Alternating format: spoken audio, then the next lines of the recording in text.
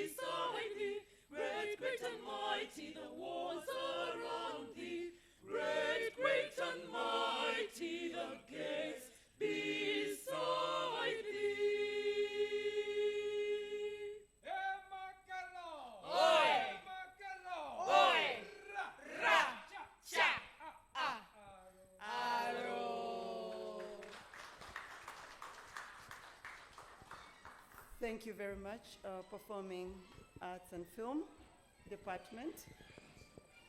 And I'll now proceed to say the prayer, and then we shall take our seats.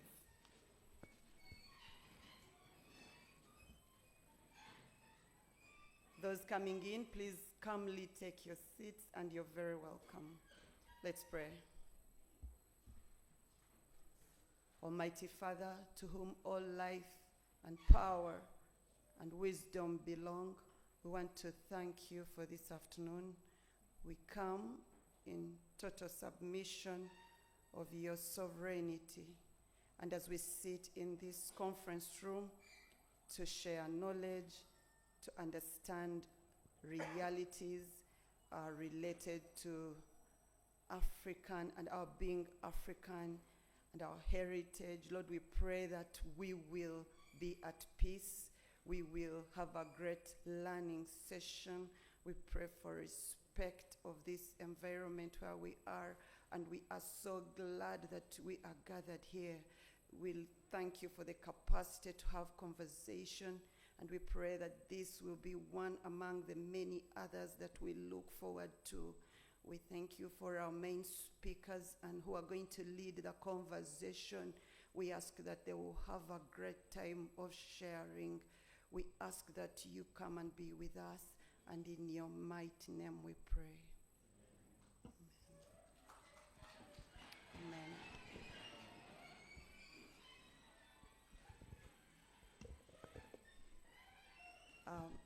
A very warm welcome once again, and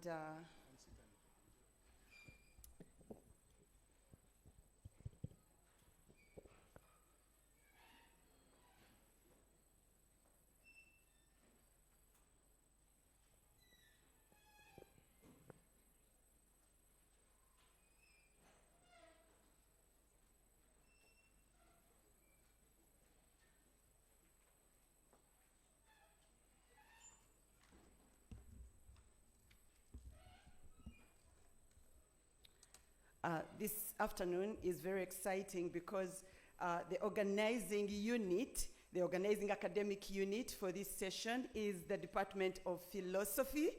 And I think you want to clap for them. The Department of Philosophy belongs to the School of Liberal and Performing Arts, and the sister departments include Religion and Peace Studies, include History, Archaeology, and Heritage Studies. We also have Performing Arts and Film. Yes, so the School of Liberal and Performing Arts is well represented here, and would like to appreciate the organizing unit, and the head of the Department of Philosophy is in the house. He will be greeting us shortly. I'd like to add that the School of Liberal and Performing Arts belongs to the great College of Humanities and Social Sciences. The principal is online, and we are excited to know that she's with us. And the dean of the School of Liberal and Performing Arts is also in the house, and she will be making her remarks and welcome you and make you feel very comfortable here. What excites me about this afternoon is that the School of Liberal and Performing Arts in the College of Humanities and Social Sciences is having a moment of celebrating knowledge in the conference room that is at the College of Art, Design and Technology. So basically we are in science space. So it's a great afternoon with very good weather. I hope that you can have a great moment here. We celebrate Dr. Milton Wabiona for bringing us the beautiful voices, leading us in the anthems, and we are glad that we can do this. So this afternoon, the public dialogue is on the theme, traditional spirituality, herbal medicine, witchcraft, and questions of truth. Towards the end of last year, we had a student that defended a doctoral thesis on Uroi, contesting its legislation in Zimbabwe. So Uroi was basically witchcraft that was being contested because of having it legislated. And I will not do anything more about the theme because the owner of the thesis could be online actually. So, but I wanted to remind you that such as these realities, including witchcraft, divination, and all these things that sometimes we grapple with, and some people are occupied with a question of, should I do herbal medicine? Should I go to the clinic and get, so it's a choice issue. We have issues of choice here. We have issues of contemplating, of questioning, of meaning, of belonging, so there's so much today that is packed within this theme. At some point, I felt it is so packed. I felt that today we could have just done African spirituality and herbal medicine, but I know that even when we had that PhD defense, because of the bit of witchcraft, people were so many online. So you can understand why I think it is taking an important moment for us to reflect, because it seems very many people would like to understand what is it about witchcraft and the questions of truth. What do we know? How do we know what we know? How do we even say that we know this?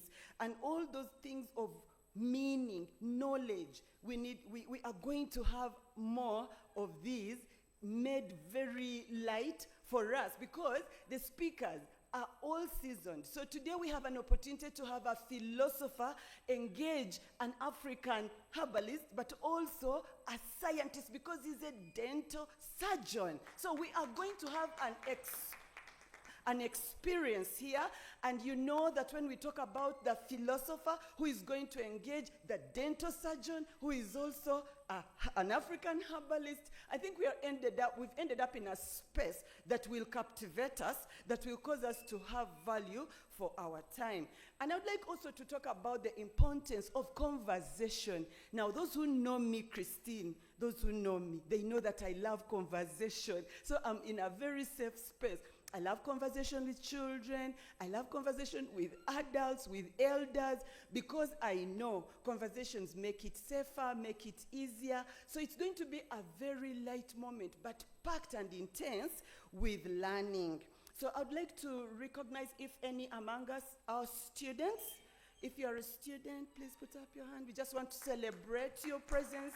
Thank you. Thank you very much for coming in your various courses. It could be that you're at undergraduate, postgraduate. We celebrate your time here because it's exams set off yesterday, and we know that every minute counts, but you have come to a place whereby that essay will be better written. I am telling you, by the time you're done with this session, you will write even better, because philosophy is in the house.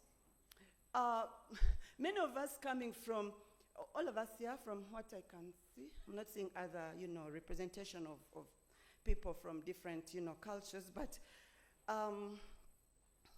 many of us coming from the African background, we do have so many things to resonate with, and some are really questions, and this is a good place for us to be today, and we are going to have this conversation, but also we have an opportunity to engage with questions and answers. So we will want to make this reflection also very contextual. For instance, some of us growing up, we were told that when the colonialists came, and some of their tools, of course, included civilization, Christianity, and then all the trade, the commerce. So we talk about the 3 C's, civilization, commerce, and Christianity. So we were told that they had a problem with understanding our cultures. For example, someone might have said something is barbaric, primitive, partly because it was not well understood. So this, of course, brought a knowledge issue, And I think the speakers are going to take us there, especially the philosopher would like to dig into the issue of knowledge and the epistemic taboos. Those things we don't touch, we don't want even to question them, but also we've been forced to dichotomize our lives. This is okay, this is not, this is sacred, this is, what is the opposite of sacred? This is secular, this is holy, this is unholy. So we need to get these things. And the philosopher, religious studies expert, John Samuel Mbiti, who passed on the 6th of October 2019, he would have been very happy to be here today to take part in this, because he was one of those that earlier on wanted to make himself clear about understanding African heritage and African philosophy and religion. So I would like to say that as I speak, it's an invitation for us to know that the dialogue just wants to make a contribution to bring to the center, to recenter some of the things that have been pushed on the periphery by others. So the otherness and the we-ness, the us, we need to get this excited. We need to get it in place together. And so that is my stand. And I'm open to learning this afternoon. And I'd like to say you're very welcome. I'll return to make a few other moments of recognizing other people that are with us. But in the room, I know that all of us are here for a conversation. So you're very, very welcome once again for this conversation.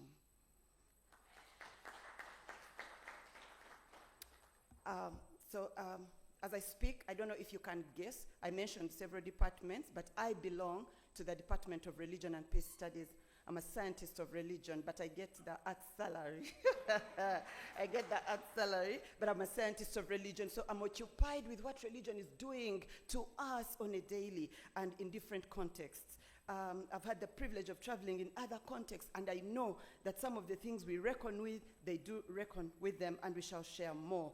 I'd like also to mention that myself, as a religious studies scholar, my work is on rituals. So I'm occupied also with rituals, and I do study especially the rituals among the Acholi. So it's exciting, and at this moment, allow me invite the head of the Department of Philosophy, Dr. Dixon Kanakulia, to come and make some remarks and also welcome you in a philosophical way.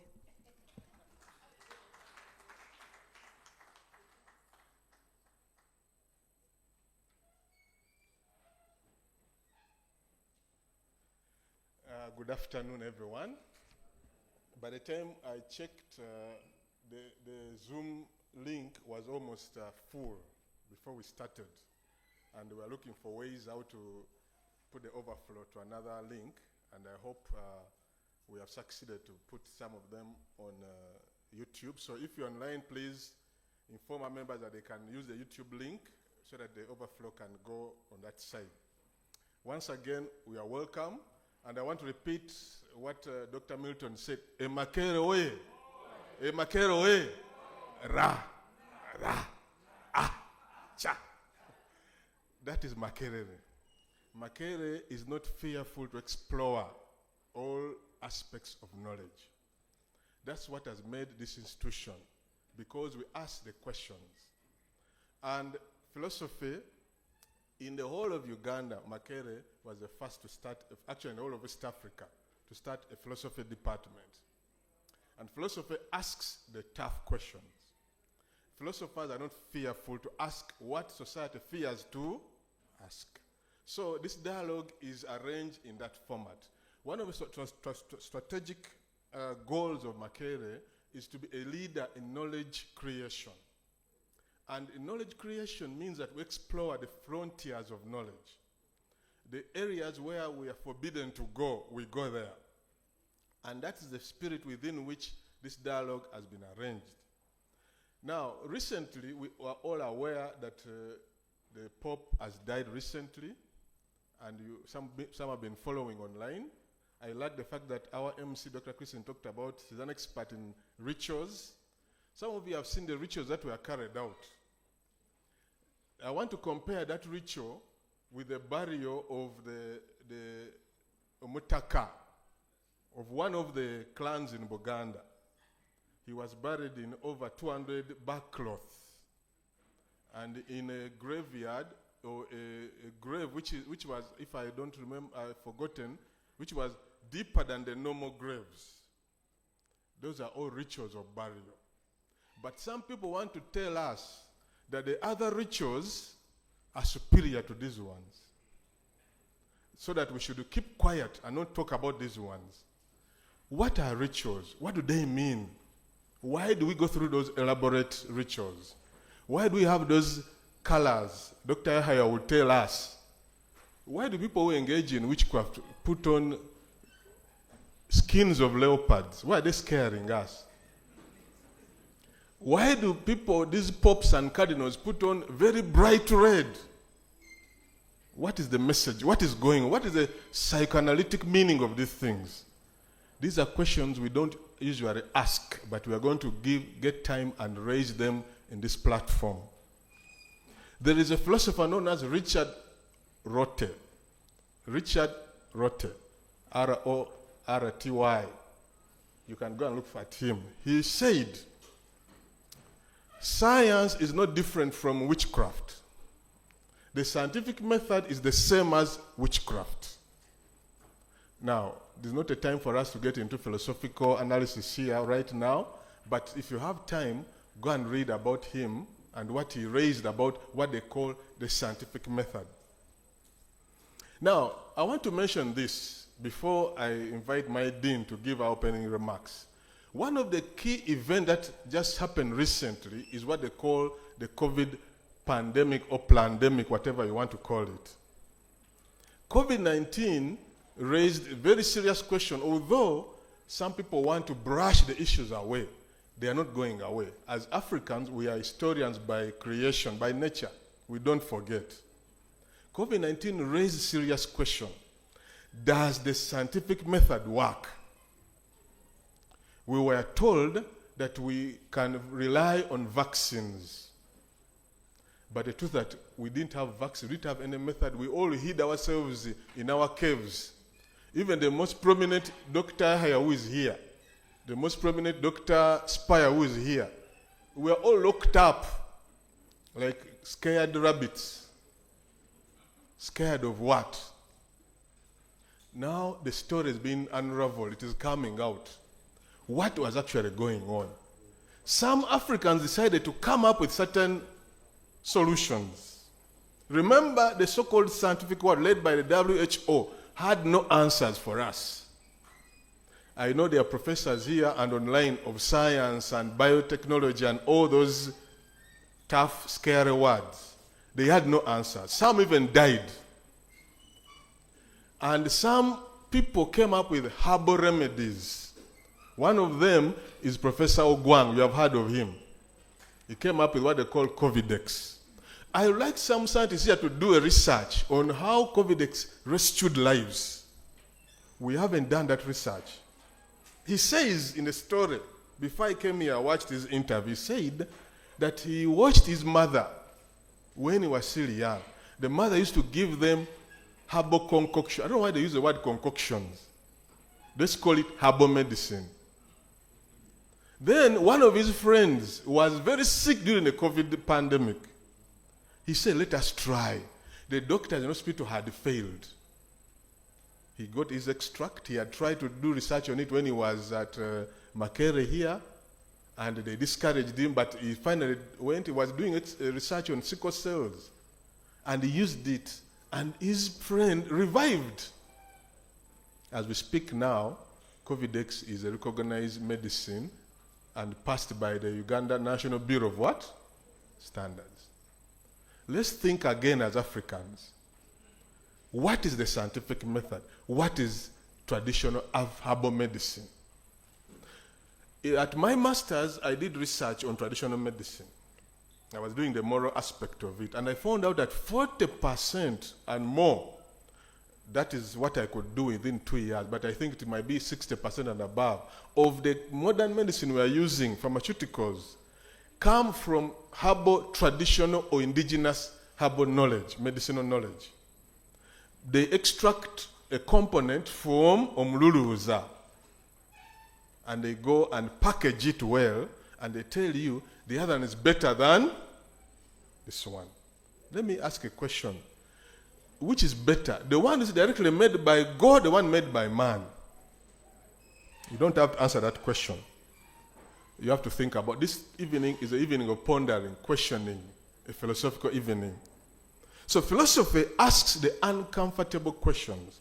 We ask questions that are logical, metaphysical, moral, epistemological, and governance related. In our department, you find a program on human rights. We ask questions of human rights.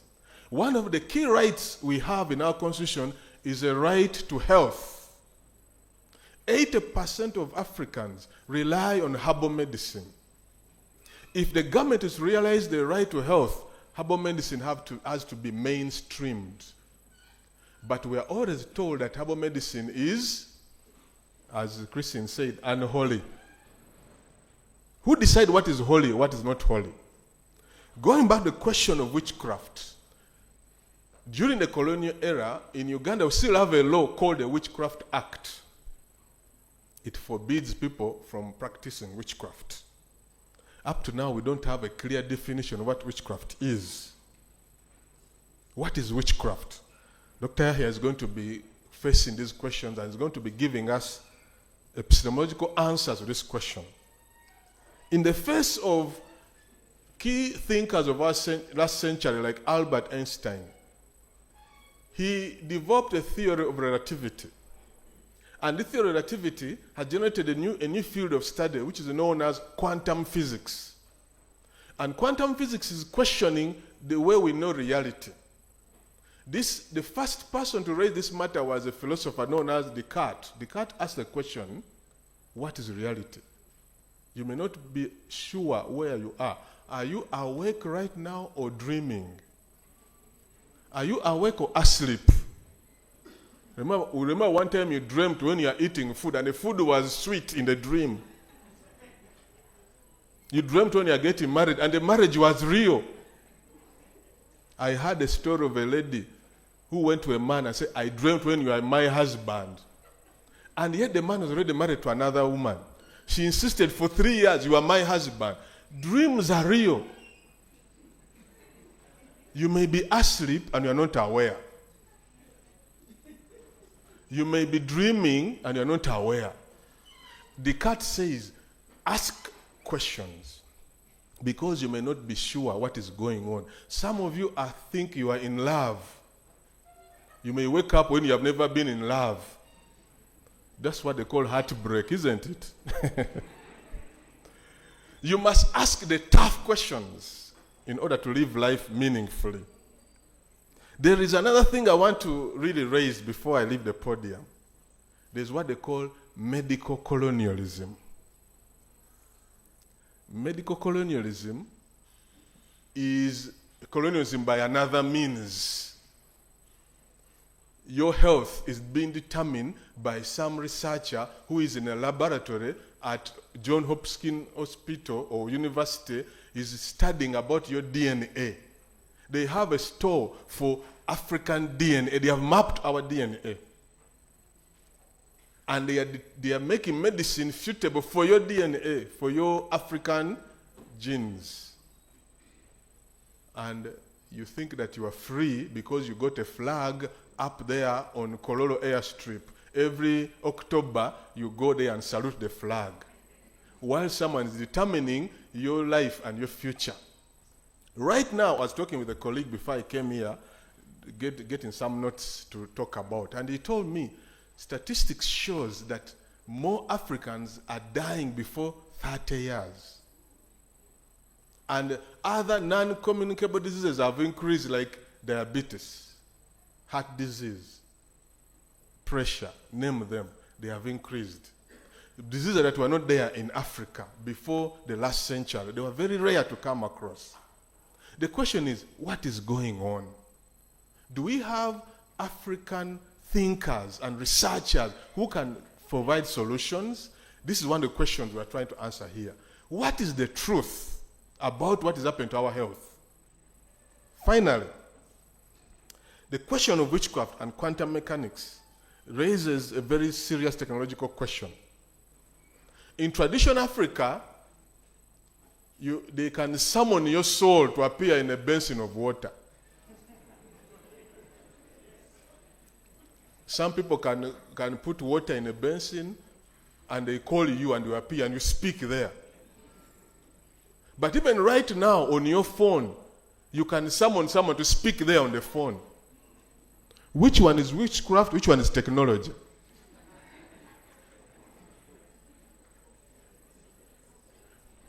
The answer to that question determines what you believe in.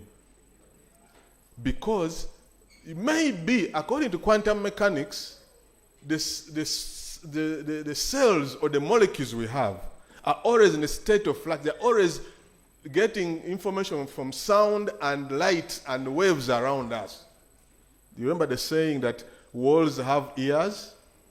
So if you commit a crime somewhere, in a house or under a tree or under a rock, 2 months after, they send a traditional African scientist and he talks to that stone.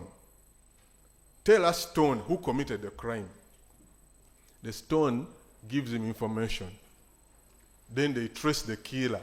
Today, quantum mechanics tells us that the cells or the molecules around you are receiving all the information around you. So today, with the so-called advanced technology, they can do investigation, crime experts. If you commit a crime in a certain area, they can do investigation and find your DNA there and trace who committed the crime. Which one is witchcraft? Which one is technology? This is a question we are trying to answer today.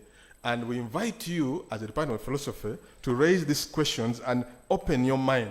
Because the question of so-called witchcraft is not only in Africa. All over the world, they are raising questions of cultic groups. You have heard of them, like the Illuminati. Maybe some people here are members. Don't think witchcraft is only here. It is all over. Witchcraft is a reality. There's even witchcraft in the church. We are told pastors are using witchcraft to make miracles. There's witchcraft in the market. Do you know why you bought the mango you bought? Do you know why you always go to that restaurant every other day? Do you know why you fell in love with that woman? Then you wake up in the morning and say, who brought you here? These are questions that are epistemological in nature. How do we know what we know? Do you think that you know or you don't know? In philosophy, we keep an open mind because knowledge is always changing. But the time when they discovered electricity, it was called witchcraft. They even killed the people who discovered it. But now, it is what we're using now. So, with those few remarks, or those many remarks, I'm going to invite our dean to give our opening remarks. As the MC mentioned, the college principal is online. She'll be giving her closing remarks at the end. And we welcome everyone, and welcome all that are here and those that are online. Welcome the dean together with me. Thank you very much.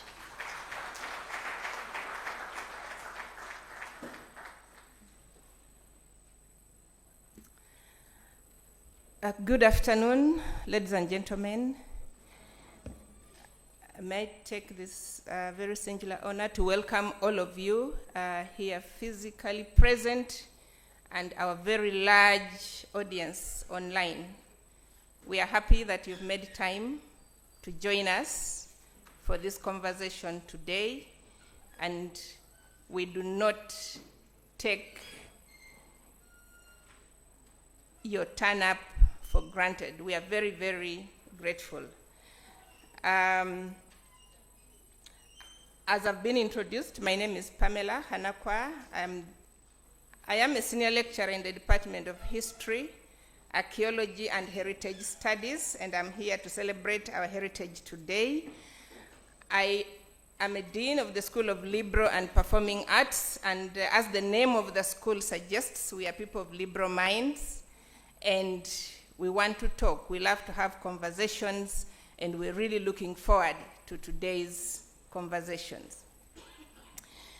Before I make my remarks, I would like, in a very special way, to thank our dear principal, Professor Helen Nkabala, who is not here with us, but she's joined online because she traveled, she's out of the country.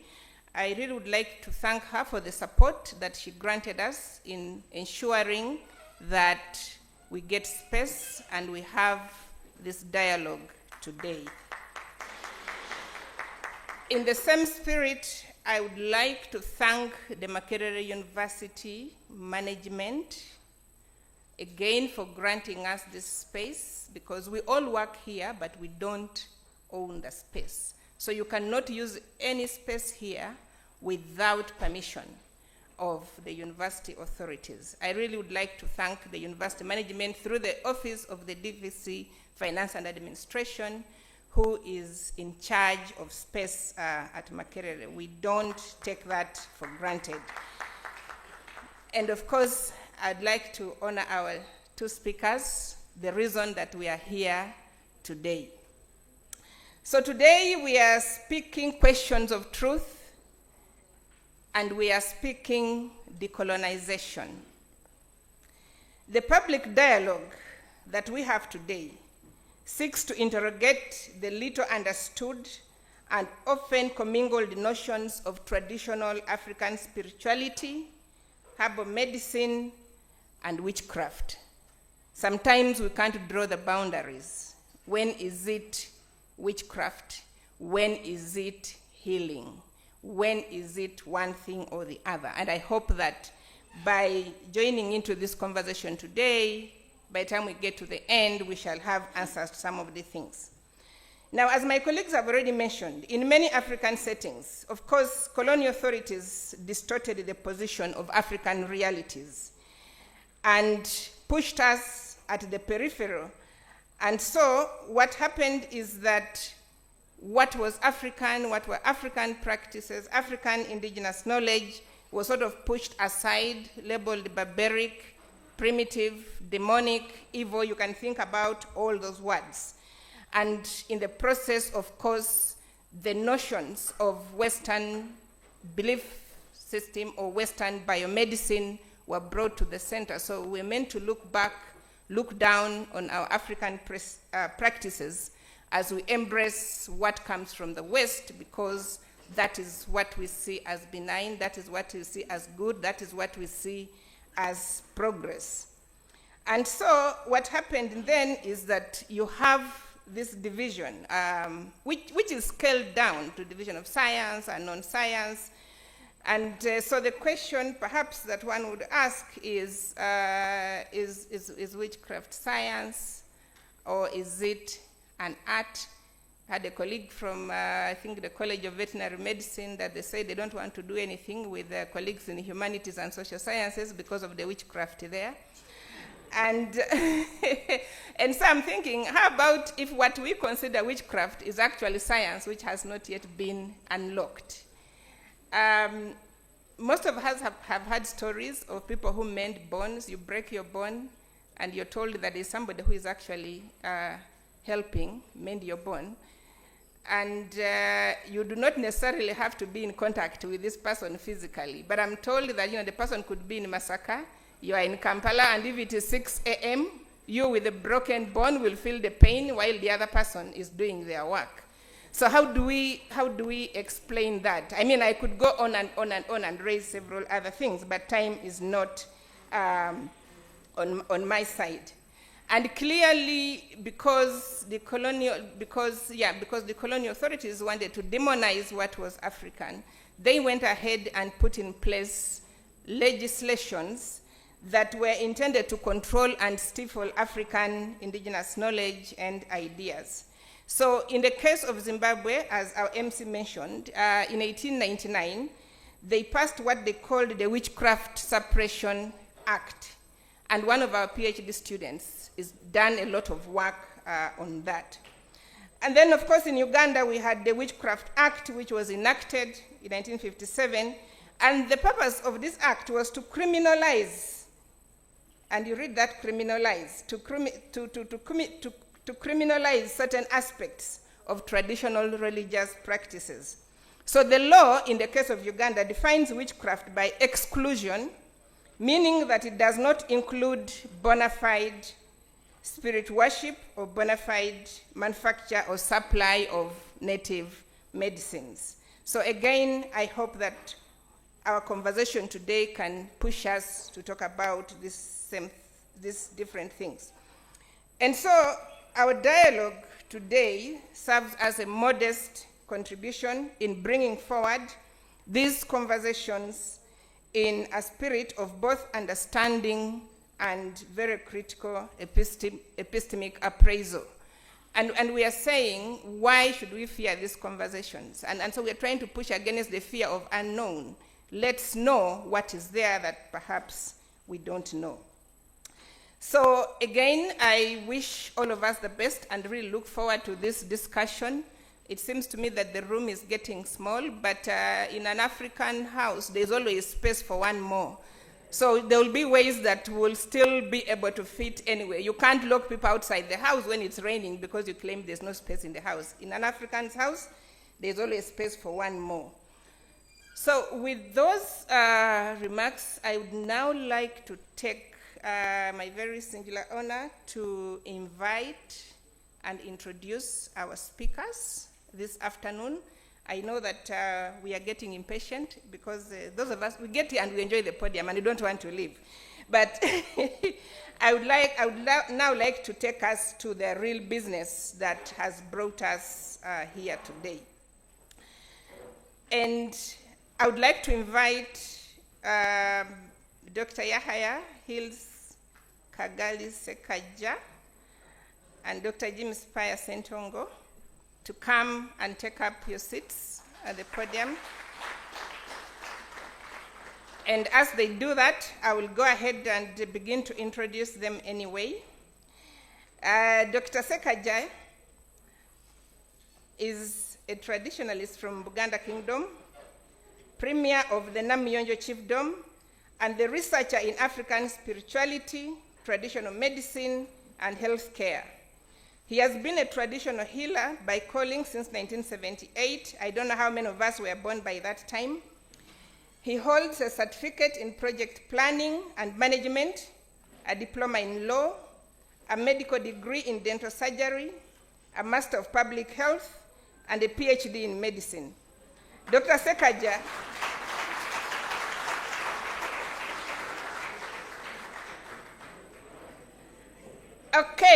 Dr. Ssekagya is the director of Prometra Uganda, it's an NGO, and founder and lecturer at Dr. Ssekagya Institute of Traditional Medicine. He has served as a board member. On the National Drug Authority of Uganda, Prometra International, the International Indigenous HIV and AIDS community based in Canada, Traditional and Modern Health Practitioners Against HIV, THETA, National Integrated Forum for Traditional Health Practitioners in Uganda. He is a traditional health care spiritualist with a significant interest in promoting medical traditions in their totalities. Dr. Ssekagya has done consultancies for the World Intellectual Property Organization and World Health Organization, African region, and concern worldwide relating to collaboration, protection, and promotion of traditional medicine knowledge. His PhD, for those who missed the defense online, his PhD was titled Philosophical Basis of Healthcare Among Baganda Traditional Spiritual Healers in Central Uganda. And it attracted a lot of attention when it was defended. Ladies and gentlemen, join me to welcome Dr. Ssekagya.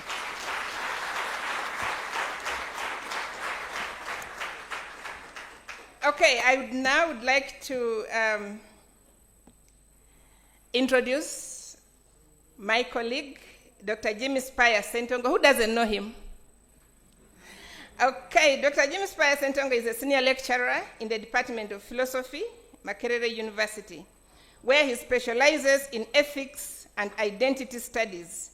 He has authored several books, including What Died When We Lived, that just came out a few days ago, Living with Others, What I Saw When I Died, Quarantined, Uncomfortable Laughter, and Inquiry into a Withering Heritage. He has also edited scholarly book volumes and published several journal articles and book chapters. Previously, he served as an associate professor of ethics and identity studies, associate dean of the Faculty of Arts and Social Sciences, associate dean in charge of research and publications at the School of Postgraduate Studies and Research, and founding chair of the Center of African Studies at Uganda Matters University. With a strong belief that academics should be actively engaged in their communities, he has been an editorial cartoonist and columnist for the Observer newspaper since 2006. It is by the same conviction and in line with his academic specialization that he engages in activism for justice.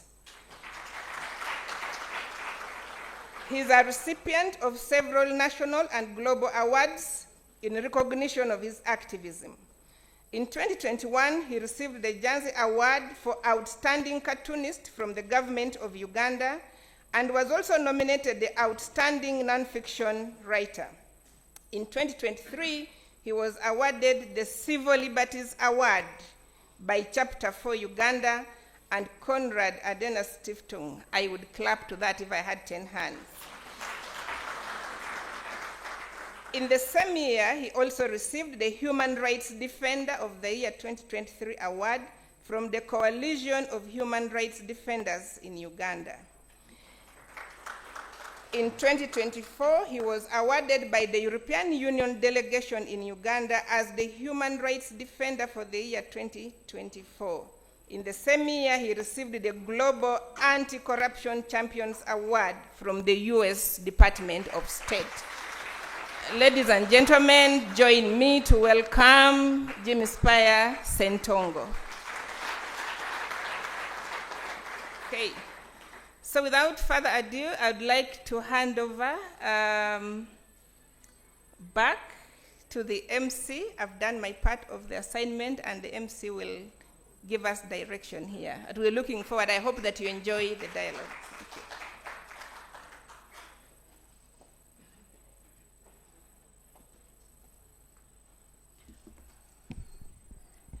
Thank you very much, my dear Dean, Dr.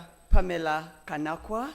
I'm very grateful that you have given our speakers the profiling that is deserved of them at this hour. I'd like to recognize a few people very, very briefly so that then we can be able to continue as our speakers are completely set.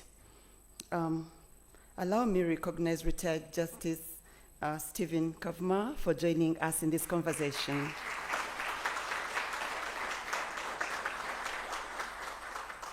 We honor you, sir, and we celebrate the fact that you have made time to be here. You're welcome.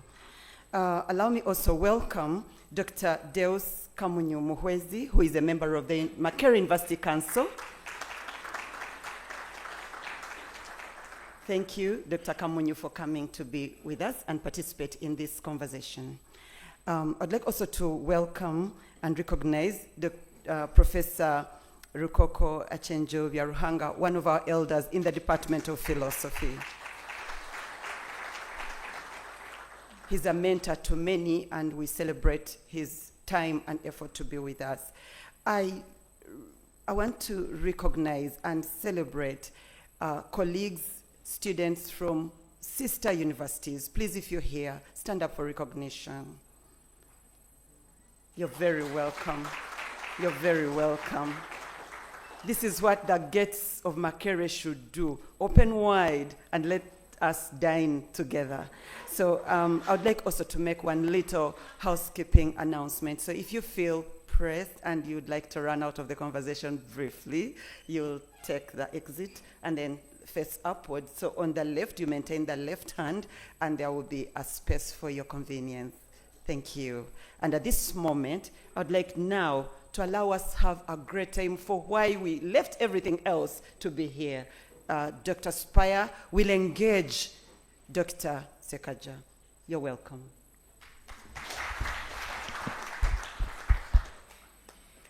Yeah, thank you so much, Dr. Mbabazi. Once again, I welcome you and I thank you for coming. Dr. Ssekagya, did you do anything considering the numbers online and in the room? Did you do anything before you came? Well, you don't have to. You don't have to answer to that, but maybe that could be the first demonstration of your powers. Without, of course, surrendering my powers to you, it could have been because of my powers. Yeah, but having said that, I'm really happy that we are able to have this conversation here today, and that you have turned up in large numbers. Unfortunately, there were some words going about with a convention on witchcraft and all that, and it reminded me of a certain, if you've heard of Harriet Truman, I think her other name is Truman. She was an anti-slave activist, anti-slavery activist. She was a slave at one time, escaped, and then started on the work of trying to free other slaves. Yes, she says that she freed 1,000 slaves, and that she would have been able to free 1,000 more if only they knew they were slaves. The conversation that has been going on about this event, and which even what we have been hearing before when such events are happening, such conversations show us partly what is wrong with our society. Not wrong in terms of not appreciating witchcraft or traditional African spirituality, but the way we pull out all the anger when there is something to discuss something African. Yet we are willing to receive anything else and discuss it peacefully. If this was about Buddhism, there wouldn't be any resistance. If it was about Confucianism, it would go on peacefully. If it was about any other world religion, maybe there wouldn't be any resistance. But when it comes to something African, there is a way in which we are being othered and alienated from ourselves, which continues long even after the occupational colonialism, that we continue to keep ourselves within the prison. And as they say, the worst prison is the prison in the mind. The other prison can be engaged, the other one, the physical structures, Kitalia, Ruzira, but if your prison is in the mind, I think that is the worst.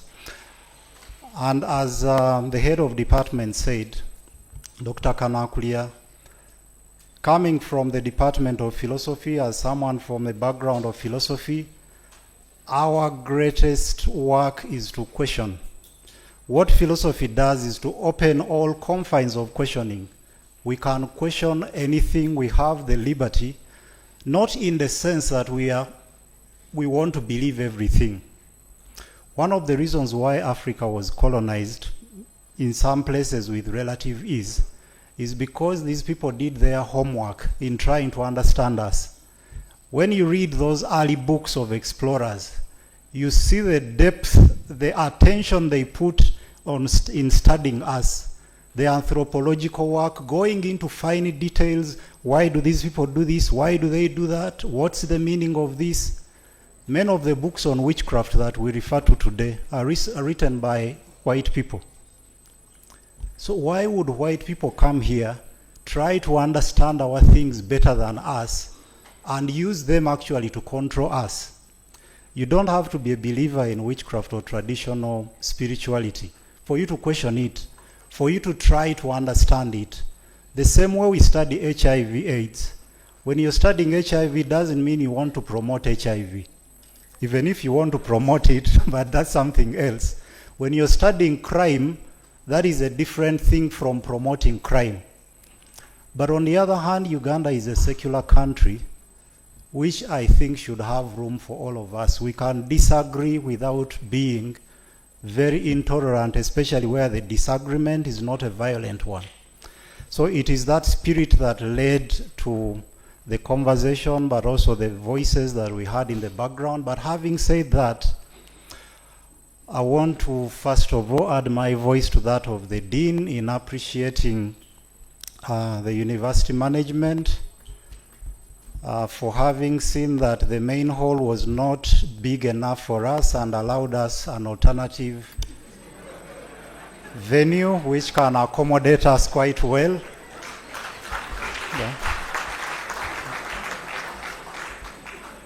Yeah, we don't take that for granted. We really appreciate. Yeah.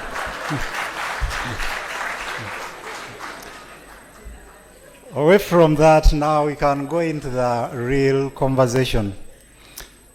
Now, I've met Dr. Ssekagya before, once at a conference, but I had heard of him. At that conference, I asked him one question, which he answered, but the answer he gave and the answers to several other questions that were asked made me really feel that there is a lot we don't know about this stuff, that there is a lot we take for granted, which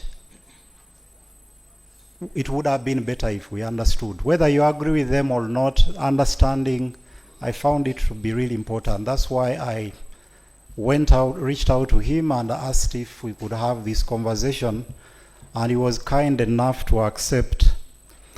Yeah, thank you for that, Dr. Ssekagya. Yeah, now Dr. Ssekagya, to start, you could switch on your microphone. So you go through all your education. You excel at King's College Budo. I read somewhere that you are among the best in your year as senior 6. Senior 4. You continue and you say that you had to pursue your dream in dental surgery. You finish your degree in dental surgery and you go to shrines to practice. What motivated that? Thank you very much. You are all welcome. And initially, I would like to pay tribute to our ancestors.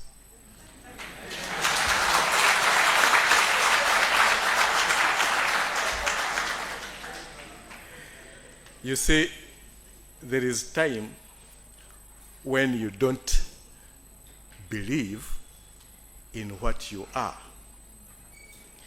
We are what we are because our ancestors existed. We are here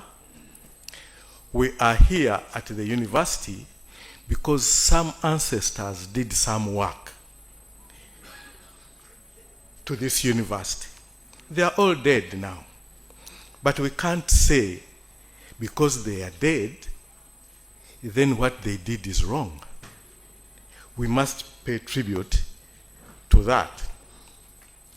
And before I answer your question, if you would allow me, I would like to introduce one person. And why I would like to introduce this elderly lady is because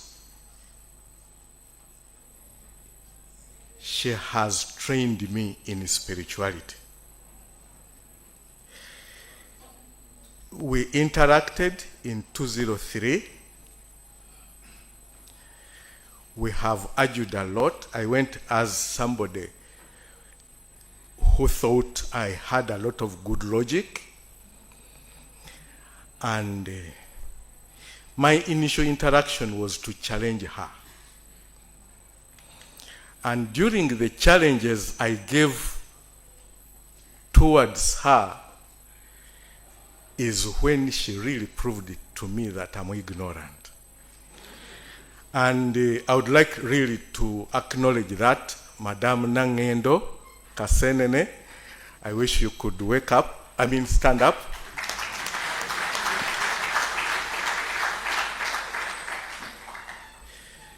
That lady has battled with me because I have been a very stubborn student.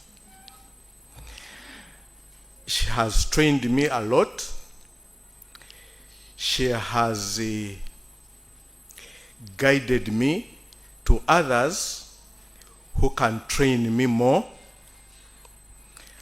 And it's more than 23 years. I haven't qualified to be independent of her. So I don't know when you release me, madam. The question was, why did I go to spirituality after I had acquired a lot of knowledge, especially in science and medicine? If it was my personal opinion to decide where to go, possibly I would have answered it better. But I found that the designers of my journey are away from me. I'm not the designer of my itinerary on what to study. And indeed, I started as a healer with the ability to know as a child. So what came second was to go to the university to acquire knowledge, which I ably acquired. But at the end, when I compared the ability to know and the knowledge, I got the difference. And that's what prompted me to go and learn more how to know. So I went to shrines to learn how to know, not necessarily to acquire knowledge.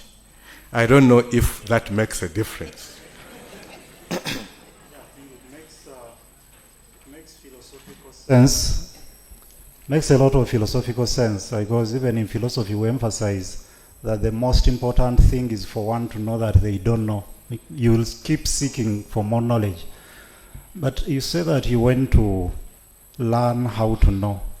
But why choose after dental surgery not to practice? I don't know whether you even practiced, and go into searching to learn how to know. Dental surgery or medicine is really a great profession, but very small. Even Western medicine, which we study, which I think I'm competent to say, is great, but small. There is a greater knowledge somewhere.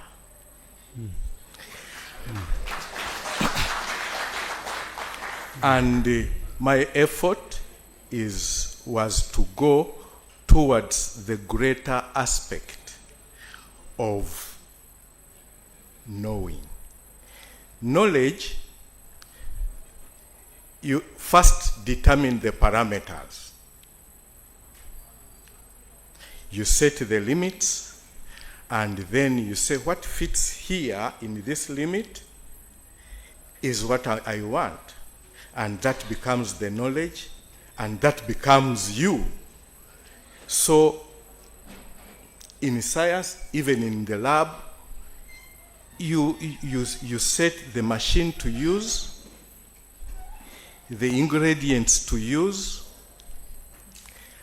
and then out of that, you anticipate results.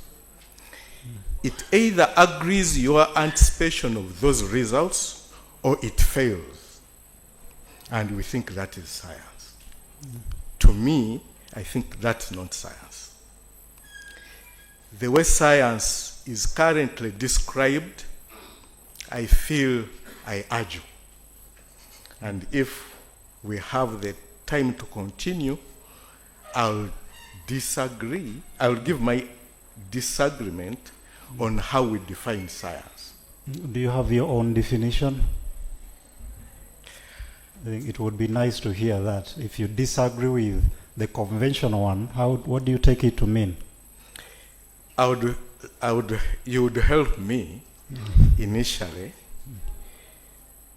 or we would get it from the audience for them to help us in what they think science is, such that I can give my view over that. Dr. Ssekagya is a very wise man. He has thrown it back. So what is science, so that he can give his own definition? But I think to disagree with something, you have to first understand it, or you have to know what it is. So I just wanted to hear what it is that you disagree with. No, it's otherwise I might give my own definition, which is not what you disagree with. It is, yes, that's true.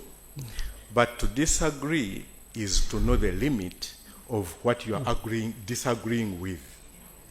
And then you find that what you propose is bigger than what it is. Because, for example, science actually follows a certain logic. So science is a logical deduction of whatever we do. But we know that logic is not always right. Whatever is logical is not necessarily true. Is it so? So, if you agree with that whatever is logical is not necessarily true, and yet science must be logical, which means whatever is logical is not necessarily true, reflects that science might not be true at times. Are we together? All right. We don't have to be together, but we can continue. Yes, partly the challenge is that I'm alone, and I'm not sure if you're alone.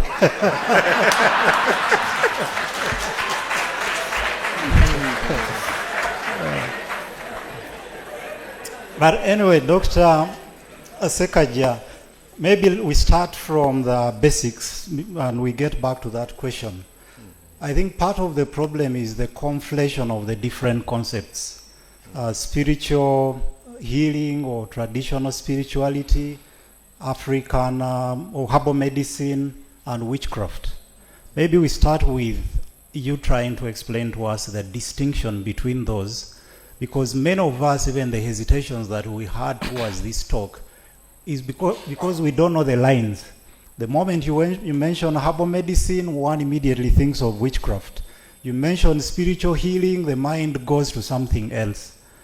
I know that they are interrelated, or they might be interrelated, but could you try to give us some explanation with precision how these are different?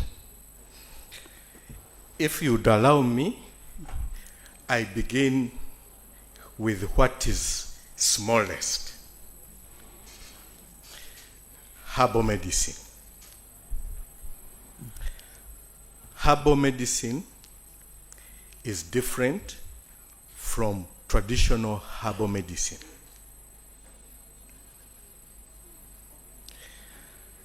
Herbal medicine is smaller than traditional herbal medicine. Herbal medicine, we are looking at the phytochemical compounds within the plant that could be responsible for the physiological changes within the body when you swallow, you take it, you bathe it, you smell it, or even when you look at it. That's herbal medicine. There must be an active ingredient within that plant, animal part, or mineral that is thought to be responsible for the physiological changes that take place in your body. Now, that how narrow herbal medicine is. It is thinking of an active substance within the material. Now, I am a scientist, and I know as scientists in medicine, and I did my PhD in the Department of Pharmacy, an active substance, to me, is a false notion. To think that the physiological changes in the body occur because of ingestion of an active substance. I know I have had a lot of contention about that with my professor. By the way, my PhD was sponsored by a program led by Dr. Ogwang, Professor Ogwang of COVIDX. And much of our interest was always that much as there is an active substance, which I don't dispute, there is more to that. And my argument has always been, and is still insisting, that you don't need to take in the medicine for the physiological changes to occur. And in traditional herbal medicine, you can just wrap the medicine, the twig of a tree around here.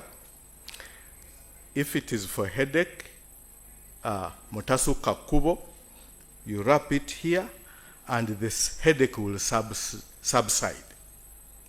So, what active substance will you have taken in? What active substance will you have ingested in any other way?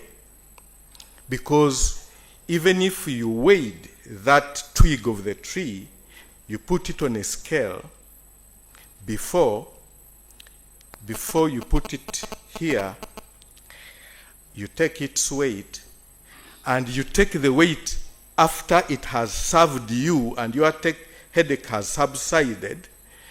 You take the weight, it will still be the same, but it will have had a therapeutic effect on you. So the notion of an active substance, to me, is a bit euphoric. Also, we have some medicines. You just need to okuribuka, just step it. Eat 9 times, and you go. There you are. And it will work. So, what active substance will you have taken into? We will come back to discuss the method in that, but you can continue. So now, traditional herbal medicine is broader. There is much more to the plant, within the plant, or a natural substance that we are using in healing to change the physiology positively or negatively in the body. So now, let us now go to Witchcraft. Witchcraft. I would like to go to witchcraft last because it is my good subject. Allow me to go to spirituality. We have spirituality is seen or defined from your own background. The understanding, the conceptualizing of spirituality is based on your background. And we have different backgrounds, very different backgrounds. So with those backgrounds, we cannot then agree on spirituality. Are we together? And then the current definitions we have about spirituality is still a consensus, global consensus on spirituality. So, is always a consensus? Does what you concede to form together become true? No, it becomes convenient. It becomes agreeable. It takes away the aspect of truth in it. But it is agreeable, acceptable, convenient, not necessarily true. So, the current definitions we see about spirituality are a consensus. But I agree very well with the way spirituality is expressed when we talk of African spirituality. Because to me, that is more comprehensive to us and relevant. Whereby, and it's also somehow embraced in the definition of traditional medicine. Because I like the definition of traditional medicine, if I can.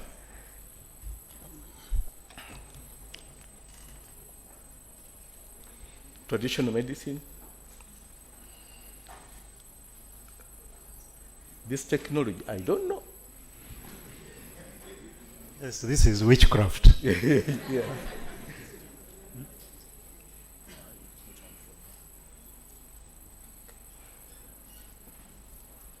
Where?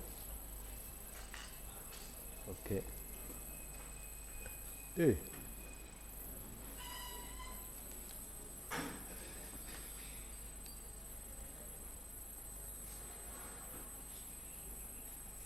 Yes, that definition of traditional medicine, total sum. In normal cases, sum is total. So when it is used as total sum, we shall understand more why it is that. Knowledge, skills, and practices. But what I'm interested there, whether you can explain them or not. So, I'm here with the interest of what we can't explain. Provided you are using them in treatment, improvement, treatment of physical, mental illnesses. I just want to look at that illness. Not diseases. Within traditional medicine definition, it is illnesses, not diseases. Dr. Ssekagya, I'll come to that, the distinction you make between disease and illness. Yes. Yeah. So now let us go to witchcraft. If I could switch off that.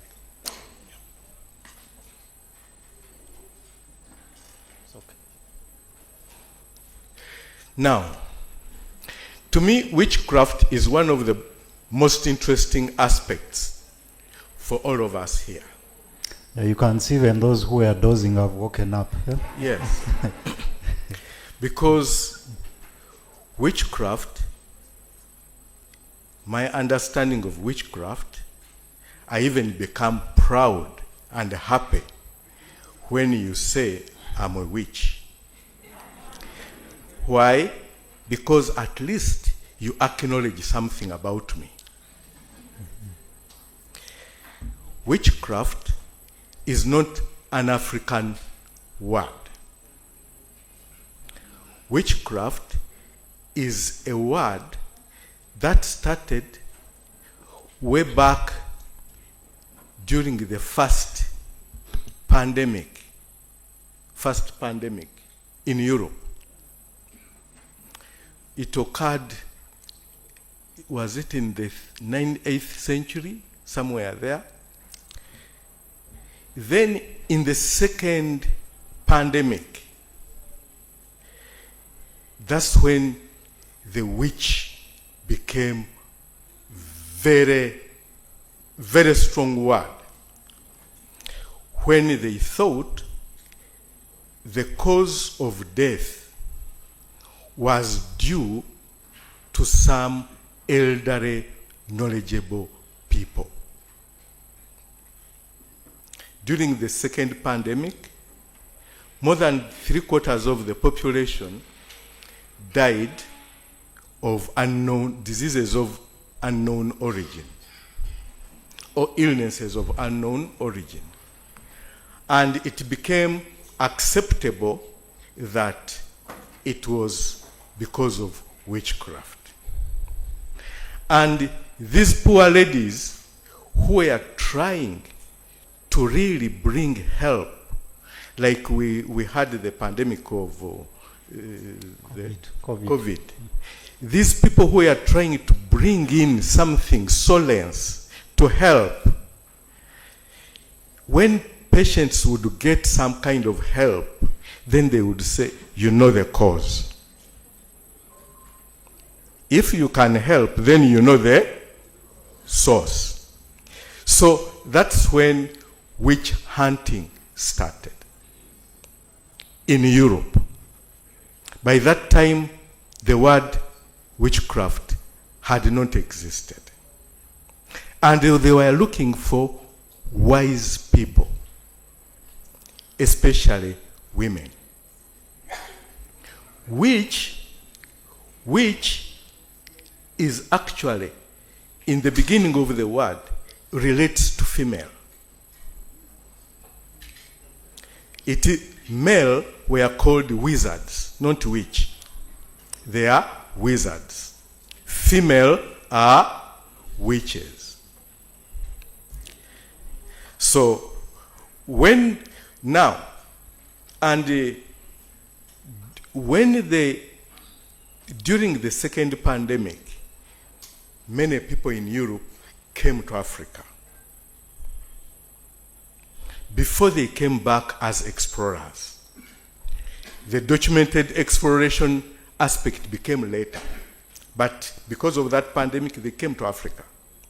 And during that time, those people experienced supernatural powers within Africa. And the people who had supernatural abilities, gifts, were labeled wise people. And that by that time, the word witch hadn't come. Witchcraft, the word witchcraft came with exploration. Because when those people went back, they explained about Africa, its riches, and all other things. But it was towards the end of the 17th century, I think, when the cause of, by then I think it was cholera, which was causing death, which caused the death of many people during the second pandemic, it was later described that actually it was a pathological issue, a bacteria, virus, and all of those. Then science came in to say it is not witchcraft, it is because of these pathogens. Are we together? Now, when science proved that it is cholera responsible for the death, we have legal experts here. Those many lives that were killed because of a wrong belief who do we go, who do we sue? Because many lives were killed because they thought it was witchcraft. Time comes, after many years, it is proved, it is scientific. The cause of disease is not witchcraft, it is pathogens. Are we together?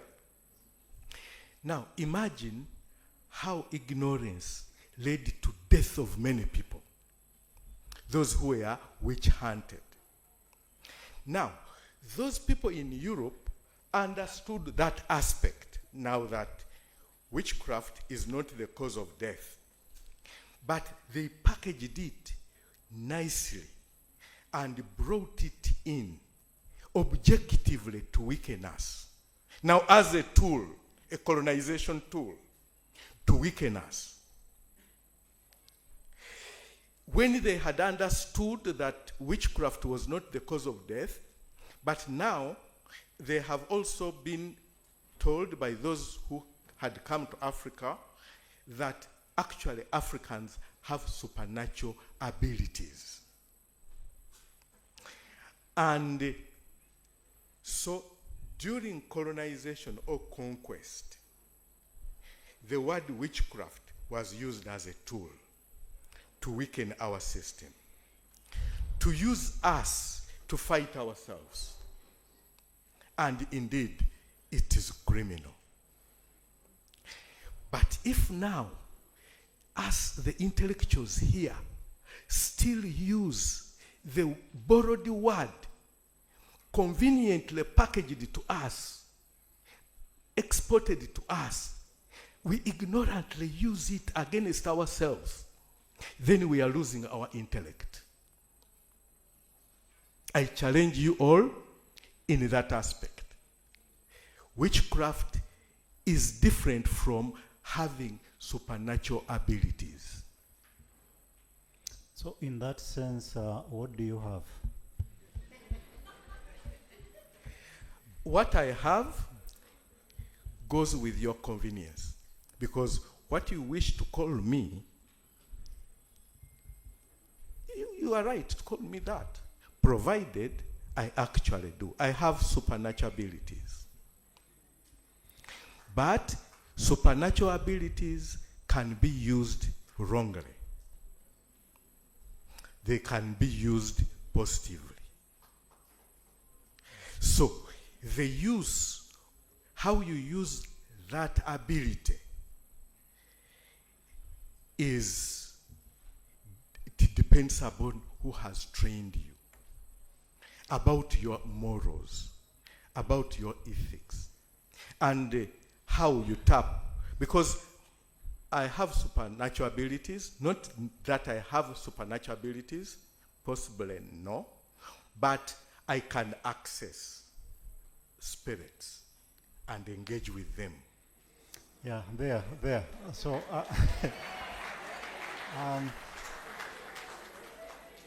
yes, I think that's where most of the contention is, and maybe the questions. That when you say you have supernatural abilities, you can access spirits. Now, for many of us who are trained, or those who are trained in the scientific, I'll put it in quotes, the scientific method, the approach is, in order for us to claim that something is true, usually it has to be verifiable. You have to measure, you have to experiment, you have to go to the laboratory, you have to come up with hypotheses, test them, then at the end, you can make a claim that on the basis of this evidence, this observation part of evidence, we can claim that this conclusion is true.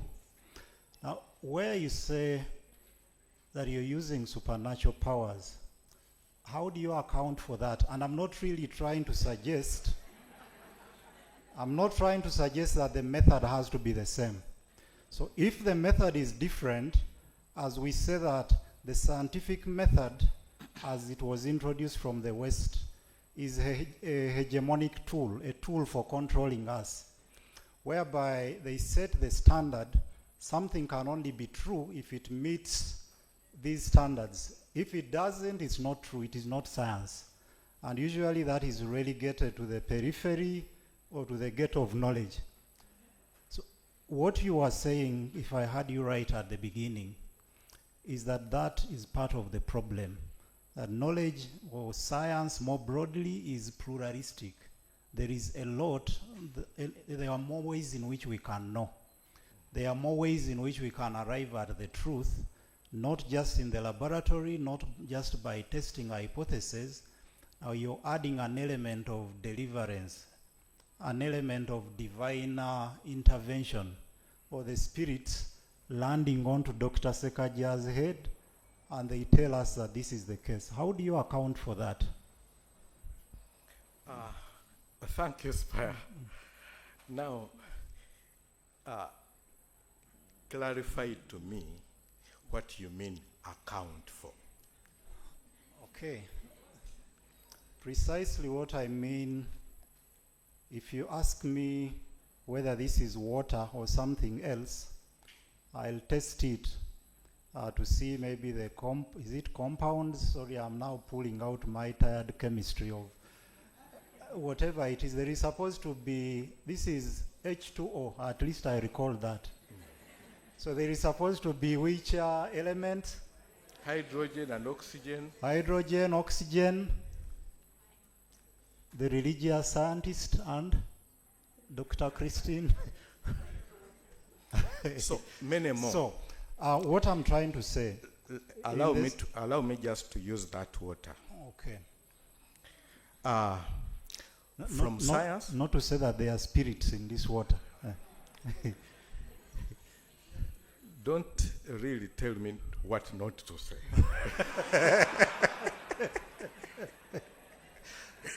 Okay. So, this is water. From a scientific point of view, water is water. Are we together? And indeed, that is what we study. Water is water because H2 with its structure, this two hydrogens, one oxygen, and all of that.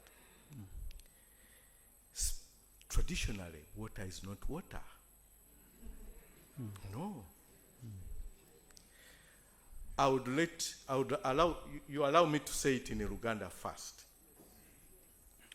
Amazzi g'ennyanja gaawukana ku g'omugga, gaawukana ku g'oluzzi, gaawukana ku g'ekisasi, gaawukana ku gataapingiddwa, gaawukana ku ga mukoka, gaawukana ku g'entonnyeze, gaawukana ku gano.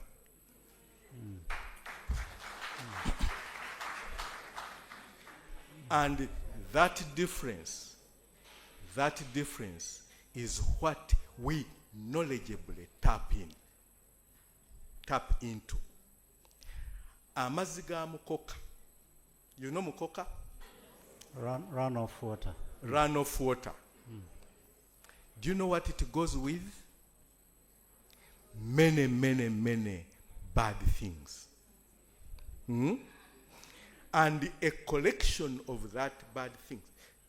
They say the like attracts the like. Like attracts alike. So, if you have bad things on you, olina omukisa omubi, olina olutwe, olina kino, olina kiri, and I really want to take that off you. I will tell you to go and bathe in the runoff water. Because that runoff water has a lot of bad things. If you wash with this, the bad things on you will not go. Nothing is attracting them to go. But the runoff water with its bad things will attract what is bad on you and go with it. Yes. Yes, precisely relating to that. How do you explain the causal connection between bathing in runoff water and getting healed? You see, the causal effect, if you go to the causal effect, that means you do this, it gives this result. Very narrow science. Mm-hmm. You do this, it brings different possibilities. So if you tell me to contrast with a big science with a narrow science, then you're defeating my arguments. So I wouldn't go with the causal effect. Causal effect is a linear effect. Like now, if you allow me to use an obscene, if I abused all of you, you get it? It is illogical to think that you are going to all react the same way. That if I abuse you, your reaction is meant to be this. In science, the other reactions will not be considered and conveniently predict the predicted reactions. And I say, if I abuse her, she will frown. Her emotions, her flares, I will not look at them. But did she frown? Yes. Then that's science. Causal effect. You abuse her, she frowns. That's science. That's a narrow science. And I tell you, Africans, we have what we call science. The Western parameter of science is good, is instrumental, it has developed us, but we should only use it as a first step to understand and appreciate our African science. Yeah, thank you. That's an interesting explanation. First of all, I would have to clarify, I don't stand here for the Western science. Maybe I could be misunderstood. Yeah, but even within that framework of the so-called Western science, I think it is also diverse. You cannot talk of one Western science. There is science that is used in the social sciences, science in the physical, natural sciences. Even in terms of causality, what I asked, whether A leads to B, or to know if I do this, it would lead to this. I think there is what we call multiple or multi-causality. We check for what are called confounding variables. Maybe I'm testing the effect of this on this, but perhaps there are other factors at play which have to be controlled if you're, let's say, conducting an experiment. So maybe it wouldn't be appropriate to reduce Western science to one particular approach. It's also quite diverse.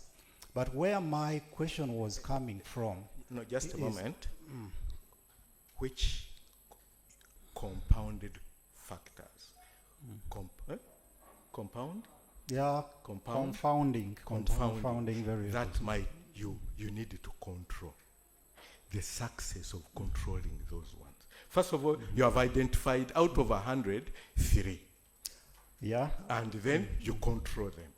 Yes, but that is in one approach. Yes, but now we are talking about spiritual science. Yeah, that's where I wanted to get to. So in the humanities, there are many debates about that, actually even far beyond the humanities and social sciences. There is a debate between, for instance, what is called the positivistic paradigm and the interpretivist paradigm. I don't want to use those big words here because we have a diverse audience. But the debate is basically about the nature of reality and how we can get to know reality. Those from the positivist angle claim that reality is one, and therefore the role of the researcher, the role of the scientist is to capture that one reality and represent it the way it is. But on the other hand, you have those who are saying, no, certain realities can be multiple. You can have multiple truths. One could say it is hot here, another one say, but no, it is average. Another one says, it's actually cold in the room. Who is true? Rather, who is saying the truth? Who is uttering a falsity? The other scientist will come in with thermometers and whatever to measure, but that leaves out the subjective element of how I experience it. I think that's what you're talking about, how we experience the world in which we are with its various forces, both what we understand and what we don't understand. But what I wanted to be clarified in view of all that is when you say the example of runoff water was just one of the several that we would want to know about. One of the things I've seen, I don't want to call them traditionalists, but you've seen where one will shake things, throw them, and then tell you what they think is happening, which is not only exclusively African. On the streets of New York, I met Mexican ladies who would simply read your palms. You would give them £5, they ask you to show them your hands, and they tell you stuff about you. I was one of those that were arguing, no, that can't be true. I had to part with my $5. Showed my palms, hey, you're from Uganda, this and that. So many things I hadn't really related to any, for them to have any knowledge about me. Now, how do we explain this? And maybe I'm coming from an approach that you may not agree with, the approach that everything has to be explainable. When you shake, I'm sorry to call them things, beads or whatever, cowrie shells, throw them there, and you're able to know, oh, mujja we akuloga. What happens in that process for you to be able to get that knowledge? Now, he's talking about our traditional diagnostic methods. Exactly. You have named it appropriately. But you see, we had to go to science to borrow the word. Yeah, proceed, please. So, traditional diagnostic methods is a very good science. And to me, that is science. And you see, I would like you to imagine that now I'm divining Nkubo Mweso, and I'm divining him. So we are seated, he's facing me. And between us are Omweso elements. Yeah, I'm not scared. No, yes. Between us are Omweso elements. What he sees are the impeaches Omweso. But in between us, we have the ancestral spirits from my side, from his side. Bajjajjabe webali. Are we together? And bajjajjabe omweso bagutegeera. You get it? Between me and him, there are vibrational energies. I have vibrational energy, electromagnetic vibrational energy around me. He has it around him. Are we together? My vibrational energy is already consonnating with these elements. You get it? So, me with my elements, we already have a constant. Are we together? So the variable is him. Are we together? So, depending on what question I put forward within my intent, the vibrational energies within him, his ancestors, and the elements are going to be reflected in how these things fall. And I have the ability to see how they fall, how they relate, how they interact, how they space each other. All that is scientific. And that relationship is what I study. And we rarely miss.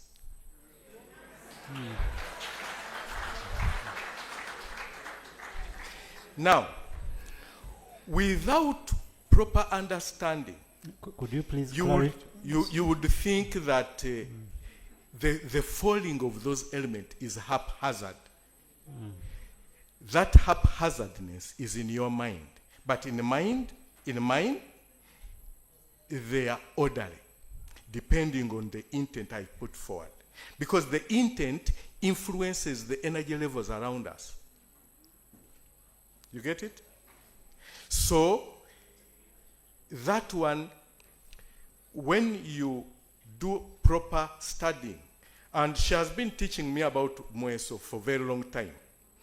And also, she has taken me for training from other people, within and outside. When I went to Pemba, let me show you something. We can put on that. Yes, it's on.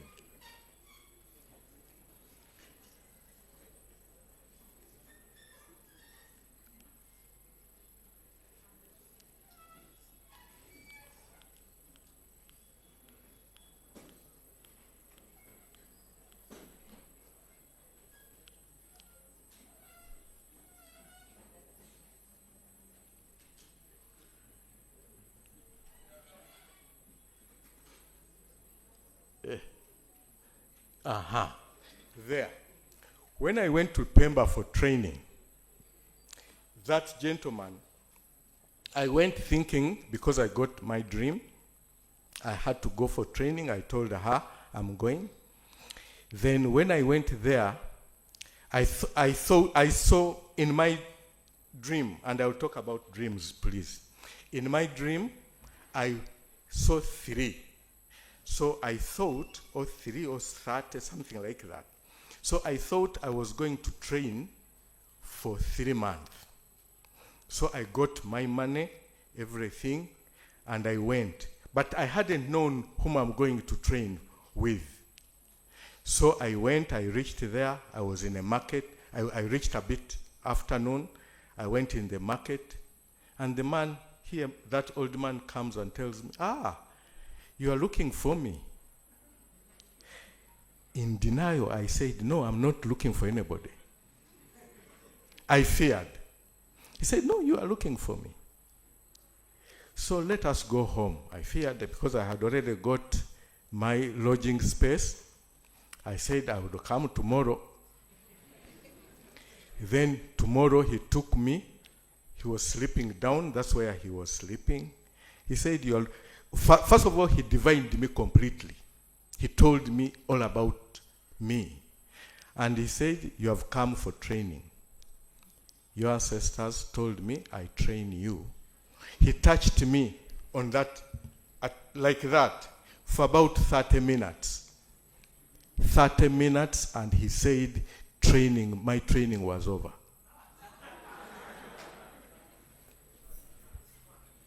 So, the other ladies you see there,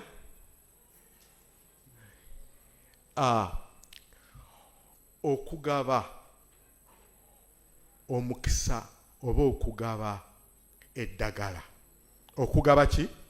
Okuwa omukono oguwonya is different from learning.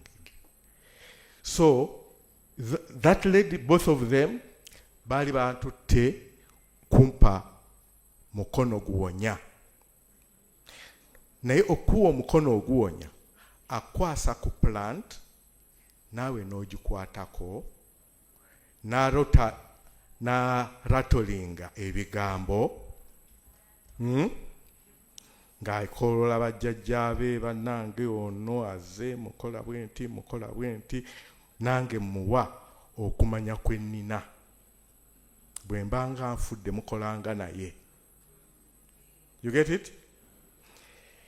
Now, we went to the field and they were giving me the ability to know.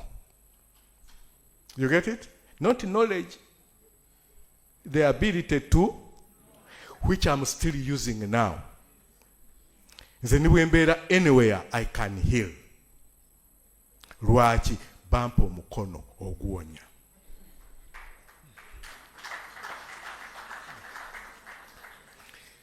So, Yeah, you've just said you can heal anywhere. Maybe we could understand a little more. What do you heal? But I would add this question to the distinction you make between illness and disease. I don't want to explain that where one is more physiological, another spiritual. Of those, what do you heal?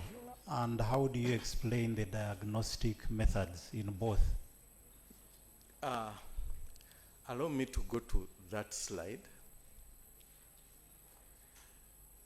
By the way, that one in yellow, the tall man, is the king of Benin.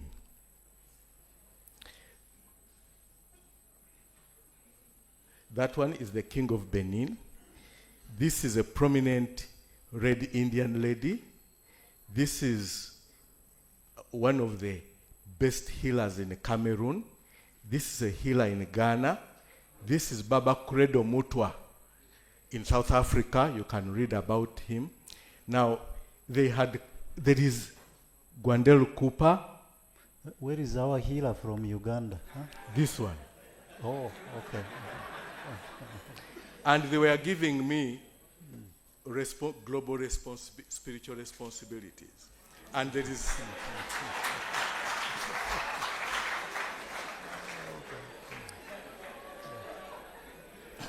Global. Global.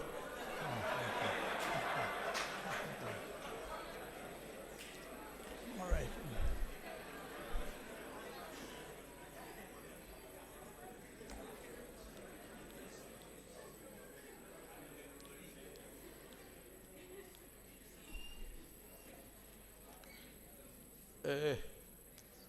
Point it there. Okay. Point it there.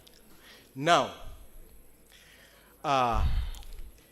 disease has a medical or biological way of explaining it. It might have a cultural, spiritual way of explaining the same. I'm fortunate that I'm good in both. But the unfortunate part is that those who are good in biomedical are very ignorant in the other side. Those who are good in spiritual culture are completely green in biomedical. So having an interaction within the two systems is the best we can achieve as a country. It is the best we can achieve. And to me, at my institute, I'm fortunate that I get people from different fields, medical doctors, pharmacists, social scientists, and I think we first met when you visited Buija, was it you or somebody?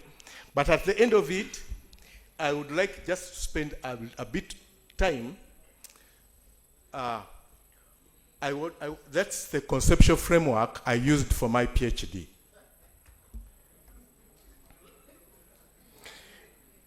And because I'm coming I'm giving a background to your question.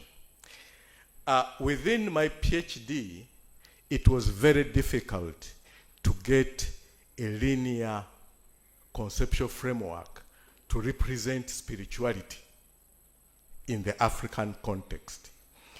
Because for my PhD, I was studying about spirits of the dead, Mizimu, worker spirits, Mayembe, mystical ancestral spirits, Misambwa, and Misambwa turned out to be much more detailed than I expected. We had the royal, non-royal, and the water-related Abarunyanja. There were natural spirits. Among the natural spirits, Eriyo Abalongo, eriyo emisangwa ne Katonda. Ne Katonda. I want to specifically put that. Nani? What I learned a bit out of that, Katonda seems to be different from God.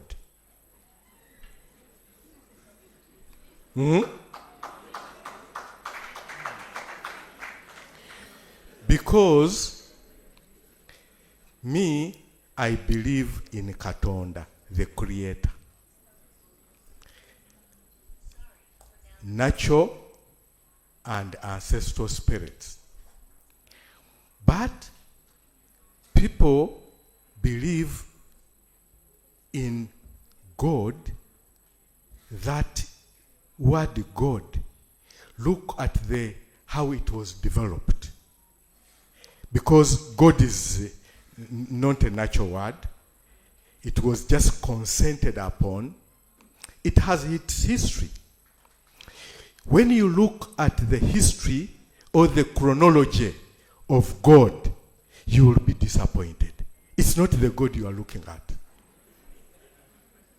Because the God that we hear, the word God, from the Greek, this were the spirit people were invoking when doing sacrifice, which later turned into God. You could Google that. So, you call it etymology? Etymology of the word? Etymology. Etymology of the word God. You will be surprised and you will say, me I would rather go with Katonda than that God. Because for us in Katonda, it is the Creator who created the natural world, who created the creation, fetukiriza mu Katonda eyakola obutonde n'ebitonde. Obutonde meaning the creation, and the ebitonde the creatures. Fene tugamba Katonda eyatonda eggulu n'ensi. Ne mugamba Katonda eyatonda eggulu n'ensi. Ekyo kirungi singa kiba nga ye Katonda God. Naye bw'onooba otunulira ku God, you will be disappointed, my brother. So now, when you look at that, now let me go to, this is the conceptual framework I used. And yes. No. Now, within my first objective was to look at actually what do we mean by illness, health, and disease. Because as a spiritual healer in medical school, I find what they call disease. In medical school, we don't really tell the difference between illness and disease. We take them to be almost the same. Traditionalists have very distinctive definitions of illness and disease. Now, disease, obulwadde, illness, olumbe. Disease is caused by organisms, physiological changes, or physical damage. Illness is caused by ancestral spirits, cultural issues, or witchcraft, area of my interest. And then body structures, what is primarily affected on you as an individual. When you have a disease, it is the body structure, body organ, or their physiological functions. But when you have an illness, it is mainly the soul, spirit, and the moral. The manifestation in the body are just signs and symptoms of the cause. And then, when you are looking at the management process, within disease, we give medicines to kill the causing organisms, or do surgery to remove the body damaged part. But in management, here we remove the causative agent. If the agent is an ancestral spirit, then we engage it. I can see, at least I'm very happy when I see one of the symbols of a spirit I really like, Bamweyana.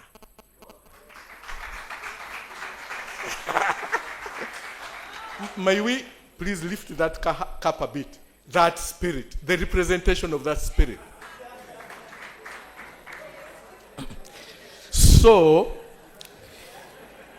So you engage with the spirit. And these spirits torment us because we are stubborn. Engage with the spirit and say, by the way, what's the problem?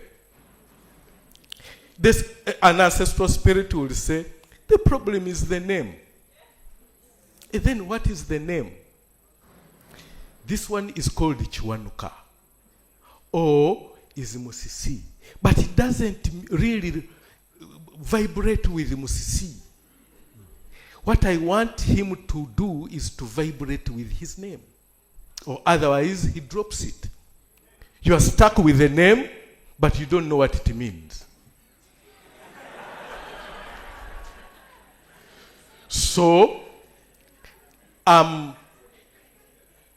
if rituals and ceremonies, I feel at times embarrassed when we do rituals and ceremonies, but we don't understand what a ritual is.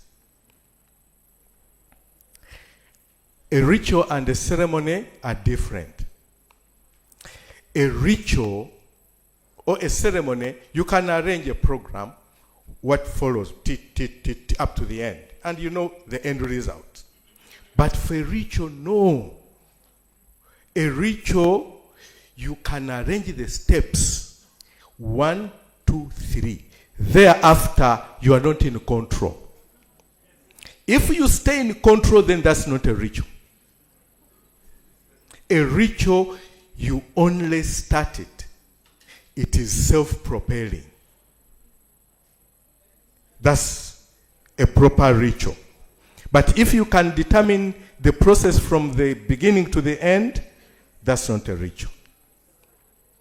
So, what we see where people are doing rituals, they give space for what follows, and they exclude the camera.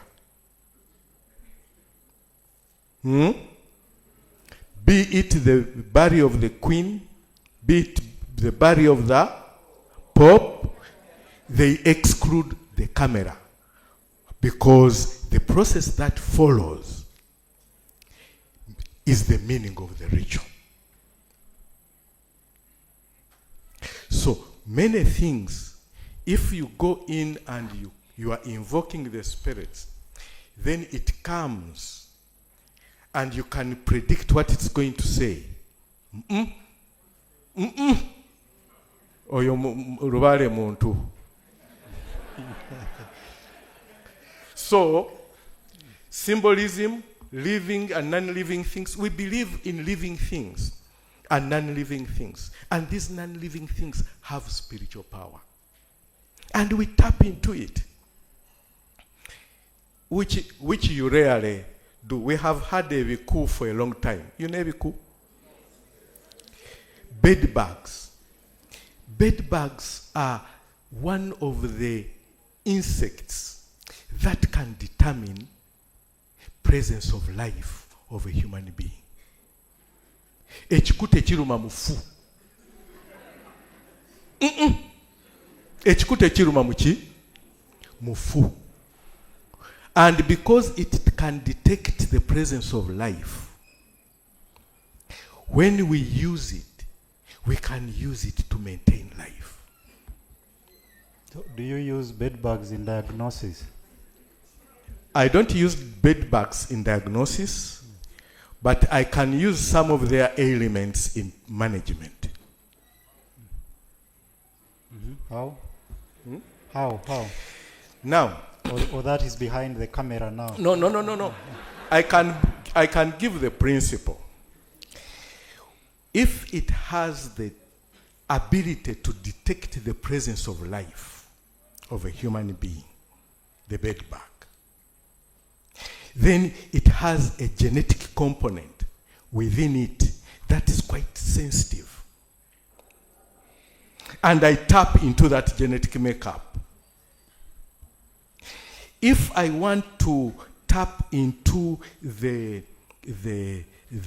architectural framework of enkuyege zizimba ekiswa. You get it? Enkuyege zizimba ki? Ekiswa. And ekiswa kirina architectural work, aeration and all of that is really within their own genes.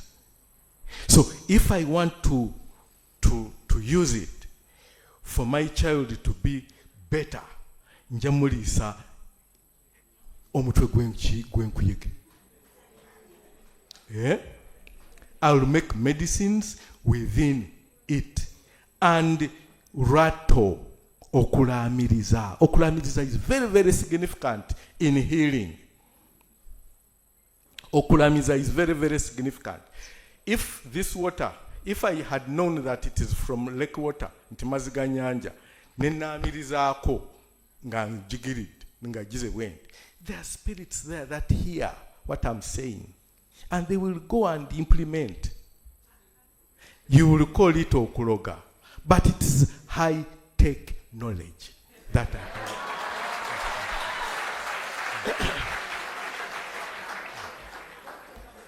And I use it knowledgeably, not haphazardly. Knowledgeably. Biki by'osobola okuloga, for example?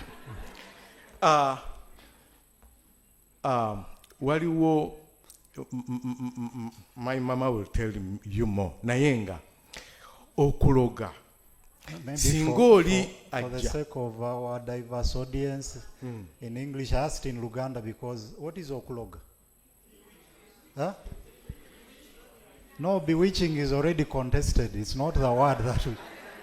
But you could proceed and answer. So, first of all, I told you, witchcraft has no equivalent in our local languages. It's not okuloga.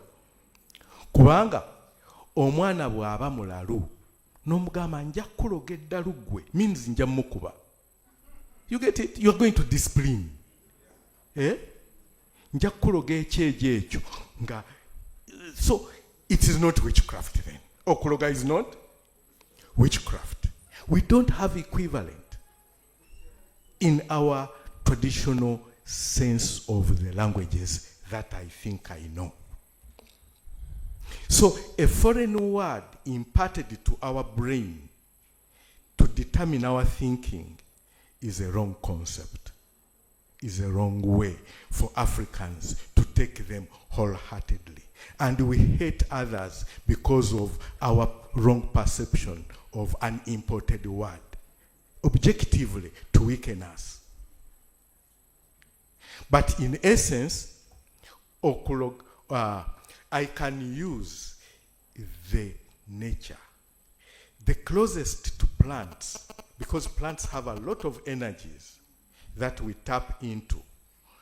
The plant has a soul. The plant has a spirit. And the plant has phytochemical compounds. In herbalism, we are looking at the phytochemical compounds. But again, for us, when we are looking at the energies of the plant, timing is very important. Place, location is very important. A plant that I'm going to use for its high spiritual value, when I pick it from an ant hill, the same plant and another one picks it from the black soil, the spiritual significance are very different. And we know that. Timing is important. In African timing, we were relating because we are interconnected. Human beings, we are interconnected to each other. We are interconnected to plants. We are interconnected to stones. We are interconnected to everything. And we tap into that interconnectedness. So, when you pick a plant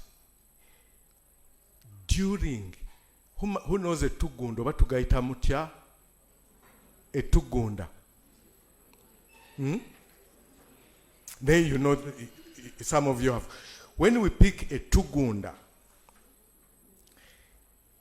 there is time when that tugunda sheds off all its leaves. Yet the other plants have their leaves intact. So that time there are microclimatic changes that are very specific for specific plants to concentrate particular chemical compounds or particular spiritual energies that we target. So this plant is green. Say, suppose it's a natural plant, and I'm interested in its flowers. But I target when this one has shed off all its leaves. They are experiencing the same microclimatic changes within themselves. This responds by shedding the leaves. This one will respond by concentrating some phytochemical compounds more highly. So at that time, when you want it has the highest phytochemical compounds, is when this one has shed off its leaves. So you use this as the timing aspect to harvest this. But if you are using these seasons, time of the day and all of that, they are not as accurate as using this one. Because determining the microclimatic changes at that particular time, this response is better way of timing. Okay, and I think that is a scientific explanation. But you may not respond to that. No, it is a scientific explanation, but my scientific explanation could be wrong. But in any case, I use it when those things happen. All right, you mentioned ancestors, spirits, some of those that you would consult or that can give guidance in the process. Are ancestors fallible? Can they make mistakes? Or when they lose they transition out of this human life to the next life, they gain some godly kind of stature and they can no longer make mistakes? Because if they are fallible and you're depending on them for guidance, can't you make mistakes? That's a very good perspective. Allow me to put it in context. What is a mistake? By mistake. Because I want you to answer in context, because if I objectively do this, make you sick today, I am an ancestor, imagine. If I know that when you go out, you are going to have an accident, and I want to avoid you using your car to go, and then I'm a spirit, I cause you diarrhea, and you feel unstable and you can't spend 20 minutes with your ass closed properly. Then you decide not to go to work. Have I made a mistake? I think that's different. But you give a difficult example to respond to. But the question is, for instance, if I have cancer, a particular kind of cancer, let's say cancer of the throat, I go to a diviner, I don't know whether that would be the right word, for consultation. The diviner tells me that is caused by your Usually it's what? Huh? Co-wife, not co-husband. Usually it's the co-wife. That is juju from your co-wife, which is actually not the case. And we know these things happen, or maybe you could say that those are quacks. The spirit that has led this person, this diviner, to tell me that, has it made a mistake, or it is just someone claiming to be possessed when they are not? Let me approach it from both angles. Suppose it is not a mistake, and indeed the manifestation of cancer had a root cause, and that root cause is related to somebody who is imaged as a co-wife. That's the image this one is saying. Ono mukyala. The interpretation of a co-wife to feminine energy could be different. That's where levels of knowing come in. Because I could divine and see that actually the cause is a female. And to me, I know we have feminine and masculine energies. The cause to a cancer. Yes. Yes. And even in the management of cancer, even when they are doing radiotherapy, they are tuning the frequencies differently, determining the frequency to determine. So the other person would say the causative agent is a virus. But even within a virus, we have a male and a female virus. The details could be subjectively understood because of where you are coming from. But for us in spirituality, all energies, we have feminine and masculine energies. And even when you are doing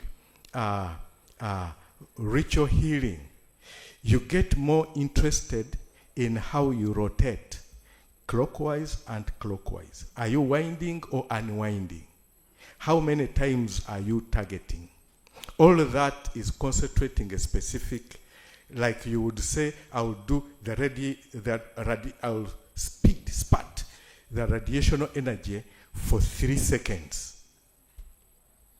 Now, also for us in spirituality, you can say, okay, they used a chicken black when this thing was coming. So to undo, first I'll provide a chicken which is black to neutralize the energy. They did it clockwise, I'll do anti-clockwise. But even then, where were they? Were they above the equator or below the equator?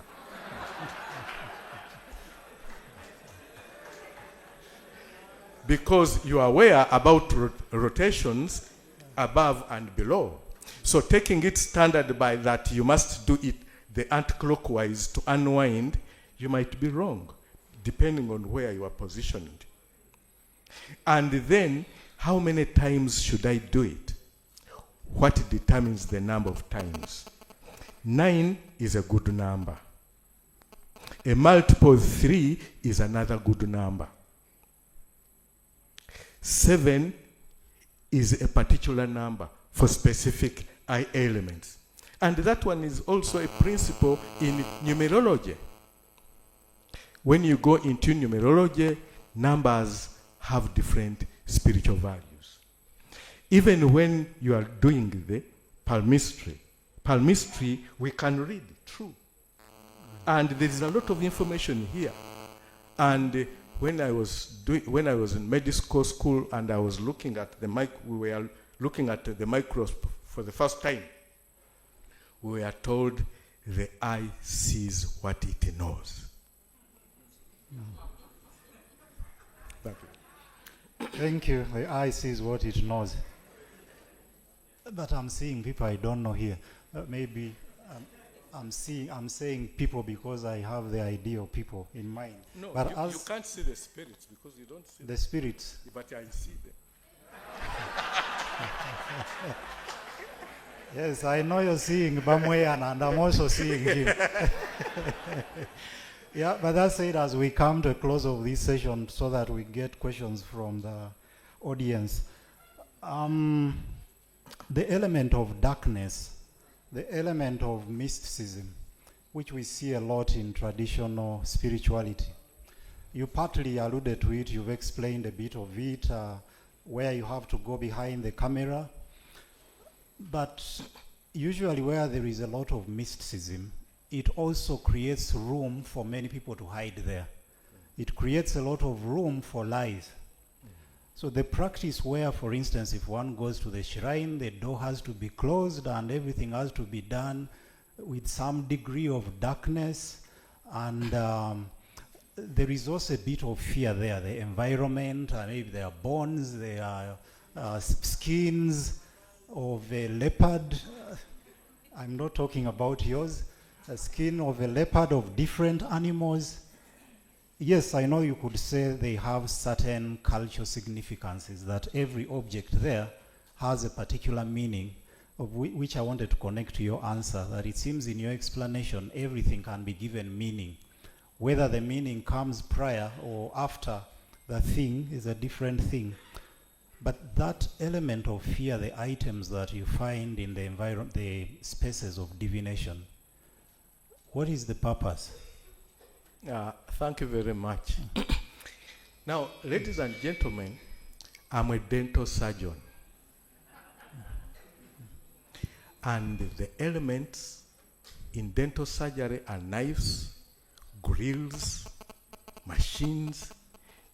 To everybody, a dental surgeon's place is scary. Should we change them because some people will be scared? So the answer will be no. There are scientific issues. In African scientific spirituality, let us look at it this way. Me, in my spiritual practice, I see better when I close my eyes. When I'm open like this, I'm distracted. When I close my eyes like this, I can actually see. I can be closing like this and I go into your sitting room and I can say this. So, sight is obstructive to me in my spiritual practice. That's why even when we are praying to Katonda, many people close their eyes to cut out the obstruction. Now, darkness is very instrumental in spirituality because it provides a higher concentration of the spiritual elements that we are engaging with. And even then, these spiritual elements we are engaging with are enticed by drumming, singing, because when we sing, these people who are drumming, they are giving provocative information to the spiritual entities. Bw'oba oli muzimu ddala jangu, bw'oba oli muzimu ddala jangu. So, bw'oba toli muzimu genda. And for you are interested in the music, the spirit is interested in the wording. And we are using the wording to filter which spirit should come nearer and which spirit should go far. And if we are to change the spirit that had come first nearer, we would want it to go to the periphery. We change the tune of the wording. Era enyimba z'emizimu za mizimu, ez'amayembe z'amayembe, ez'emisambwa misambwa. And we have a particular way of ensengeka yajo. And the knowledgeable drummist, we are interested in that particular okusengeka kwabyo. Meaning, darkness is not negative. It's not like dark death, which was put in the second plague issues. So, darkness is an appropriate environment for specific entities that we interact with objectively. Oh, all right. Abasamize ndabo nabamwenya mu audience. And it appears a number of them came. Now, the last is to do with ethics. I think one of the reasons many people are opposed to what is called or what is known as witchcraft is because of the possibility or the powers of doing bad. In my understanding of God or the divine, I wouldn't expect the divine to do bad or something that is related to God to at the same time be the cause of bad or evil. Is there any ethics that guides how you interact with the spirits, whether to cause evil or not to cause evil? And of course that also relates to the other question.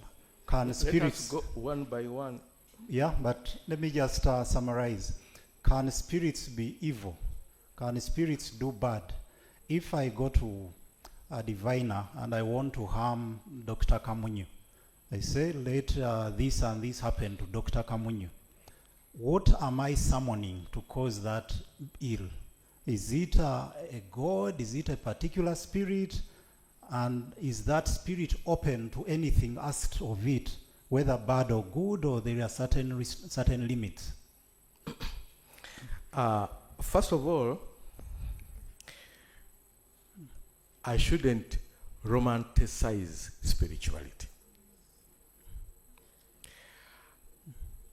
Spirituality can be used wrongly. And people can specialize in using spirituality wrongly. But again, the wrong people don't define spirituality. This is where regulation comes in.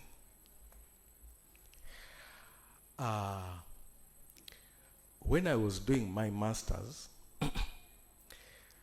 my research topic was on the relevancy, the prevalence of use of traditional medicine by patients under palliative care. Palliative care means you have a disease that is not likely to cure soon, or for it to cure is not an issue, but to keep going with it. So you are under palliative management. And also the patients under hospice, by then it was in March India. Now, I was in Bugema University, and during that time, I had a rough time defending my proposal because it was thought to be witchcraft. I had to engage other professors, especially Professor Merriman from Hospice Africa, to have my proposal accepted. But even then, when it was being accepted, they told me, but traditional medicine is illegal in the country. So even when you do it, it is illegal. That is what prompted me to do law immediately after my master's. And when I went to law, my focus was on the legislative process. So my research was who matters most in determining the law. So I appreciated that actually we were targeting the wrong people. We were targeting parliamentarians. And we go to parliament to argue our case.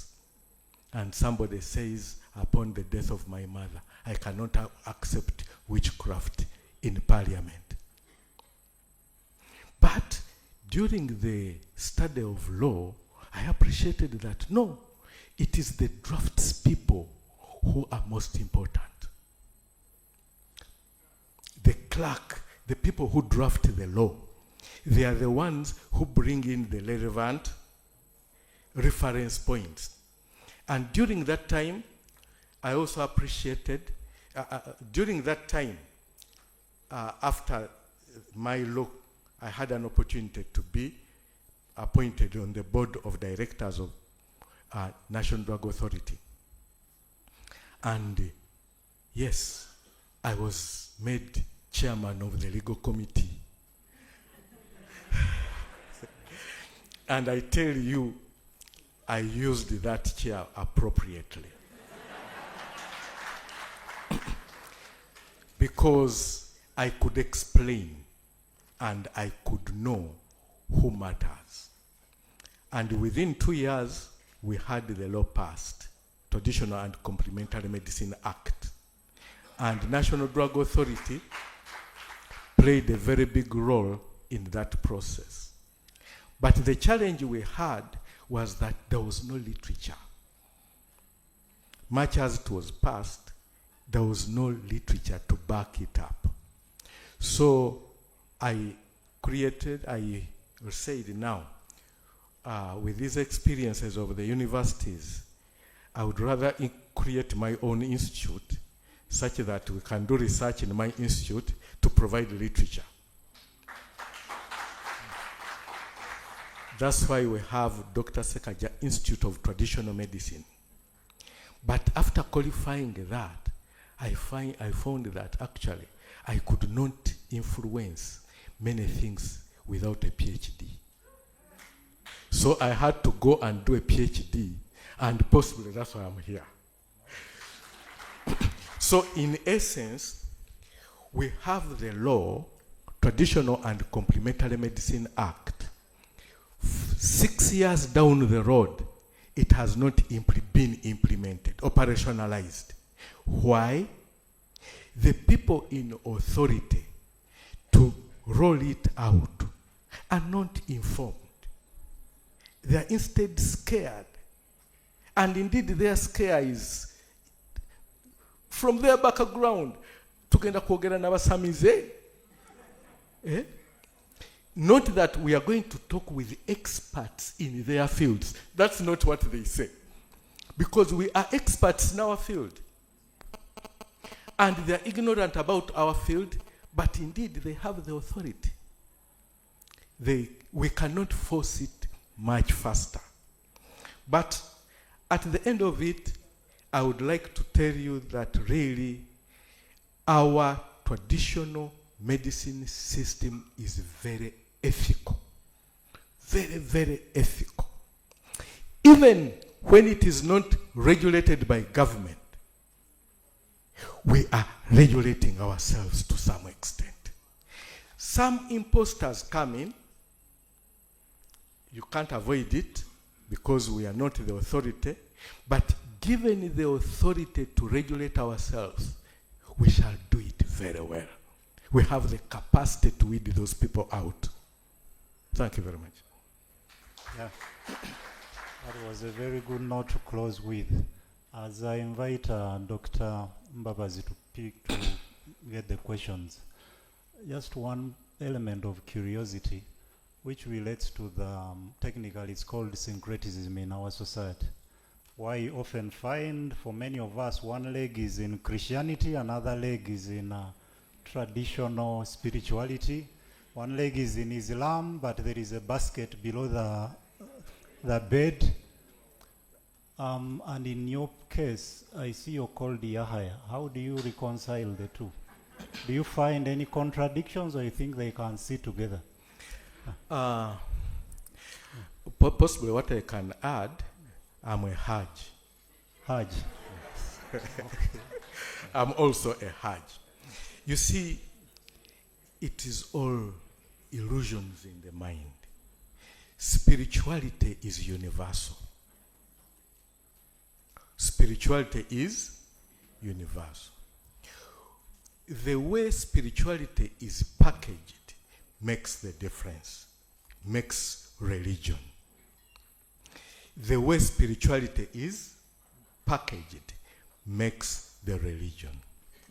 When you look at religion, religion has about 4 ways of looking at it. Religion can be mono-godly, looking at God as one, but still that's not religion, because otherwise those who follow Abraham all see the descendants of Abraham. The Christians, the Muslims, the Jews, the Israelites, all are descendants of Abraham, and they see God as one. But religion becomes now the teaching of who? The teaching of Christ. The teaching of Nabi Muhammad, peace be upon him. The teaching of Israelites. Now, that is religion. Now, it's not about God now. The teaching of somebody. Are we together? Then we have those who see God as many.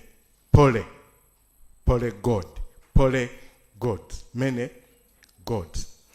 Then there are those who see religion as an ideology. And they follow the ideology of somebody. Buddha. Are we together? His ideology. And then there are those of us who have religion as geographical entities. African religion, Japanese religion, Chinese religion, and those are tribal. But to me, all those are ways of getting understanding to the same. But otherwise, I'm an African. I cannot change.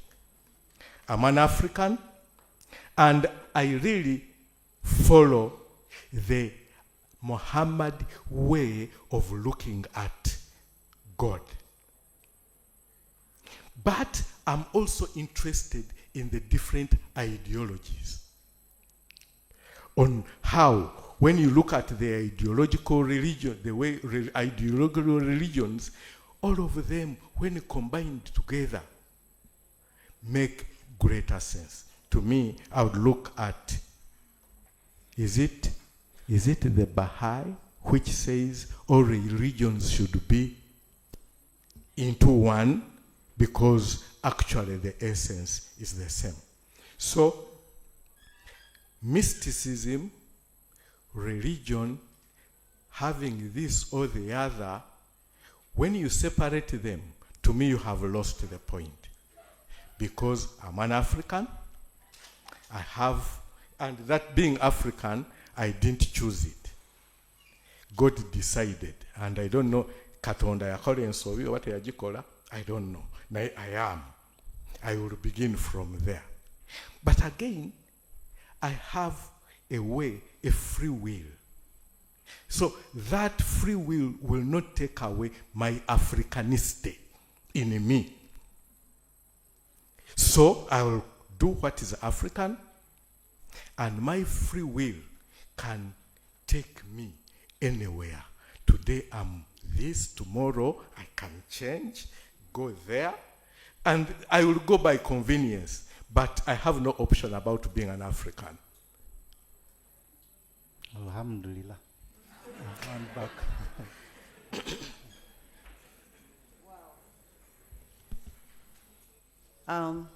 Ladies and gentlemen, here present and online, I would like to request that we give our lead conversationalist a rousing applause.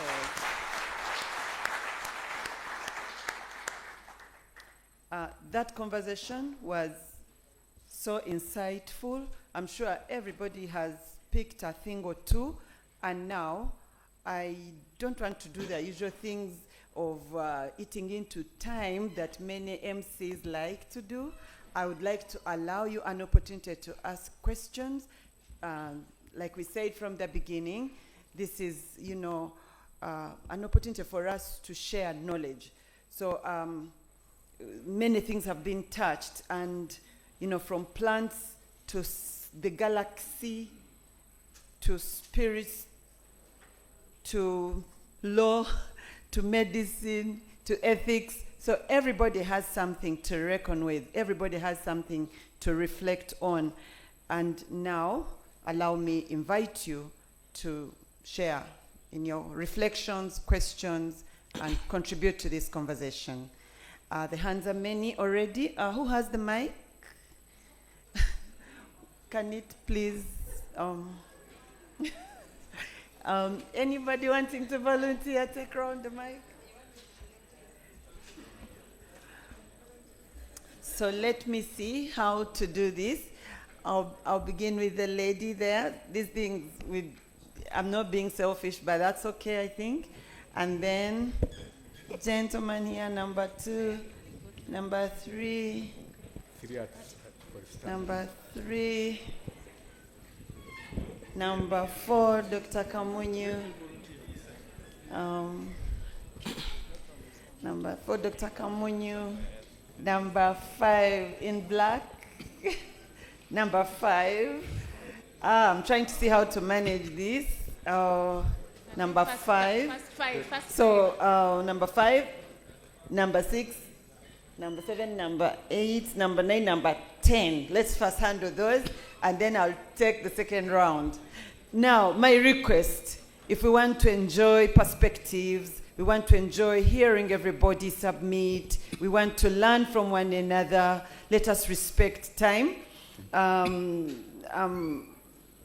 Time and listen to one another, and keep it short, crispy, nice, and easy to grasp. So don't tell so much stories about what you want to say. Just keep it really orderly so that we enjoy this session as well. Thank you very much. Once again, allow me to say thank you to our speakers, and please do not get tired. Thank you. So, number 1, yes. Please say your name so we can celebrate you accordingly. Okay. My name is Julia Zabu. I am a lawyer, so I'm sorry about this. Let me stand. My name is Julia Zabu. I'm a lawyer, so I'm very interested in the ethics and the legal implications of witchcraft. The Dean earlier talked about the Witchcraft Act, but now we also have the Human Sacrifice Act, or the Prevention and Prohibition of Human Sacrifice. And we have many practitioners, many traditional practitioners, who are sacrificing children, who are sacrificing women to benefit others.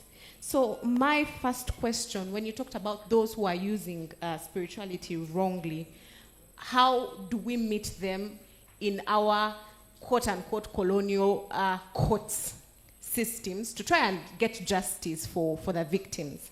Then the second one is that, is there a system that traditional healers like yourself, who are quote-unquote on the moral side, is there a system that has been created so that we have experts like you come to court and testify and inform the court even as it does its work? Awesome. Number 2. Yeah, thank you so much. I'm Alfred Jatho. Thank you so much, Dr. Ssekagya. Ssekagya. The first question, you told us the importance of kulamiza, rattling. So this rattling in spirituality, is it close to what you see in born again church when they speak in tongue? Are you all communicating the same thing? And then number 2, you mentioned the challenge we have currently, where the biomedical scientists are more of being in biomedical, but lacking sense in the area of spirituality. And then the other side, people who are herbalists and spiritual, they're also totally green in the biomedical science. And you're a good example of that, where you are both-sided. So you have a better view of the world. In the institute that you lead currently, are you trying to solve that problem, that maybe you're attracting some of the biomedical scientists to enroll and understand and maybe build their knowledge in the area of spirituality, so that you have a better understanding of the truth, particularly in the context of spirituality, herbal medicine, and witchcraft? And then in the biomedical science, the importance of lab note is very important. Lab note, taking note of the procedures you do, it helps so much, whether maybe in the absence of you, Ssekagya, in the future, because we don't live permanently on this earth, where other people can follow that rich science that you have, that they can use as a reference for them, helping in the diagnostic of disease and the management of disease in the context of maybe spirituality and maybe the herbal medicine. Yeah, just to keep it at that. Thank you so much. Yes, thank you, ladies and gentlemen. I'd like also to re-echo that we really keep respectful of the various beliefs, systems, of the traditions of the different participants, so that this session and conversation is not taken to be bringing anybody down, but rather empowering ourselves in standing and contending. So if you contend for faith, whatever you're trying to raise, you make sure that you're very, very honoring and respectful when you submit. I also would like to beg, in the interest of time, I see many mothers here who would like to go and cook, but in the interest of time, could we first stick to one question? Like, sieve out, if you have 3, can you sieve out the most critical for you? Thank you. I request to answer first, otherwise they will be congested to me. Okay. I'll try to be brief. We have ethics, and this has been, even the word ethics is newer than our ethical practice. And the legal implications, for example, of witchcraft, the way witchcraft is defined as an imported word, my dear counsel, you will agree it's very difficult to prove witchcraft. And that difficulty has been both good and bad. It has been good because innocent people who would be charged of witchcraft, which they have not done, have been spared. But it's also bad because wrong people have not been really put to justice. They have not, the people who have suffered have not been put to justice.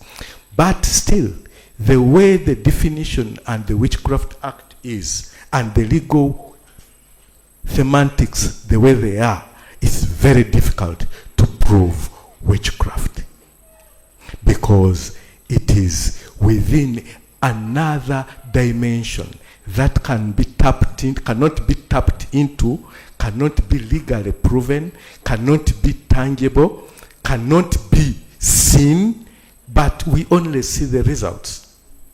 So it is purely difficult. But again, human sacrifice, I cannot say much about human sacrifice, but the little I can say is that there is need to understand more about human sacrifice. In Uganda, for example, when politics are high, it's about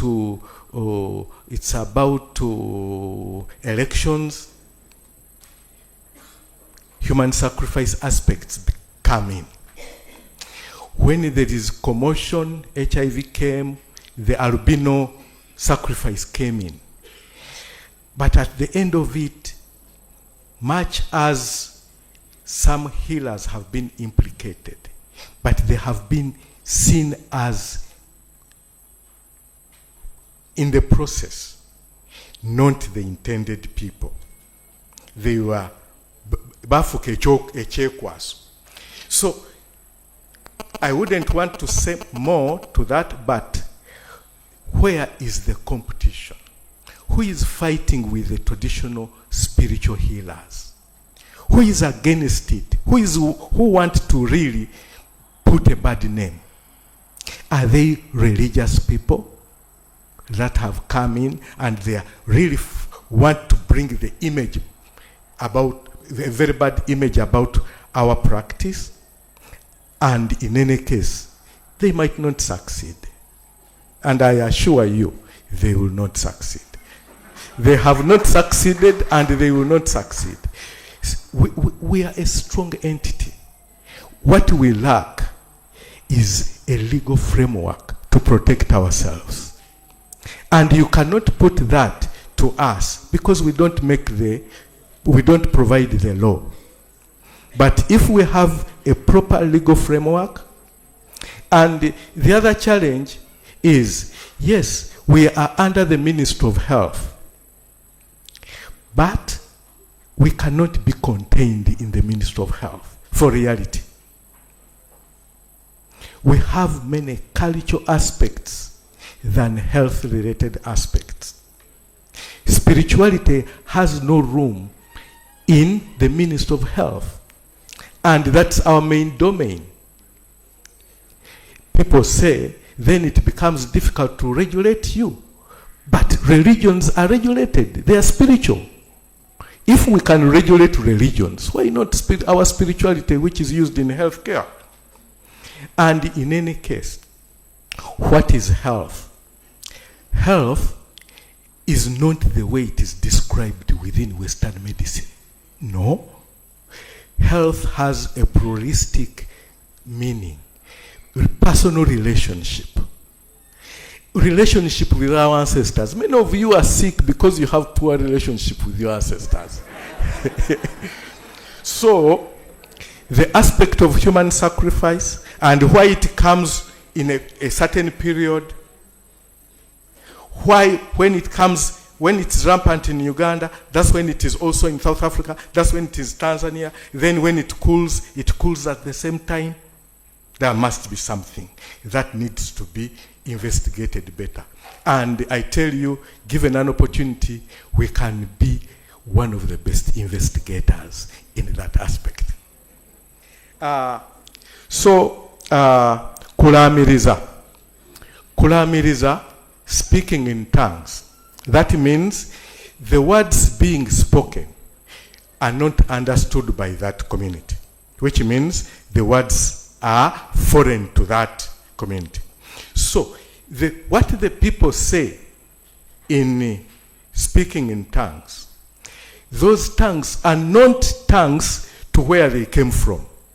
They're actual words, kulamiriza, which if we do it here in our local languages, you will understand. If you take it to Europe, it will be speaking in tongues. So, institute, yes. The aspect of institute of the institute I had is actually to put in context our African values, our values in health, to put in context, to illuminate the limits of Western medicine to some extent, the African values, and we re-evaluate our values. And indeed, we need to. Given an opportunity, many students who have passed through my institute have testified to the knowledge they gained. And again, in that institute, I have taught more than 5,000 healers who have passed through my institute, and the training was free. And what I was doing was that I have some of the people who have assisted me here in the process. Even I would like to acknowledge the person who designed this attire for me is in this conference. Thank you very much. So, in some aspects we need to reorient ourselves and appreciate our values differently. And much of the work has been written. I can see, I don't know if Dr. Isiko is around. Dr. Isiko and Dr. Kanamwanya. Those people, I have struggled with them. They are not easy. Because they study about us. But I'm telling them, please help us to study and write about ourselves. Until Dr. Isiko, we initiate you, you will not understand us. Please accept to be initiated into our practice and then understand us better. And now, lab note.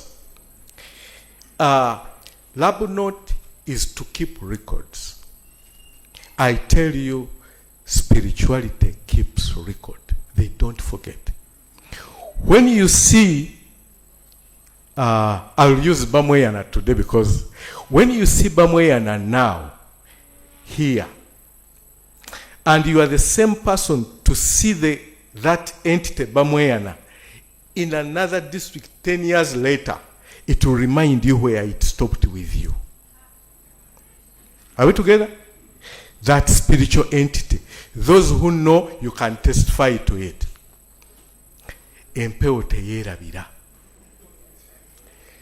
So, the aspect of keeping records, humanly, we attempt by keeping those records. Spiritually, we shouldn't get worried. So, diagnosis, spirits help us to diagnose spiritual and soul disease manifestations within our body. We may lack that capacity, but indeed the spirits have that capacity. And indeed, when the expertise some of us get is not really to know, the expertise we get is to know which spiritual entity to engage when. Such that many of you engage a wrong spirit for a right issue. You are engaging Bamweyana, who is really interested in Kutuladiru, in your physical illness. He might not really be that. But when you know that, no, I'm going to the university now for a dialogue, and Dr. Spire is not easy, please keep him low. And you succeed, yes. Well, I should say fire. Okay, we can continue. Okay, so maybe as Dr. Christine picks the others, I can sneak in this which was sent to me directly. The fact that there is no change after over 30 years means these Ugandan ancestors lack power. They are in Kamori. okay, Just a moment, still, you see, no change after how many years? 30, but I don't know change in what. I just see no change. That's good, but again, who is bothered? The spiritual entities could have had, because after colonial system, during the colonial system and afterwards, we might not have had a president who acknowledges the presence of ancestral spirits. So, if this president acknowledged the presence of the spiritual entities, why would they disagree with him?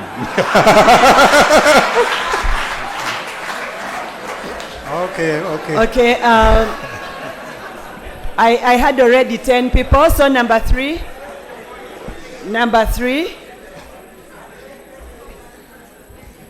Good afternoon to you all.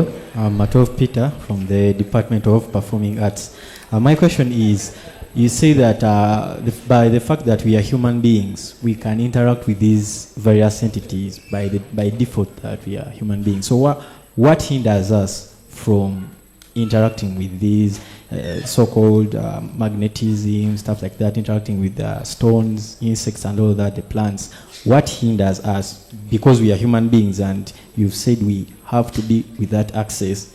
And the other thing is that why can't you interact with all that? Let me say, like asking for the laws to be meant, or why don't you do it by spirituality and then it happens? And the other thing, talk about dreams, because you only said you will talk about them and then you never. Thank you so much. I go one by one. Now, it will be faster. We interact with them, and we don't need any law to permit us. But regularizing it in public requires a law. Okay, there you are. Number 4 was Dr. Kamunya. Where is the mic? Kamunyu Mwezi. First of all, I want to thank the Department of Philosophy for such a groundbreaking discussion. I have not attended such a discussion since I came in this university many years ago. And I request that we keep it, because this is how we can intercourse with our real African black reality. If this can take place often here, and we have a lab in this kind of work, many people would now come into grips with what went wrong, because I now see what went wrong. Because it seems that colonialism, our spirits were asleep. They never protected us, and that's the first question I want to ask. It seems they were asleep. How come, is there a superior spirit from Europe which could have? Did you know, have you investigated to find out whether probably we knew but we permitted the higher spirit, our spirits permitted the higher spirit to take over for all this time, and then also undermine or demystify with their Christianity? Couldn't you have attacked them at Berlin, for example, before they could? What happened? What happened? That's number one.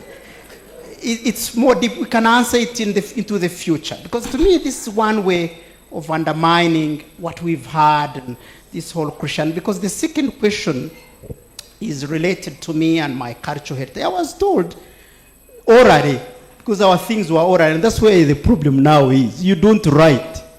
Those people got to write, and that's why they captured us. You don't write. Oral, I was told that in our culture, Amwemutizi, that there was a man somewhere who was told he got a voice from an oracle, and then the bird would fly, and then finally settle somewhere where the clan would be established. And then at the same time, in the Christian realm, I hear also Abraham was told, he's not hearing. Abraham also was told. And I begin to see the power of our spirit and also the power of the spirit. Probably it was the same spirit telling these men, as was documented, ours not. At what point did ours become weak? Because this spirit was telling, and it's a beautiful spirit. That's why I disagree with people who curse our ancestors. They are fake. They are not serious. It was a beautiful spirit. Without it, and I wouldn't be here. They survived probably. They also had, Abraham had a good spirit. It was telling him to survive and eat stuff like that. At what point did ours become weak? And then finally, there is the 2 Nobel Prize winners, I think in 2009, if you recall, Dafra and Bananja. I may not have gotten there well, but they wrote a book called Poor Economics, and I encourage everyone to look for it and read it. It's a very boring narrative, but it says what exactly. I would love that this debate continues on traditional medicine and herbal medicine. In fact, and that's where the question is, if we had embraced this discussion from the beginning, post-colonial, our healthcare system would be very cheap. my dear colleagues, would be the cheapest healthcare system in the world, because we would have partial herbal medicine, which is primary healthcare, eating well, meditation, speaking to ourselves, and then pharmaceutical medicine, which you think is connected to Christ. Let me say, I'm an idiot, but on your behalf, I'm an idiot to think that way. And they recommended that actually for Africans to defeat, for developing countries to defeat this evil of pharmaceutical complex controlled by Washington and other capitals, we must implement a dual herbal medicine and spirituality, and the Chinese did it, and people in Asia did it, and then pharmaceutical. And so now the question is, what is stopping you? What are the barriers of getting this done? Because to me, it should have been done like yesterday. You sat on National Drug Authority. Why didn't you push? Even, you see, eating well itself is medicine. Why can't you de-spiritualize this shaking and what, and get some practical aspects of our spirituality herbal and really implement them in reality here? I submit. Allow me to answer briefly. Spirituality, the one we practice, is not dramatized. 2, spirituality can gauge its levels. People think that our spirituality was weak. No. But we were not ready to defend it, to work with it. We are only working now. Spirituality is not in a hurry. Its time has come, and it's going to pick up. When you have a security guard at home with one gun, or with a stick, or a bow and arrow, he shouldn't dare to confront armed 30 people. But the best he can do is to hide and count and evaluate how strong they are. So it will look cowardly that he hid, but he has served the purpose when he tells you there are 6 people, 1 has gone in the other room, 2 are armed. All that's good information. So for our African spirituality, it has all that information. When you wake up as intellectuals, that information is coming up. Spirituality, African spirituality, ignoring it saved it. It is actually a strong spirituality because it is still intact. It has not been documented.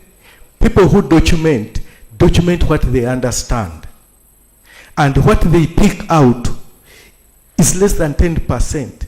And when you read the book, it's as if it's 100%. Lack of documenting, for us documentation, I don't agree with it. Because documentation derails us.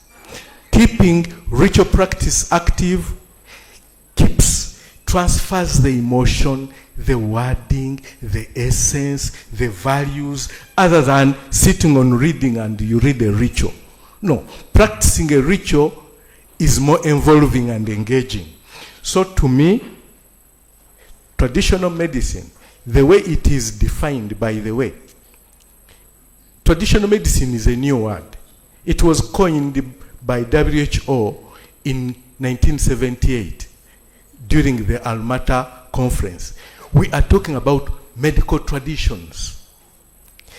Each country, each tribe have their own medical traditions on how they kept life. And that has a cultural context. It was during 1978 that they said, now, instead of talking about many medical traditions, let us agree on one word, traditional medicine. But traditional medicine, the way it is defined, does not take away our medical traditions. And for us, our program in Prometra, the organization I'm serving, we are talking about promoting medical traditions. the legal aspect, legal or not legal, we are there. We don't need permission to practice. In any case, we can't be stopped from practicing. The government has tried, it has failed, and I assure you it is even going to fail more to organize us. But give us the opportunity to organize ourselves. We have the skills to do it. Why even plead for that opportunity? You have the powers. Pardon? You have the powers. Why would you plead for that opportunity? Seize it. You see, Tyson didn't fight in the street because he has powers to fight, so he could fight in the street everywhere.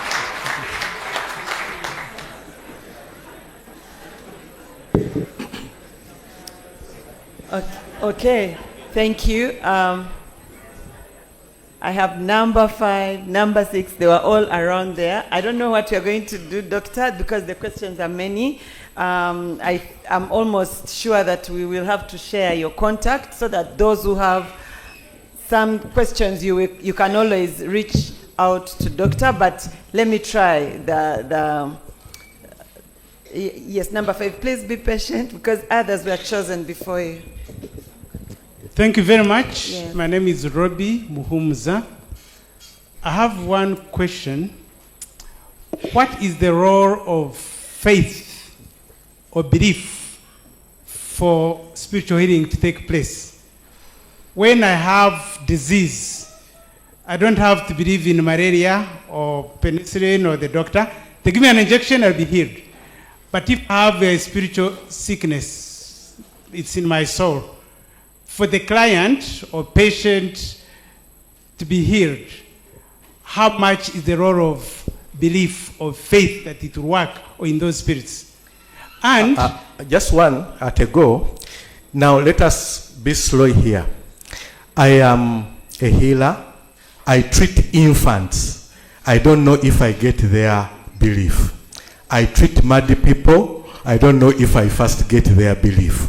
So belief is secondary. And I also treat people at a distance, remote healing.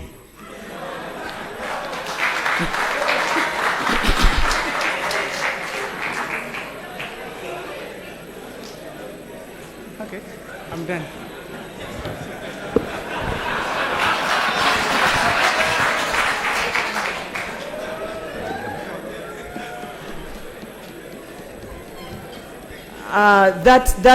That particular submission reminded me of go and your faith has healed you. So I know that there are many of us who remember that. Yes, please. Thank you, Dr. Christine. Thank you, presenters. My name is Amanda Virungi. I'm from the College of Computing and Information Sciences. I never used to believe in traditional spirituality, witchcraft, herbal medicine until I fell a victim of witchcraft last year. That's a story for another day. My question to Dr. Ssekagya, can you please throw more light on the terms okusamira, omusamize, and emandwa? Thank you. And Doctor, there's another question on phone. You want to go one by one?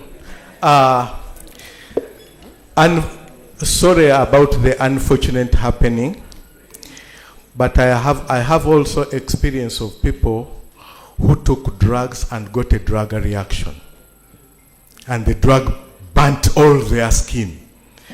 That was also another experience. I don't know if they would do away with all drugs because they reacted to one. So, okusamira, you see, spirituality can connect with you, can choose you. Ancestral spirits can choose somebody. And that somebody can deny or refuse, until forced beyond limits, and finally possibly accept. But now, harmonizing the relationship between the spirit and you, that process involves many aspects, from anointment, then exploration of ancestral spirit or kwazalubale, then after that apprenticeship and training okutendekebwa, and then they pass out. All of those processes are part of harmonizing the process. To some, they involve engaging with the spirit. So engaging with the spirit, to me, in my small understanding, is okusamira. And I think that's it. Then, I think that's it. Emandwa, these are different ways of expressing the same. Different languages have different commonality. Before you specify nti guno muzimu, lino jembe, ono guno musambwa, oba musange, zonna genotam osochita rubale in a certain language. Osozita emandwa. It's an embracing terminology. But there are specifics within those. It's like we study medicine and then we say, no, one is in embryology, another one is in this, but all in all, it's medicine. Okay, Doctor, there is a question regarding your earlier comment. You said you'd talk about dreams, but you didn't go there that much. So I have a question here, and another person had alluded to that. So maybe as you take one question, when answering, you can also make a comment on dreams. So number 7. Allow me to give dreams. You see, dreams are very important aspects of ancestral communication to us. Dreams are in context. You put a dream in context. They are not universal. Dreams can be oriented, and there are various categories of dreams. A dream could be a simple dream. It was mupira gwa Arsenal, and you dream about Arsenal. It could be telepathic. Telepathic means you could dream somebody getting involved in an accident. Within the dream, you go in to help, and within that dream, you rescue that person, the others die. Then, out of the dream, you say, I dreamt this. You ring somebody. Do you know what? He tells you, I got an accident and all the people died.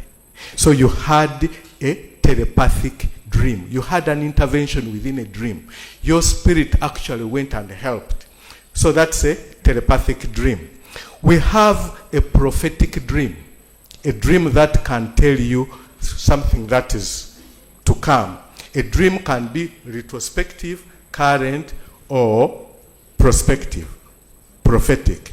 A dream, we can have a therapeutic dream where you dream your judge are coming, you have been sick for about 6 months, medicines have failed, then you dream your judge are coming, taking you to around a river, bathing you, and then after in the morning, you wake up and you say, what happened? But that sickness has gone. That's a therapeutic dream. We have lucid dreams. This is when you dream going to a place. You even walk to that place in the dream, sleepwalking. You actually go and cook the food, and you eat it and you go and sleep. So that's a lucid dream. We can help you to even intervene at that level. If you are going to cook beans, we help you to intervene and you cook meat. So at that level, Then we have collective dreams. This is where you have part of the dream, another one gets another piece of the dream, another one gets another piece of the dream. When you share the dream, then the dream becomes collective. And then the dream makes a meaning. Then we have common dreams. You dream the same thing today. He dreams it, the other one dreams it. Then it is the same dream, but having different outlets. So we have dreams. You have to categorize the dream, understand it, get the information before you interpret it. And before you categorize the dream, whether this therapeutic, whether it is this, we make many mistakes there. But otherwise, dreams are very significant, and they are helping us a lot in treatment. Okay, number 7, number 8. Thank you very much, doctors. It is from your explanation and the dialogue, it is as if spirituality may take shape and become very important in Africa. Now, I know the challenges you have been getting in making sure that a policy, a law, is enacted about spiritualities because evidences have not been put in place to back up this. I would like you to help us highlight what does it take to acquire spirituality so that we can be able to maybe gain from the little basic components it takes. Then with the experiences, we can use it, then we can be able to defend it. Thank you. Acquiring spiritual experience, initially,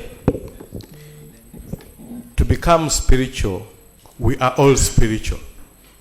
But spiritual as a profession, you need to be anointed. The anointing force could be yours. I don't know the anointing force, but after the anointment, you go through a process. But the most significant aspect is your intuition. Intuition is very, very informative. Intuition is very intelligent. You see somebody, you get an intuitive thought which is right. You start rationalizing that intuition, you get derailed. So intuition, sharpening the intuition, taming it, nurturing it becomes one of the ways you become spiritual. Okay, number 7, number 8. Number 8. Yes. Thank you very much, and I appreciate everyone who has heard this call and attended. My name is Ssekagya Hamdan. I'm from Islamic University in Uganda, MIT. You're welcome. I wanted to appreciate the fact he said that the Abrahamic, the Christ, the Muslims, the Buddha. So there's a verse in the Quran which we can look at, because my question is going to come as you. There's a verse in Surah Hujurat 49:13. Allah says, "O humanity, indeed we created you from a male and a female, and made you peoples and tribes so that you may get to know one another. Surely the most noble of you in the sight of Allah is the most righteous among you." Full stop. Another one, because we are going to package. Another one says, it's about Quran 91, 8-10. Allah says, فَأَلْهَمَهَا فُجُورَهَا وَتَقْوَاهَا. He says that He has made your soul originally pure and can distinguish between the right and the wrong. Then the other one, which is 91:1, says, "Read in the name of your Lord who created you." So the reason as to why I came to be in this is, Allah says, you read. So when I was reading about the way they carried stones from South Sudan to the pyramids, they used the science of kinematics. So because those rocks are very heavy, and there was no science then. So when you make yourself, okay, from the other verse I read, why is it that God made us different, and he made us tribes to learn from each other? Why is it that we became actually weak, like my colleague said? We are very strong because every society has what it heals it. In fact, your medicine heals you more than the medicine from China, because, like he said, nature is in balance. That the Ugandan medicine is more applicable to you, the Ugandan, than to the Chinese. But Allah says, we have made you different so that you can learn from what? Each other. So we would have like our medicine where we have gaps to cover it. So the issue is, I'm looking at herbal medicine. Why is it that, or what can we do so that we create more research in our medicine, so that, as he said, we lower the bills? Because they tell you, when you have like an orange, or if you have like lemon water, lemon water, you don't get malaria. Yeah. So what have you done in your circumferences to make herbal medicine like usable and popular, so that people do not rely on the other medicines? Thank you. Thank you very much. Now, let us look at popularity of a medical system. Is traditional medicine in Africa not popular when it is used by 80% of the population? Yes? Is traditional medicine in Africa not popular when we acknowledge that it is used by 80% of the population? So those of us who think that it's not popular are the elites, less than 10%. But the population use traditional medicine, not herbal medicine per se. What you want to popularize is herbalism. But traditional African medicine is very popular. And in any case, this Western medicine is of recent. Herbalism is a very young chapter in medicine. Very, very young. Less than 600 years. But traditional medicine in its totality, with its invisible forces being used, it is only that the percentage has failed even to reach 50% of the people. Western medicine has not served us enough. Traditional medicine, I tell you, is very strong because it is not funded. We don't have legal backup. The academics, educated people are against it. Religious people are against it. Rich people are against it. But it is serving 80% of the population. At least 60% of the population in Uganda. Then what do we need? It is just a mindset. You to appreciate that actually we have the value which we need to revalue to be of greater value to us. Not to change the medicine. No, the medicine is there. It will be there. But our value towards it is what we should change. And to change this, the professor here has said, what have we done to document? And the question is, who is skilled in documenting. What has the university done in documenting? What are you writing about? What are you writing about as the university? And this when it actually becomes relevant for Dr. Spire to engage us, to talk to you, such that you can revalue our values. You can write about us.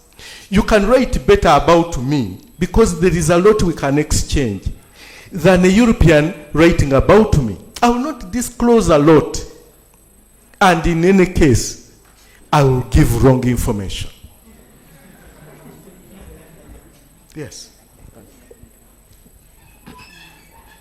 Okay, ladies and gentlemen, we are getting jittery with questions, but this is what I wanted to request. I really know that some of us don't want to go with some questions, but I would like to request that Dr. Ssekagya's contact is projected, so that some people might want to engage further.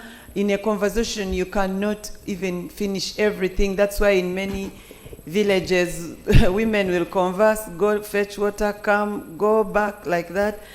So concluding a conversation is really hard. But I want to, and then to make matters worse, we have been so blind to the online people. I feel so guilty. I'm going to request at least one person online to unmute and ask at least one question, so that we are fair. We are fair enough. And because it was to full capacity, I could not even enter. I don't know the situation right now. Is there someone online that would like to ask a question? Forgive us for being rather in-house focused. Yes, thank you so much.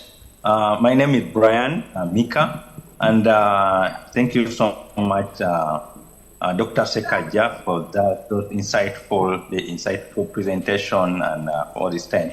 Now, my question is one, as you're talking about your career and the learning it, and yes, learning and practicing of traditional medicine. Most of the countries you talked about, apart from South Africa, but you talked about Cameroon, Ghana, and most of them are in the West Africa. So I really wanted to know what is unique in the West African countries, when it comes to this traditional, the traditional spirituality and all that you've talked about, because majority talk, apart from the Red Indians you talked about, and then the South African, the other countries in the Western Africa, and we always keep wondering why is it that the good spirits are concentrated there, or the strength is concentrated there, and what's unique about the region? Okay, I hope I brought it out clear. Thank you. Thank you very much. Thank you, Brian. I only talked about those, but I have had my training from China. I have trained spirituality from Japan. I have been to India, mainly with the Foundation for Revitalization of Traditional Healthcare Systems. I have worked with Transdisciplinary University in India. I have been in UK. I have been in USA with the Red Indians.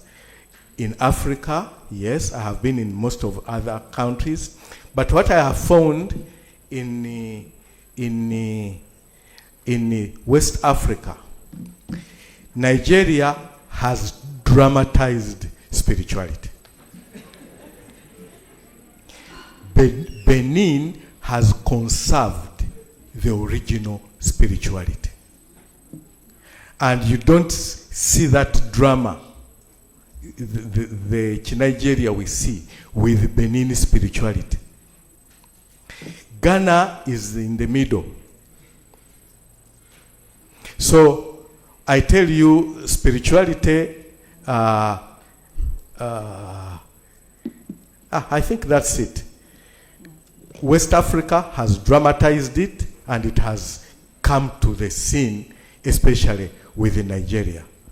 South Africa have gone to the real core of traditional medicine and spirituality. And it was last week, one of my friends, we have been together, have gone to her training, has been made the chairman of the Interim Council for Traditional and Complementary Medicine in South Africa. Here in Uganda, the Traditional and Complementary Medicine Council has not yet been formed. So, thank you. Thank you, Doctor. Professor Mugaga, online. Yeah, thank you very much. Thank you to Dr. Spire and Ssekagya. My question is one.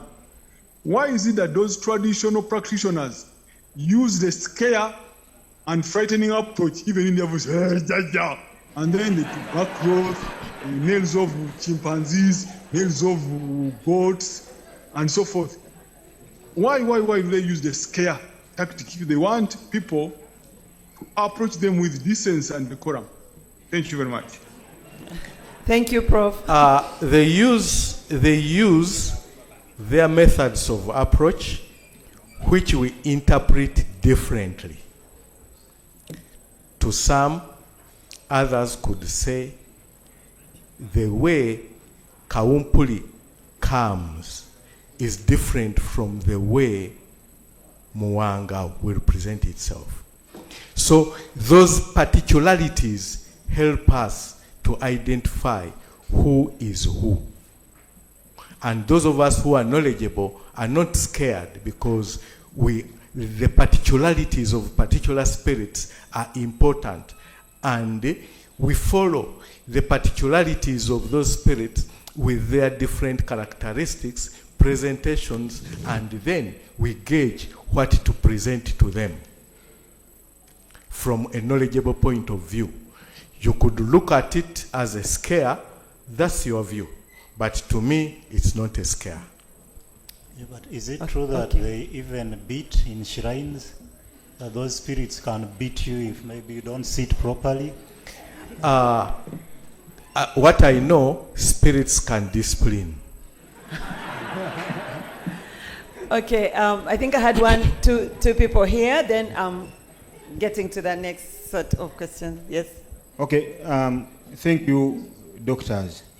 I'm Bwani Kajuma Lusiba, and number one is a request, and then the second one is a question. Very quickly, when government is carrying out large projects, I'll give an example of Busaga-Mpigi Expressway, because I stay in Mpigi. We see that it carries out environmental impact assessment, feasibility studies, and all of that. The question is, does it carry out cultural impact assessment? At Katende is where the ancestral grounds for the Rugave clan is. And we saw that during the construction of Mpigi Expressway, the tree that was housing the spirit Nabukalu was destroyed. This is, for people like me, it's really hurtful. Given your level of intellect and the way you interact with people in government, could you at least ensure, and your colleagues ensure, that government at least carries out a cultural impact assessment? We even saw this when they were doing the Bidco project in Kalangala. They almost destroyed the forest where the Damula is cut. I am of the Omutimo Musaji clan. Our spirits are mainly, our main ancestral spirits are in Butale, in Masaka, and Lusiba in Mubende. Lusiba Hiro in Mubende. It would, I think, it would disorganize my spiritual journey if these places were destroyed without due course and care because of a government project. And I know these projects are really important. I am an educated person. I'm not oblivious to the fact that these projects are really important. But if they can carry out environmental impact assessments, let them also carry out these impact assessments. Maybe they can call them cultural or traditional or spiritual. But I think this would be really important. Because what I hear, the last time I heard, the people of Rugave clan cannot even locate where Nabukalu is now. Disappeared. That is my request. Secondly, is it possible to destroy a spirit? That is the question now. Thank you. I would begin with the second one. It is possible to dislocate the spirit. to relocate the spirit. But the ability to destroy it, I don't know. Then, but we can relocate the spirits, or spirits can relocate themselves. About cultural assessment, we need a body that can advocate for that. And we expect when the traditional and complementary medicine bill is operationalized and the council for traditional spirituality or traditional medicine is appointed, then we shall task it to really advocate for that. But for now, we have nobody to task. In any case, any people we would task don't have the expertise. So we expect that a professional team or experts committee will be with the traditional and complementary medicine act. That council, when formed, can put a subcommittee with the specialists in that aspect. I would be willing to serve on that board. Thank you, Doctor. My name is Mark Lubowa. My question is, what does life after death looks like according to African spiritualists? Where those people who die go? Thank you. Those of us who engage with the spirits of the dead, especially if we have a genetic trace to them, the spirits serve better in a dead capacity than when in a human being. We are spiritual, but your spirit cannot serve the whole of this group or the people in your clan when you still have humanly interests and desires. Your availability is less because of humanly engagement, but when you die, you are free to serve people better.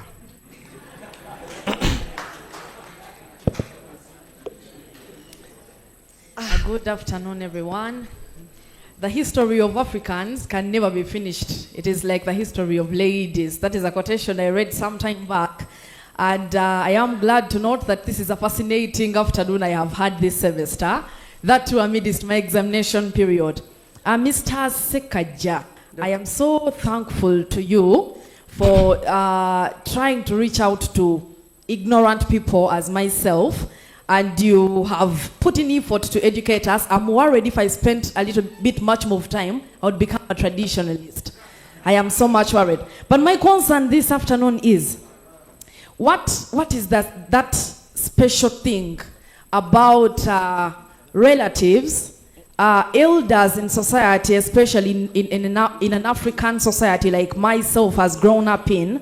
When we were growing up, we were told to respect people, and for some time, I thought it was a matter of emphasizing respect in society. But I grew to realize that there is something spiritual about elders in society. And this afternoon, I would love to seek clarity about that. You cannot speak in a certain way to an auntie, even if they are younger than you, but they are your auntie. There is something they can say about your life and it can affect you somehow. I am seeking clarity about that, sir. Thank you so much. Thank you very much.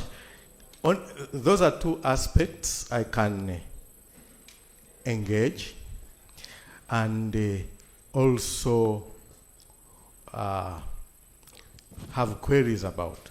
One, the issue of curses, senga okukolimira.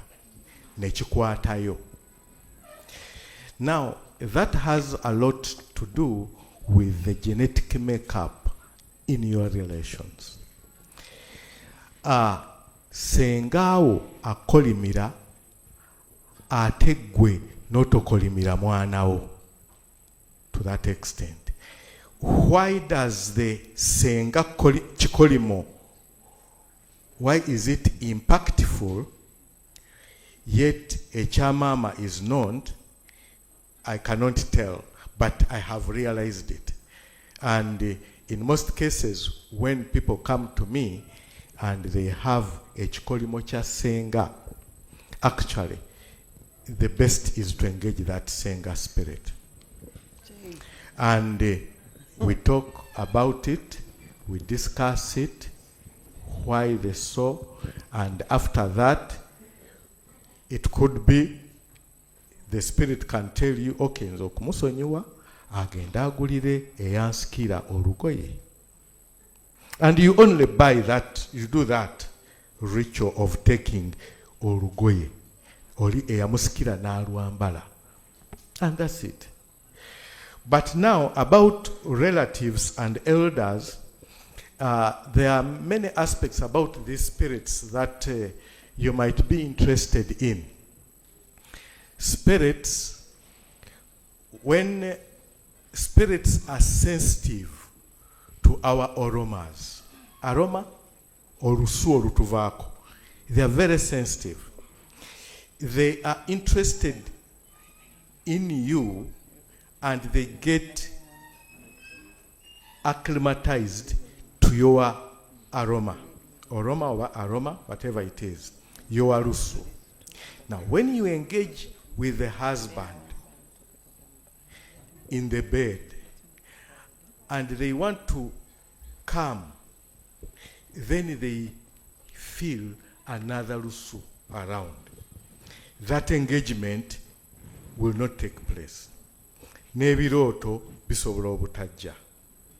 So the spirits will wait to those elderly people. Their sexual relationship is less. At times they have even separate beds. For us, when I want to engage with a particular spirit that I know is very strict, like Moanga is very strict, I could spend 3, 4, 5 to 9 days sleeping alone, so that I can now, he can engage with me at his will, but I'm available. But now, when I sleep with my wife, the different rusu come in, and it will stay with me even for 2, 3 days. That's why spirituality needs elderly people, but currently infants. And the spirituality also, this one at times you people do it at times ignorantly or without knowledge. We engage this flower boy and flower girl before marriage. Those innocents, we are giving spirits space to lead the way for these people. When a big visitor comes into the country, we take the flower girl over that virgin girl, young, to take a flower. It shouldn't be a plastic one. It's natural flower. It has a lot of meaning. So be it on the wedding, be it on when the guest is coming, there is clearing the way. When that virgin boy or girl precedes the session. So all those, some people do it without knowledge, others do it objectively. Others do it because others do it. But for us who know, we choose. And the one coming first,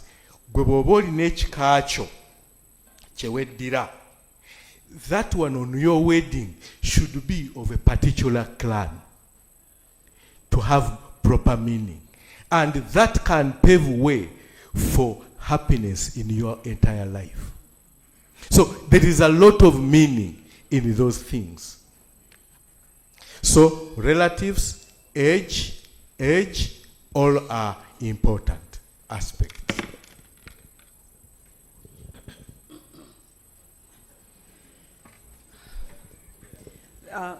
I want to be honest, the time won't allow us to have all the hands, but I feel so bad that I didn't take anyone from the back. and this side, it seems like I'm looking this way, but anyway, what do I do?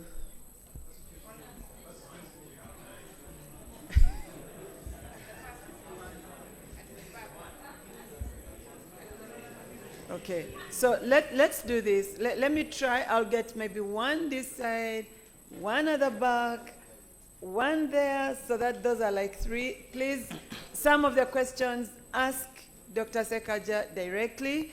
I now would like to give him a chance because he needs to give us the microphone. He's holding it. Yes. Thank you very much.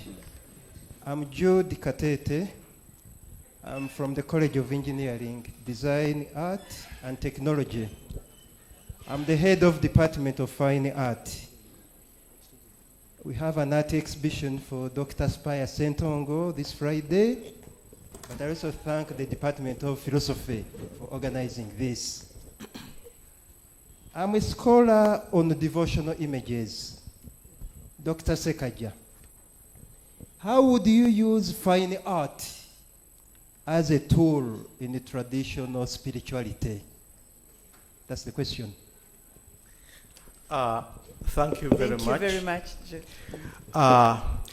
Put on my slides, please. There's one thing I want.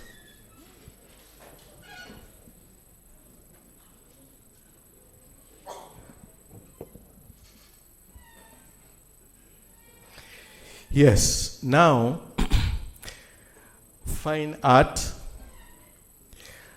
and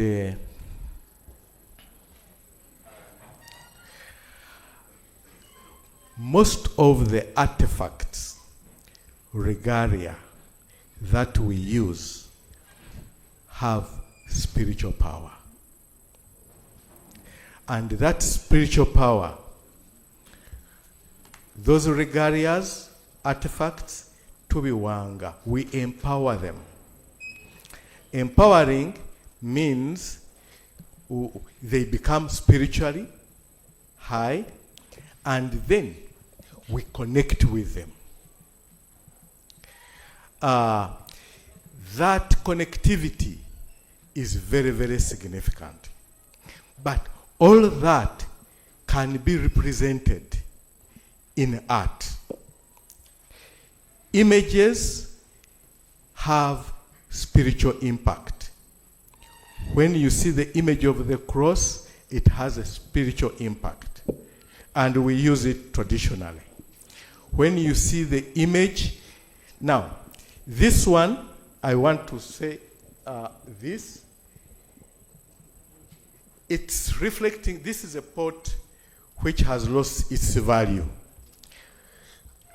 Traditional medicine now is like a pot with holes. Traditional medicine used it to serve us in Africa. But these holes were really put into traditional medicine by religion, by academia, by politics, by economizing health care, and everything. And it is our role in our various professional capacities that we can now block in from different angles. And we engage, like this pot, these are hands, really trying to block the holes. And the academia, everybody has a role to play in protecting and promoting traditional health care. Now, art, visual, or whatever art, you have a very big role.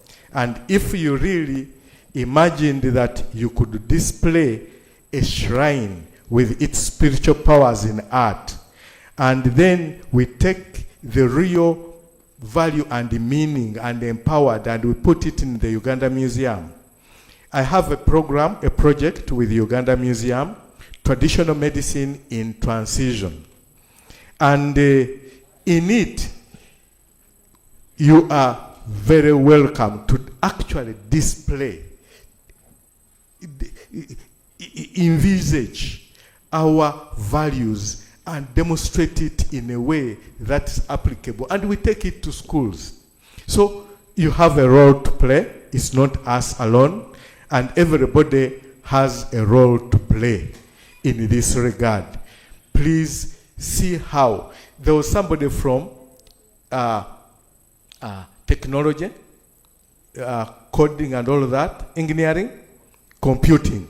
Yes, I have one of my child is doing coding, and we really are looking at developing a software that can be used in spirituality. And we are using the principle of biofeedback. So we are modifying biofeedback. Biofeedback can detect the energy levels in. And this comes in because I have seen patients who comes in to me and I don't know what to do. I put them under a particular tree and they get better. So I'm looking at the energy levels they interact with. So this modified biofeedback, you put it on the ear, it takes the pulse. You see here, this is the most sensitive aspect of the human being where you can take the pulse. So you put a modified biofeedback. We take your parameters. It takes the parameter of the heartbeat. Then we take the standard on you. Then you approach the tree or the medicine or the animal, and then we see the variations. It can show very well on the computer. Then you go out. We can interact with the field, and we shall know which plant can help you for your ailment without knowing your disease, without knowing what's happening. Because at times I get ladies and they are very private about actually what happened, and they have a relationship. What I do, I don't ask them. I do that biofeedback.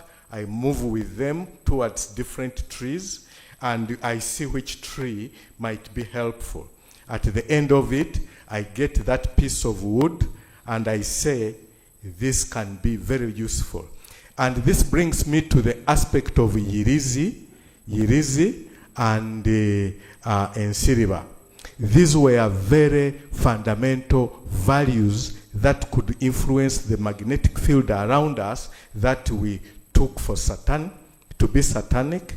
When you imagine you are getting piece of a back cloth, gunomutuba, with a piece of empewere and endaji, eragire, then you put it around yourself and you say Satan has come in. I don't know where Satan passes, but I assure you, Satan has not come in. Thank you. So there is a psychologist that I will allow to submit, but after you. Tusaba Kanyagi, where are you? Okay. Thanks so much, the two doctors, for that wonderful speeches you have given to us. My name is Omulangira Ndawula Kalamula, and I want to start from traditional medicine. One question, Mulangira. One question. Oh, Mulangira, one question. One question. Yes, please. This one. Find a way of doing it because it's late. It's late. Yes. Okay, only two. One. Our ancestors, we mean Muzimu, Lubale, and when Muzimu plus of the same chika, they make what? Lubale. All of them. Doctor, you said about that they serve God. In real sense, they don't serve God. They are doing their job. The only spirit that serve God are the Misambwa. And Misambwa are divided in 4 types. They have those ones heaven, and empowered by Misambwa that delivers message to us. We have new information. I want us to share with you new information that everybody has a power in you. That second voice of yours that you call subconscious mind. That makes the second soul that can tell you, don't go, it's late. And you have said that you are alone when you are speaking. You are not alone. You have that second voice. That's the guardian angel in English. What we can call in Uganda, we can call it Omusambo Gulungami Omuchi or Montu. My question is, traditional medicine cannot heal. Rather than the words used while giving that medicine is what has power, that what heals. I want you to clarify me more about that question. Because you have said traditional medicine heals. Yet traditional medicine cannot heal a what? Spirit. Is that power that they can say that one say, you can speak these words while doing this act. So the act cannot what? Heal. But the words used, given to you by a person giving you that medicine, it what? It what heals. Thank you very much. I have a Kasiru who is a healer. So he does not use any words, but he heals. So that aspect of saying it is the word that heals is not entirely right. But also, emisambwa, you are right. Emisambwa tulinawo emitonde ne emizaale. Tulina emisambwa emirangira egy'okumazzi n'egy'okulukalu. But all these depend on where you come from. Abarangira to us are special. And they have their views. Naye abalangira tebamanyi byabakopi. Nze ndi mukopi. Era waliwo wesikkiriziganya naawe olw'okuba nze ndi more exposed ku bakopi wadde ate abalangira mbabeeramu mbakoppako nnyo naye ate mmwe temukoppa kuffe. Kati obulangira bwammwe bw'otobukolerera busobola okukubuza. So actually there is a lot you know as balangira, but that's not all. There is a lot to know. Thank you. Okay, so the lady in green at the back, your hand has really suffered. Take the mic as we slowly return to the front, and I'm going to allow. My God. Guys, I wish you were in my situation. Thank you. Thank you, Doctor, and thank you, MC, for giving me that favor. I really appreciate.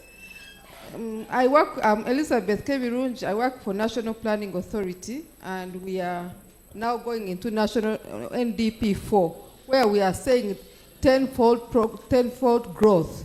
So with this traditional medicine and with development, whereby we are even cutting the trees of the spiritual leaders, what is your take with the population growth is moving on, so it needs good infrastructure to cut down the trees?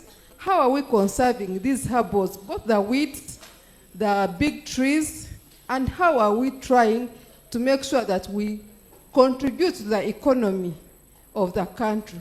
And secondly, I would like to know how most people like me, I normally give medicine to women to have enough breast milk when they have given birth. But when I tell someone, this is the medicine, go and do it through the phone, the mother will not get breast milk. What is that? Thank you. Mindset. Thank you very much. In fact, this Spire, thank you very much for getting me here, because the National Planning Authority is a very important authority to understand our value and understand the value of spirituality. And I don't know to what extent within the planning they engage cultural and spiritual experts. I don't know, but at least they are here. They will put it in some perspectives. The other aspect is that healing is beyond the plant. That's true. But the plant has its role as well. When combined, okuwa omukisa ogwonya ne plant to give it, you effect the healing. And that explains your submission actually supports my initial submission that the plant, much as it has the phytochemical compounds that could be responsible. It has other energy levels that are responsible for some other aspects. Your energy that goes with that plant can lead to activating the lactative cells to produce milk more. So that energy, we don't know how it works, but practically we see it. Nti okugamba nti kino kiwonya n'ekikubuulira kisobola obutakola. Naye ate bwe nkugamba nti kati nga oli omukyala n'angamba nti kati nkukwatiddeko genda owonye, the plants that I touch will have that healing power. So there is a lot of science to be studied there, which currently we are oblivious about, we don't know, but it doesn't mean it is not there. But when we highlight such talks, if we have more, we might get interested students. I'm willing to supervise students in spirituality, in cultural aspects, whether they are doing masters or PhDs. I'm willing to partly co-supervise them. And it is then that we shall actually start developing. We need you intellectuals in this system.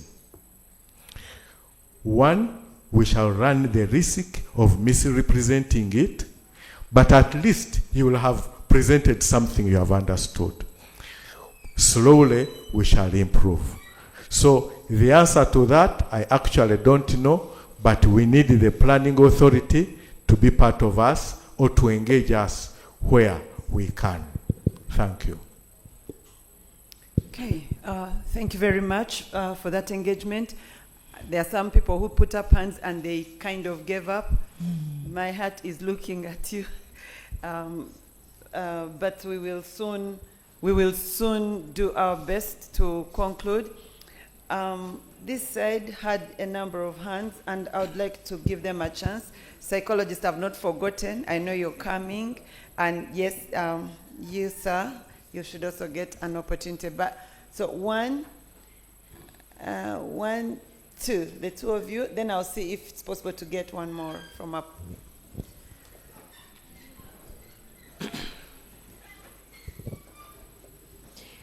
Good evening, ladies and gentlemen. My name is Mabel Ambasize Gift. I'd like, for instance, if two people now decide to use the powers wrongly, if they decide to use the powers wrongly, do they differ? For example, we've heard of instances where people say,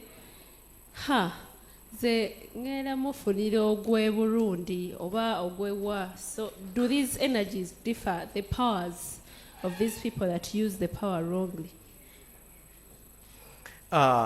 Yes, the difference exists because when you are if you pick a stone in Uganda and you are going to use it wrongly, and somebody picks it from Sudan, it is easier for me to reverse the one in Uganda because I have an inclination towards the stones in Uganda, but I don't have that inclination towards the stones in it. So I will fail to actually do it well, unless I do a mikago. We have, in spirituality, omukago is very important. So if my ancestors, I have those who ever traveled to Sudan, and I engage that one, then I can access the Sudan stone and be able to know what actually was done and how to reverse it. So before you reverse anything, you must know how it's done. Or you must get a clue in knowing what was done. And the spirits can tell you.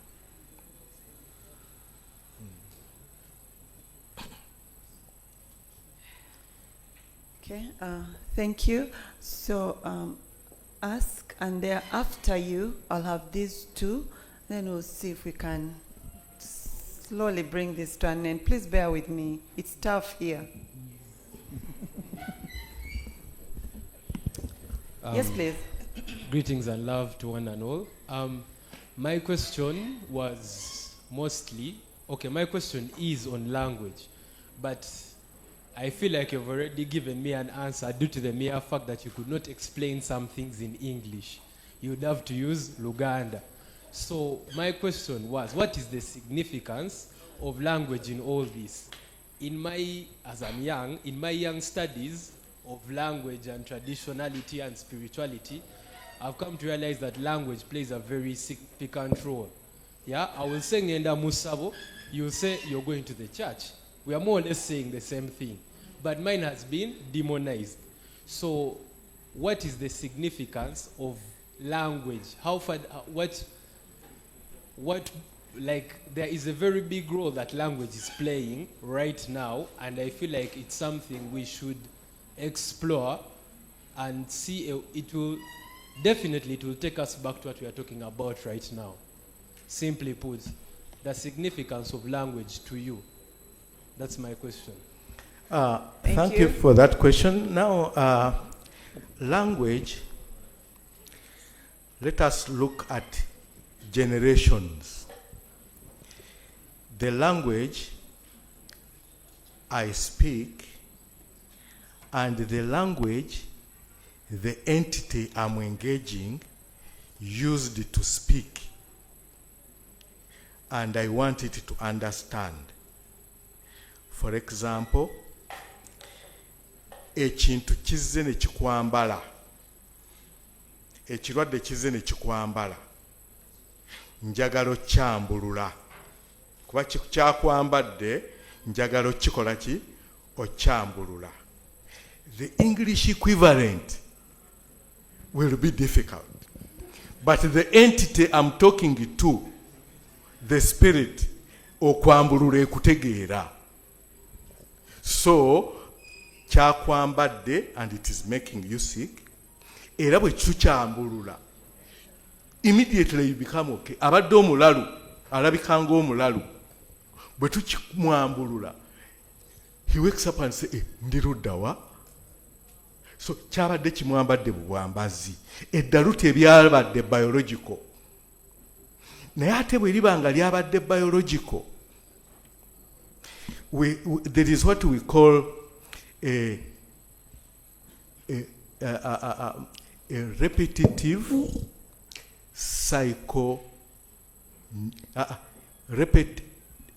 repetitive maladaptive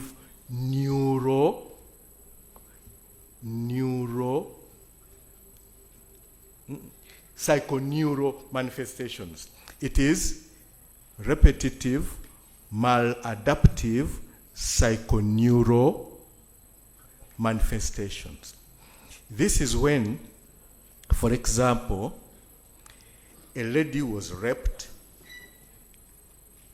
in infancy, at childhood or something like that.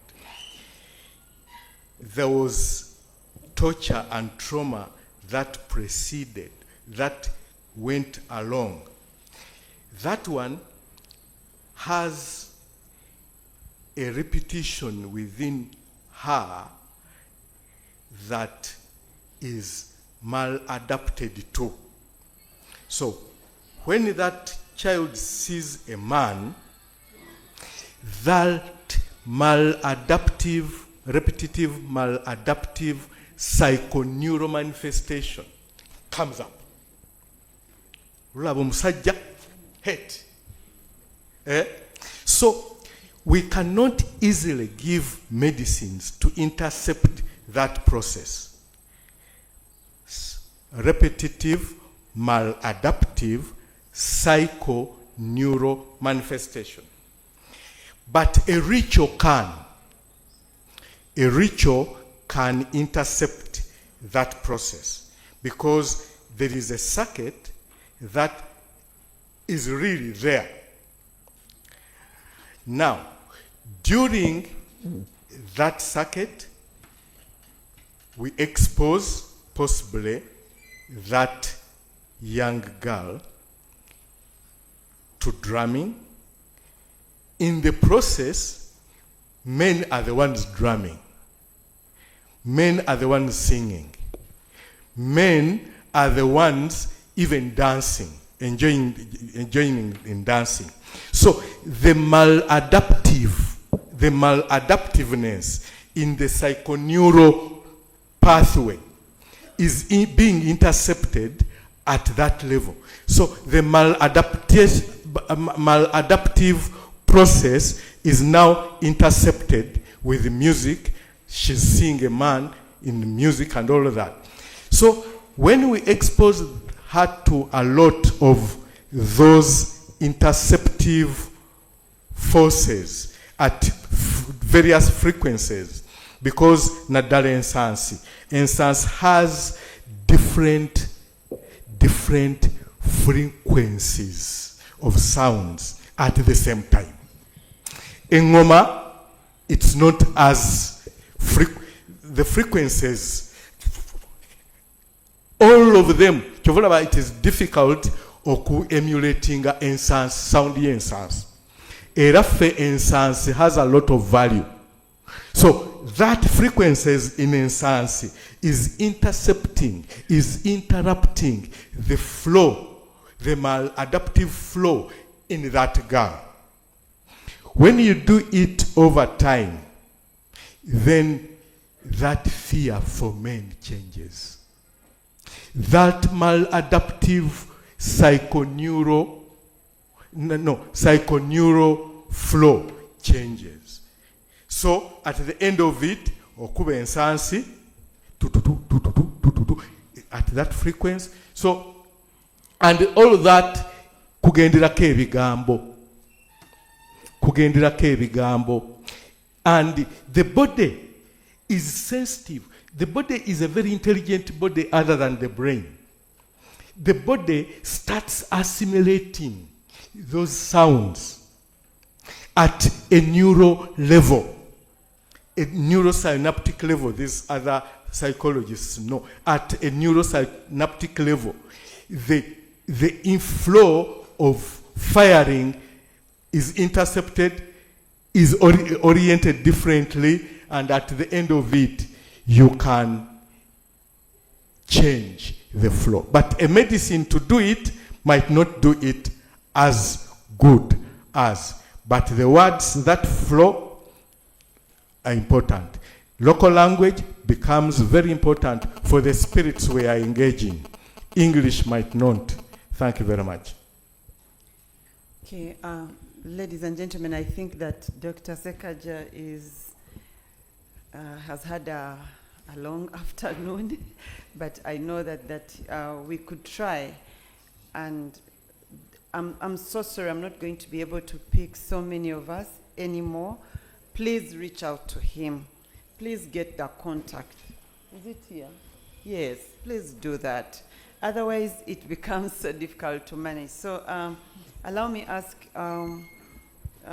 Madame Tusaba and the gentleman after her, you take up the mic. And Doctor, kindly take note of that. Please, I want you to speak to them together, one after the other. So I'd like that they both ask. Thank you very much. Thank you very much. Please keep it short, psychologist. Yes, yeah, it's a comment. It's not like a question. It's a comment. I want to thank Dr. Ssekagya and Dr.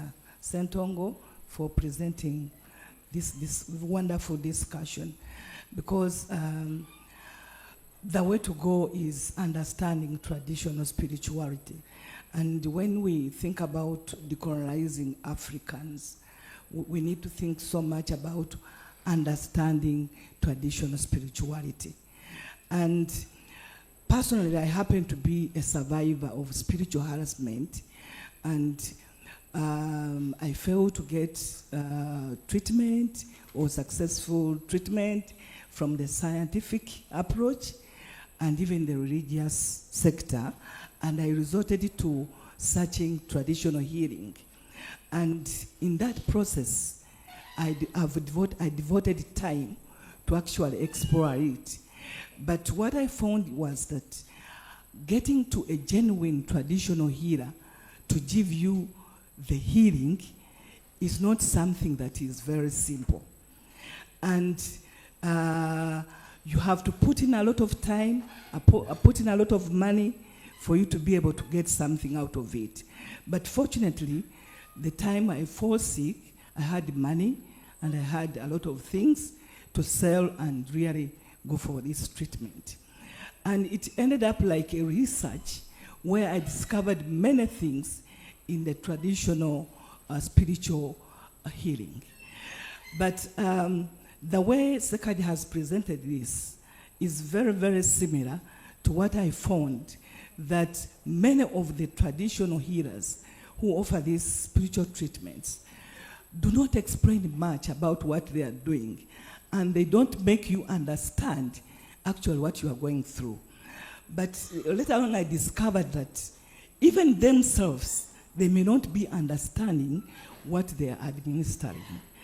And it was just a chance to come across somebody, a spiritualist, who was able to explain to me exactly what he was doing and how my healing was taking place. And I got the feeling, or a strong feeling, that people need to understand traditional spirituality in its totality for the healing purposes to happen. And what I've come to believe, or what I've been able to understand, is that when you want to understand traditional spirituality, traditional spirituality and religious spirituality actually have the same framework. If you are to understand them, you've got to start with understanding that God is a supreme spirit that has created all the living and non-living things, all the invisible and the visible ones.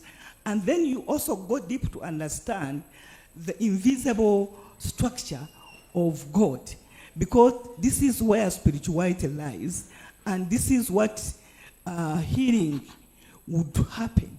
Because God as a creator has had this, system where there are spirits that are angels. It's a hierarchy where you have angels. Here in our local language, we call them Misambwa. And then he has a group of ghosts. Those are what we call Mizimu. And then the warrior spirits, which have been named Mayembe. So, if you want to get the healing in its totality, then you've got to understand something to do with connecting with Misambwa, and those are the angels. And I got a blessing from this man, because I was able to understand that we even have 4 types of angels, and one particular angel that was very instrumental in our lives is that which guides us as people. And that is where all the energy Dr. Ssekagya you were talking about rotates about. That when you understand these guardian angels and you are able to connect well with them, then it becomes very easy for you to heal. Because what he told me was that ancestral spirits must work under the influence of the Misambwa, or the angels. So when ancestral spirits go to work separately, there's a lot of chaos that happens. And that's why you find that things, traditional healing is mixed up and not properly understood, because people are not connecting properly to the supreme, angels that should be guiding this process. So what do I want to say? What I want to say is that as we are looking at traditional spirituality, I think we need to be very keen in making it so clear that people can understand it and use it in their daily life, because it is a reality. It's where healing can take place. Thank you very much. Okay. Thank you. And now at the back behind you, sir, and that will be our last guide. It's too much. Yes. Thank you so much. Yeah. I am called Spire Ssentongo from Uganda Christian University. I'm also a veteran journalist. I'm so happy to have this symposium here at Makerere, which is more known for political science talks and whatever. But we have one of this nature, especially bringing down very complex spiritual and philosophical things to our level. Because first thing, you think that Dr. Ssekagya is going to come with smoke coming out of his nose and fire spitting, but he's talked very eloquently in the white man's language, and I think everybody felt that he's part of them. So my question is this, that we hear, and especially with our musicians on that, the expression okukka mu nyanja, that you go there, you get wealth. And especially for our lake here, the Victoria, called Narubale.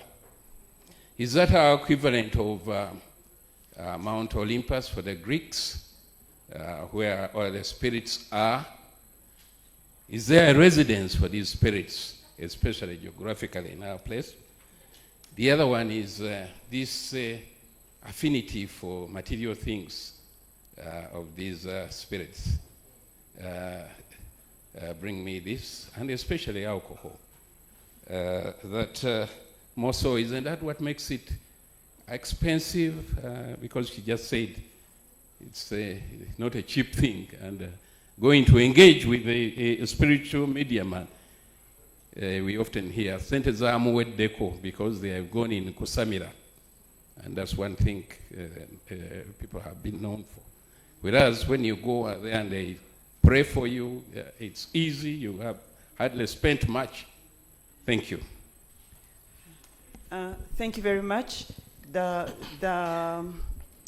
parental heart in me goes out to my students. Let me first address this, and yes. then So comes that in. is the very, you asked and really begged, so that is No. the last one. I will later give one. The last one is online. Dr. Sempebwa, Patriot Sempebwa, get ready because you've also stayed with your hand up till now, and then we'll bring this to an end.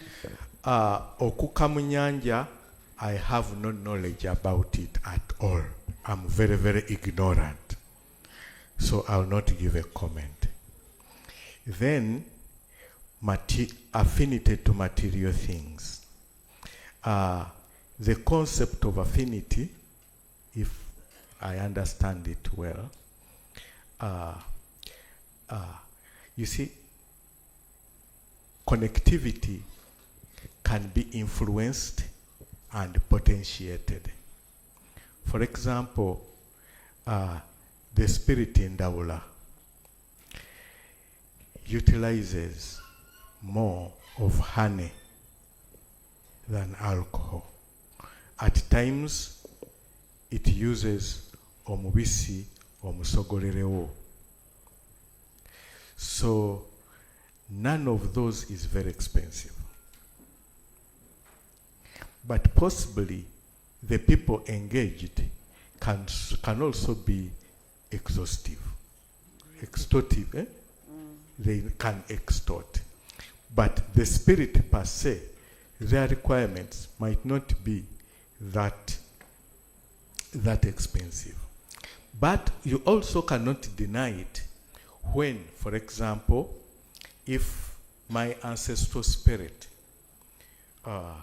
used to provide a vijulo, and that ancestral spirit, for me to engage it, it is better, it will be very comfortable when I facilitate a chijulo. And in this chijulo, chijulo is a communal meal. A communal meal means nearly all living things benefit. Because when you provide a chijulo, the people eat, their spirits feed on them. At the end of it, obukunkumuka, all things you put in the garden, insects come, they eat a little, So the spirits of the insects are also happy. Then birds come to feed on these insects because the insects have accumulated. So the birds, the spirits of the birds feel happy. Then reptiles also come, things like that. At the end of it, nearly all animals, their spirituality are engaged. And at the end of it, what is left rots and goes to the soil. And the spirit of the plants also benefit. When you get the plant, for example, and you soak it in alcohol or ethanol to around 75% or 80 or 90% alcohol in a light, tight container for more than 40 days, depending, we are able to separate the spirit of the plant from its soul and the residue. So we can now engage the spirit of the plant, the soul of the plant, or the material, the phytochemical compounds in the plant, to address the soul ailment in a human being, or the spiritual dilemmas in a human being. So in that way, that process becomes actually very scientific in the separation. And that's the principle of alchemy. Alchemy as a branch of medicine, alchemy, that's the principle they are using. But for us, they can explain it that way in alchemic medicine. For us, traditional medicine, we don't explain it that way, but the fermentation we use, and the process of getting a mandre and using it in extraction, we also use it. We lack the scientific explanation, but medicine don't work because you have explained it well. No. Medicines work because they work, not because they are well explained. Thank you very much. Thank you. Very brief, just go to the point. My name is Nasasa Kevin, the 90th JRC of School of Liberal and Performing Arts. First of all, I would thank our school for preparing this wonderful public dialogue.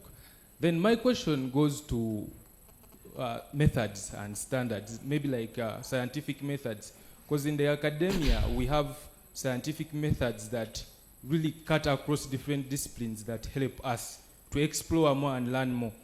In instances where we have different originalities or different traditions, for example, I'm a Mchiga, and I would feel it wrong to start exploring my ancestral origins from the Baganda perspective.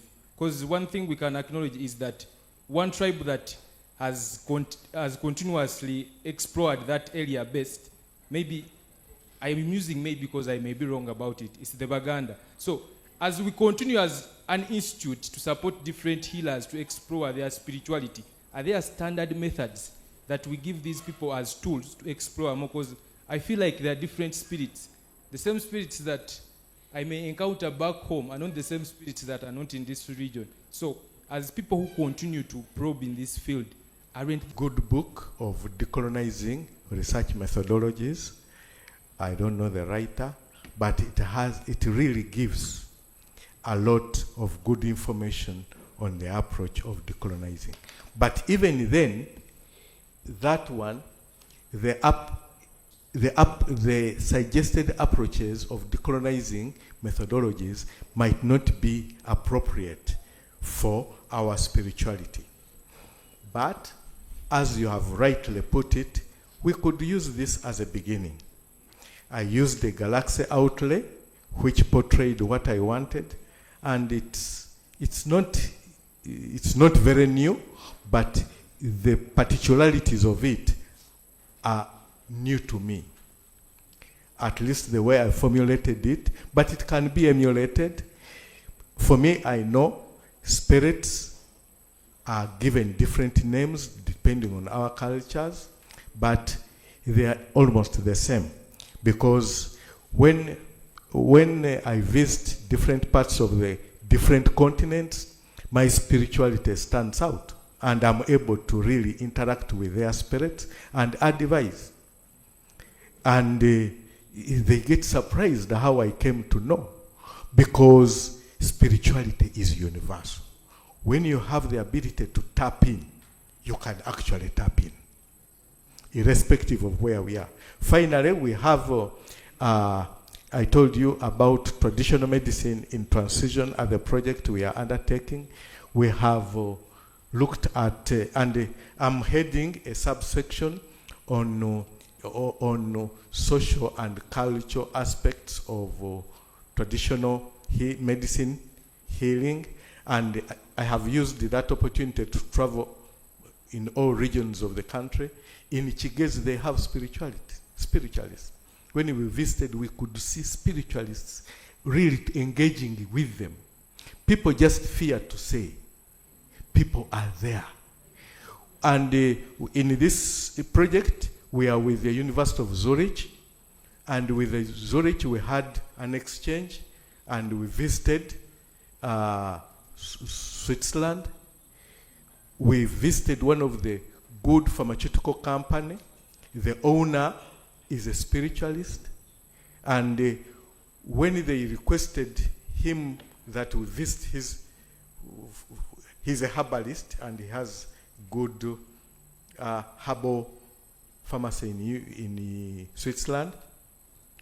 When we got an appointment to visit him, he consulted his spirituality. He was informed on who are coming. When he came himself, he's a billionaire, he came to pick us from the train station. If those who know him were surprised, say, how could he come himself? But when he came, interacted with us, and he said, I dreamt about you, and I was told to pick you. So the other people from Zurich said, you dreamt about him? Yes. This is how he was dressed. And he took us to his forest. He said, I cannot take you to the factory before we go to the forest. And the interaction was really rich.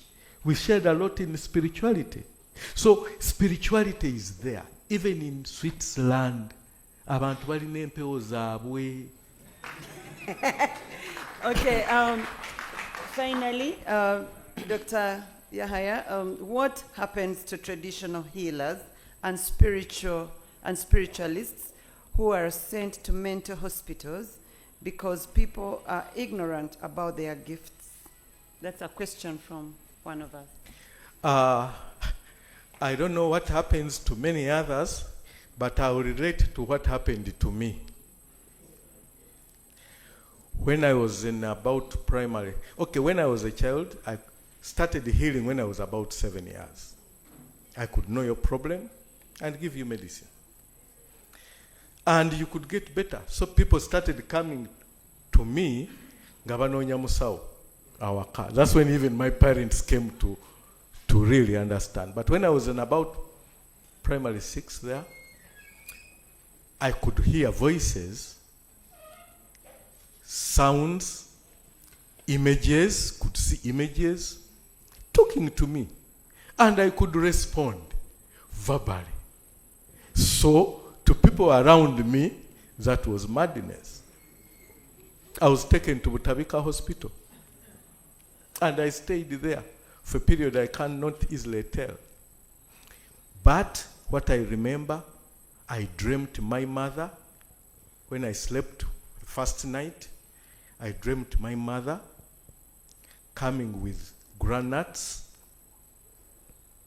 roasted granuts, and somebody within the dream told me what to do with the granuts in order not to swallow the medicine. I took it light.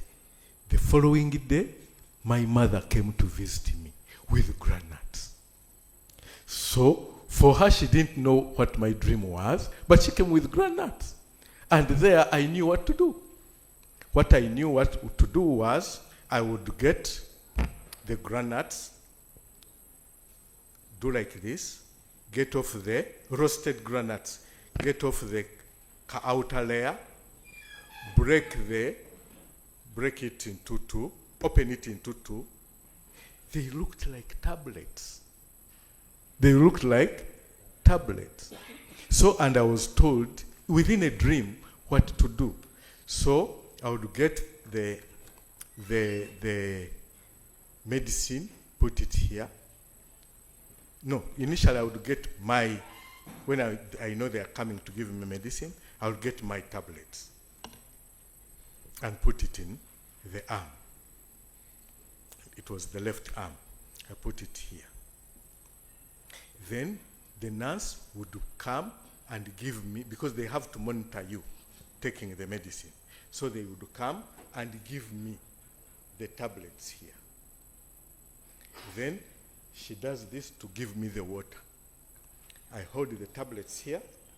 They give me the water. I hold it with the same hand and swallow the granuts.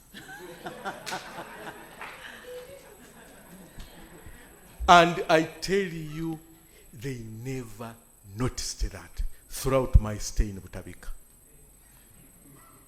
And then, when it was about time to be discharged,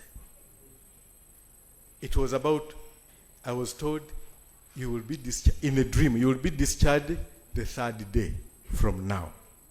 I got excited, and I went to my doctor, and I told him, you know what? You're going to discharge me on the third day. He got bothered and said, the boy has become worse. And indeed, he got bothered. That's when he called in, I don't know who he was, but for me, on the third day, during ward round, a certain short man with glasses came in. He had a coat longer than, quite long. He came in and he was very happy with me, came in, we interacted, he asked me this, that. He was my friend indeed. He went to the ward round, I went with him. First of all, we got tea. So we got tea together. He went to ward round, I went with him, discussing this, asking me this about my parents, about this. He asked me so many questions. I didn't know I was under evaluation. But for me, I saw a friend, an old man friend. So I talked very well and answered every question. And then he asked me how I am finding medicine. Because he was a friend, I told him the trick. I didn't know he was a doctor, because he wasn't even in a clinical court. So I told him, no, for me, I don't take the medicine. I explained everything and said, have you taken the medicine for today? He said, no, I haven't. Because then he called in the nurse. He said, you show me how you do. Did you move with your grandness? I said, yes. Every morning I wake up, I have to be with those. There were always two. So he said, okay, you show me. He called in the nurse. The nurse came. And I did exactly. And the nurse went out without knowing that I did not take the medicine. And then he said, now, where is the medicine? I said, no, I have it in the socks. I had put it in the socks within my pillow. Bring it. I went. I brought it, innocent as I was. And to him, I didn't take the medicine, and I got better. For me, I matured while I was in isolation.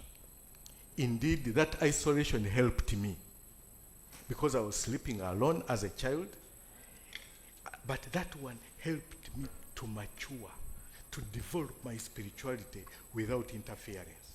At home, when I get somebody talking to me or a voice, I go and talk to them. But now I had nobody to talk to. At the end of it, I was told, don't talk whatever you see or hear. And that's a principle I took. And from that day, from Butabika Hospital, I don't talk whatever I see and hear.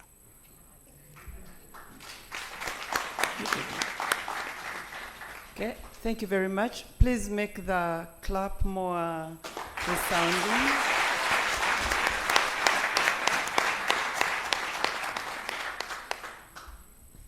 Ladies and gentlemen, what has just happened since we started is a conversation, and you can tell that in Africa, that is also part of our wealth.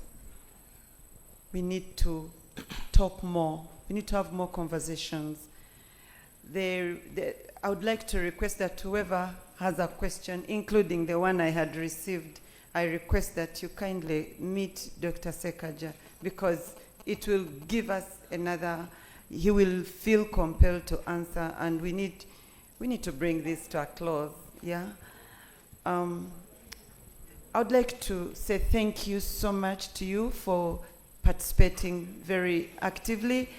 The online audience, we couldn't manage you so well because you're too many, so much to say.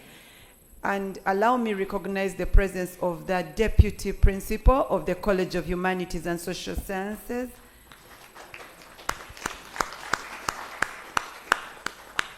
Yeah, you're welcome, Prof, and thank you for joining the conversation. That's Associate Professor Eric Awich Ochen, and we are pleased that you could make time to be with us.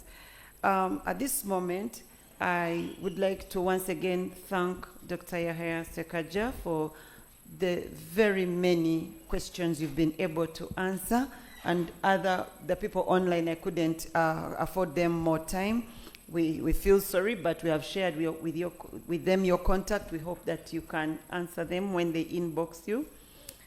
Allow me at this moment request Dr. Spire Ssentongo to come and just make a statement, and thereafter I'll request the Dean to invite the Principal, who is online, Professor Helen Nkabala, to make the very closing remarks. We are glad she could stay online and be with us. Dr. Spire, please.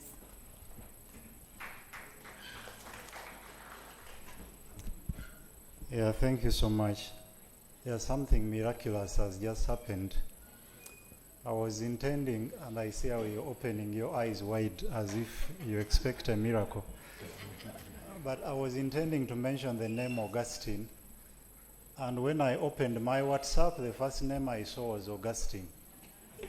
I hope you're not doing something.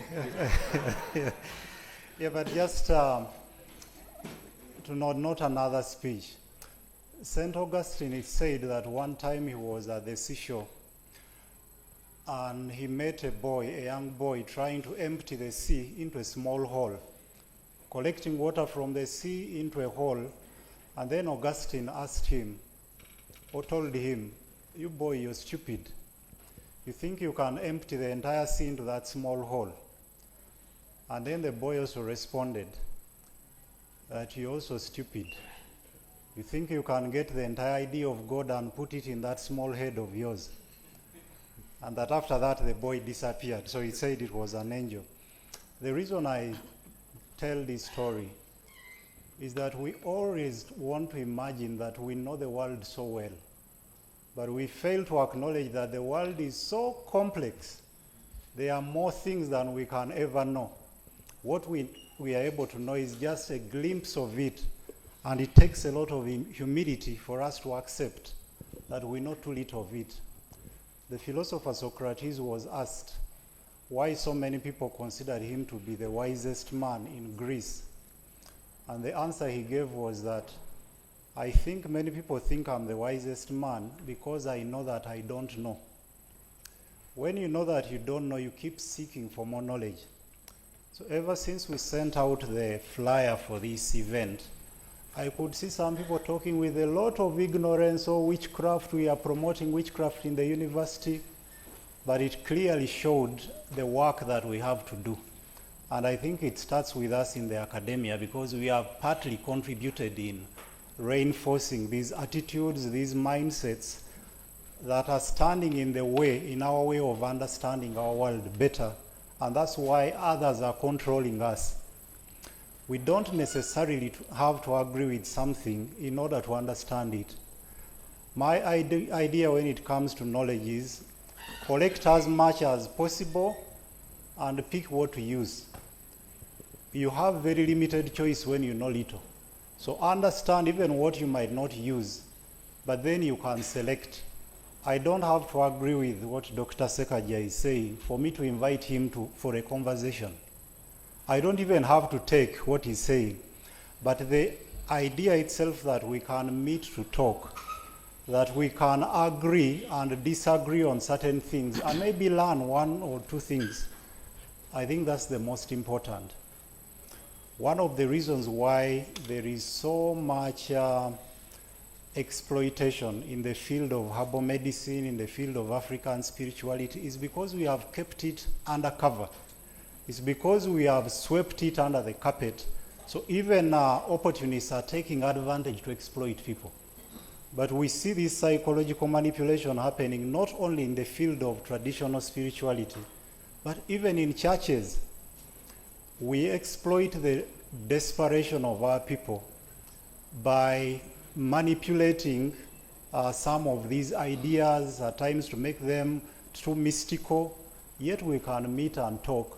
The more people talk about these things, the more they understand, and the better they are, they're in a better position to choose whether to believe this or not, and the larger or the wider our freedom to choose, I think the more equipped we are with what to work with for a better world. There is a lot in this conversation, in African spirituality, herbal medicine, witchcraft as well, that can be useful, but we can't know it without conversation. When you looked at the image, when I first put up the banner with the image of Dr. Ssekagya and me, some people simply looked at the garment he's wearing and they said, now he's bringing witches to the university. Which is the general approach we use when we are approaching things we don't understand. We tend to profile on the basis of what we know. But when you profile a person, you have already limited your ability to understand them. I think now, after listening to Dr. Ssekagya, many of you could be ashamed of the attitudes you had when you just looked at the picture and formed a conclusion. Perhaps those who are out who had that bias. It is those biases that block us from knowing. The garment has very little to do with what one knows and what we can learn from them. When he mentions, when the dean read out his profile, many of us looked shocked. Oh, he even has a PhD, or even studied law, or even studied public health, because we have boxed him on the basis of what is already in our minds, and that's how we want to know him. And that means you have built a wall which cannot allow you to understand more. So I'm really happy that for those who are here, those who are online, we have stayed on this long. We started at 2. It's coming to 7.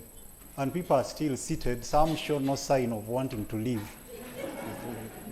I think that is a very good indicator that despite of all the resistance, despite of all those forces of fundamentalism, I call it religious fundamentalism, those who don't want to listen to those they don't agree with. Despite of all that, there are people who are willing to know more, who are willing to listen, and I think that is a good sign for our progress. Now we know that there is a lot around the politics of knowledge. Knowledge is a political thing. Someone who doesn't want you to understand and use something will find a way of demonizing it. By demonizing it, they have made sure you'll not study it. I don't know how much of this we teach in universities. When, as academics, we are talking, these are some of the things we put in a category, just as you hear when he was talking about how traditional medicine is treated. It's called alternative or complementary medicine. That language is not innocent. It has already created the main, the authentic, and the alternative. You could as well use that, but ideally you're supposed to use this. And we keep building these binaries which are very detrimental to understanding, to knowledge.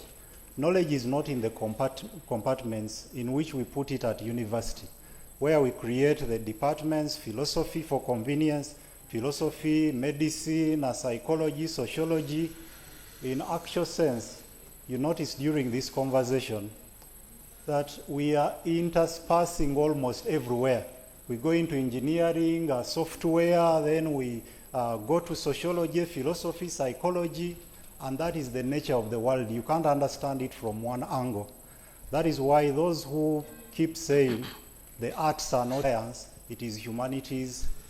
We need so many approaches, and therefore we need to understand each other. We need to understand the politics of knowledge that determines which knowledge is put at the center, which one is put at the periphery. We need to understand the role of pharmaceuticals, for example, and why they wouldn't want us to discuss this. There is a big fight for people like Dr. Ssekagya not to talk about these things, because this is business. And as business, someone has to protect their territory. I would want to end by thanking once again, starting with a very patient audience, physical, online. I'm told online still we have multitudes of people. From the very beginning, they were in thousands and they are still there. I really appreciate that, both as a gesture to understanding, a gesture of the yearning to know, but also the solidarity in doing this.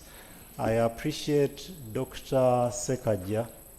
When I reached out to him, I still had this feeling that maybe he could refuse. But one thing I've learned about him, he's a very humble man, the humility.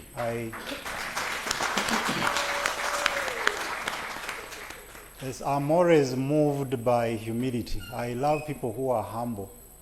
And it's one of the signs that one has matured in knowledge. One is educated. The more you know, the more knowledge humbles you. If you see someone is so arrogant, it's one of the signs that they are ignorant. But knowledge tends to humble you, because the more you discover, the more it shows you that you know so little. So thanks for the humility, Dr. Ssekagya. Thanks for taking all this time. You've not even taken any drop of water. I don't know whether the spirit stopped you, but you patiently sat in and answered all the questions asked without complaining.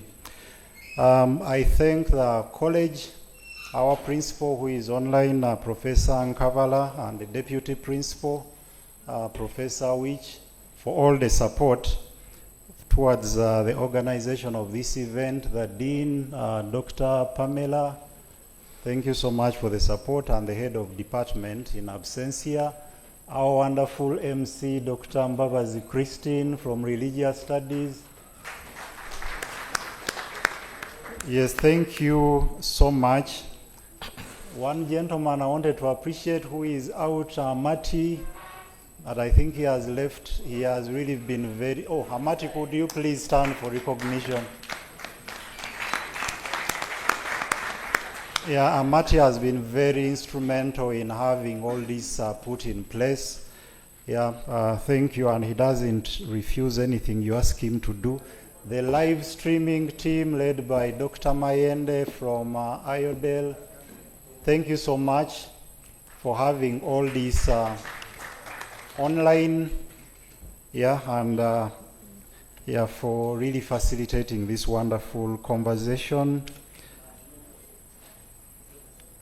And Madame Anyango, our PRO, she has done a lot in putting information out there. Maybe some of you got to know it from her. And the entire team you have been working with, please, thank you so much. I just felt I should do this personally, although I know the principal would as well add. But I reached out to many of these people individually, and they have been very helpful. And lastly, although not least, I thank management of the university. Yes, thank you so much. I don't know why you're laughing, but I'm wholeheartedly and honestly thanking them. Yeah, we keep learning. Maybe next time better. So now I want to invite Dr. Kanahwa to invite the principal. Thank you so much. Wow. We've been sitting for the last 6 hours, and probably more for those who came early. Thank you very much for your patience, our audience. We don't take you for granted. Learning never stops, and I trust that we've learned a lot this afternoon. Dr. Spire, I don't really have much to say other than to say thank you very much for bringing us Dr. Ssekagya. Dr. Ssekagya, we are very, very honored to host you today. And we hope that this conversation can continue, that you could see the hands that were up when people wanted to ask questions and were not given an opportunity.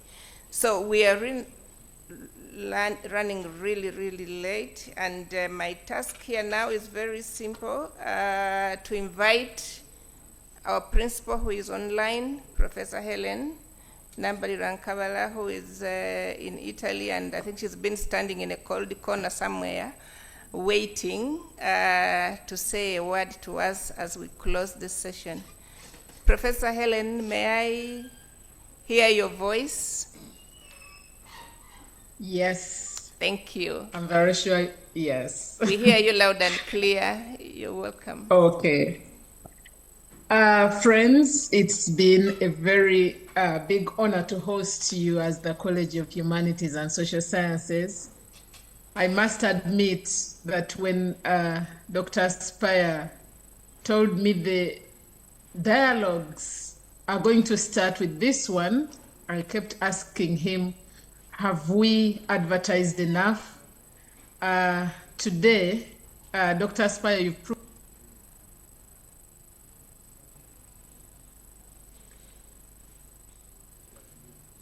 Prof, you are muted. As the College of Humanities and Social Sciences, we are delighted to have hosted you, Dr. Ssekagya, and I want to congratulate you, Dr. Ssentongo. Spire, thank you so much for bringing this to bear. This is the very reason the college exists, and at the beginning, when my dean was speaking, the dean of the School of Liberal and Performing Arts and the head of department, they emphasized one thing, and that is the fact that we are not afraid of speaking about the major things that many are very afraid of talking about. Today, you have proved that as humanities and social sciences, part of our critical engagement is to broaden perspectives and understanding. I am very confident that those who have attended this conversation have broadened their perspectives. They have got global awareness, and their understanding of human behavior has been taken to another level. I'm also delighted because today we have addressed complex issues. Thank you, Dr. Ssekagya, for bringing the science into the cultural perspectives, into spirituality, because the complex matters have indeed been unraveled. And I'm very sure that this is inspiring creativity and innovation. Hence, moving forward, I have seen many telling us to start the degree in spirituality, and BFT said he's ready to teach electromagnetics. This shows that the conversation we have had has really inspired people, and they are becoming more innovative than they would have wanted. Thank you for the open insights, and thank you for taking us through this journey. I want to really thank all the people, all the Choose family, the communications.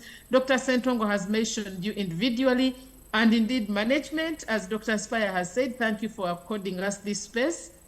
And we can invite you already that just watch the space for the next dialogue that we have.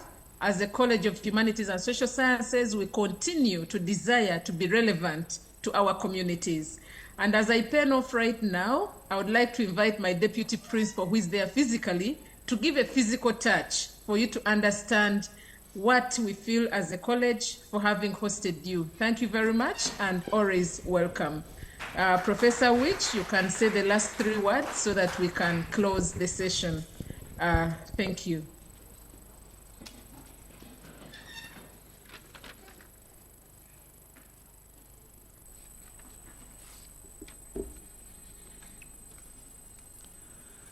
Thank you so much, my dear principal, Professor Ellen Nambalirwa Nkabala. Thank you for joining us from about 5,000 kilometers away, and send our greetings to those people as well. Dear colleagues, I think this is one of the few, should I use the word symposium, as somebody said, that I've seen people stay up to the end, still glued to their seats, and still very interested in learning more about these issues. As my principal indicated, the College of Humanities and Social Sciences is a very unique college within the university. It is the college that actually glues together the entire Makerere University. They call us the soul of the university, but as you've seen, we have departments and colleagues, scholars, who are not afraid to engage with difficult subjects. The moderator here, my dear sister, Dr. Christine Mbabazi Impyango, did a very good job. She's from the Department of Religion and Peace Studies. And my colleague here, who was having a very interesting conversation with Dr. Ssekagya, Dr. Spire Ssentongo, is from the Department of Philosophy. My dean on my extreme left, Dr. Pamela Kanakwa, is from the Department of History, Archaeology, and Heritage Studies. And we have many other departments. CHUS, as some of you may not know, is the biggest college in the university with 15 departments. And it encompasses all these areas of specialty, of knowledge, of engagement, of academic discourses, languages, social sciences, liberal and performing arts. This afternoon, Professor Buyinza, who is our academic registrar and also the acting deputy vice chancellor for finance and administration, called me and told me, Professor Witch, I want you to move to the uniport down there at CTF2 and meet a professor from Botswana University. She's interested in having an engagement with the college. When I moved there and met the lady, she was very excited in talking to me.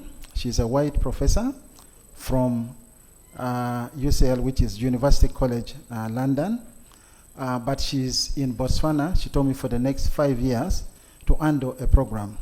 And she told me her area of interest for the next 5 years is going to be on how the humanities and social sciences can work together with STEM, the science field of STEM, in addressing issues of knowledge generation, issues around truth, and all this kind of thing. So our interest is in bringing together these two. And she told me, I hope you guys have a very strong department of performing arts as well, because I want to see how I can bring in the culture and the arts. Indeed, I said, yes, we actually do. So we'll be waiting to hear from her in terms of how we can move forward.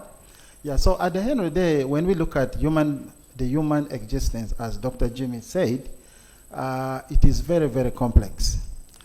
I think many of you have heard about the space telescope. I think it is called Herbal.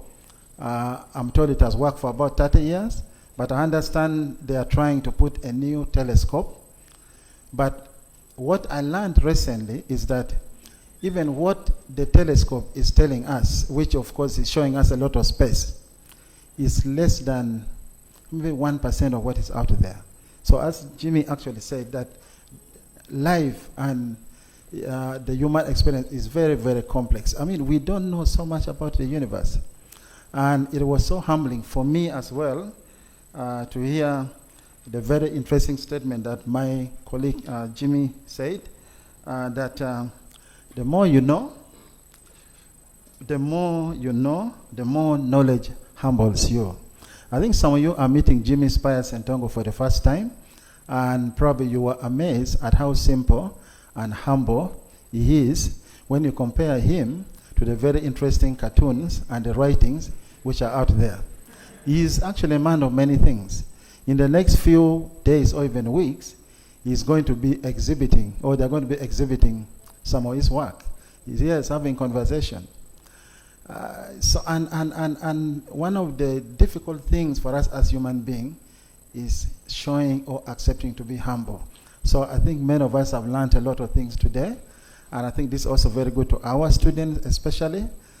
So without saying much now, I'm also a humble person.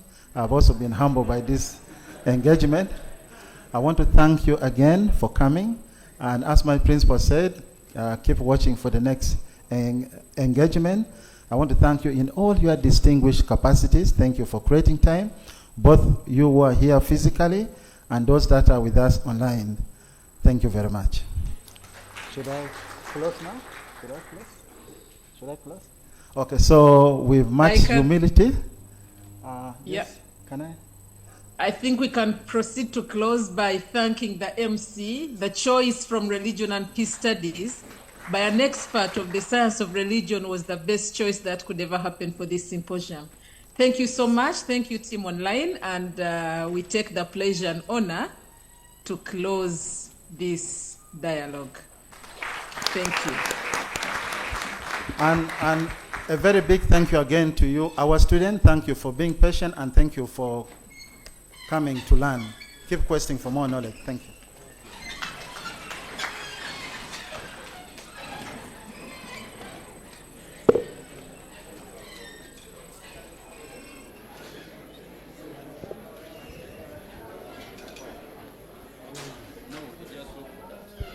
Just type in that.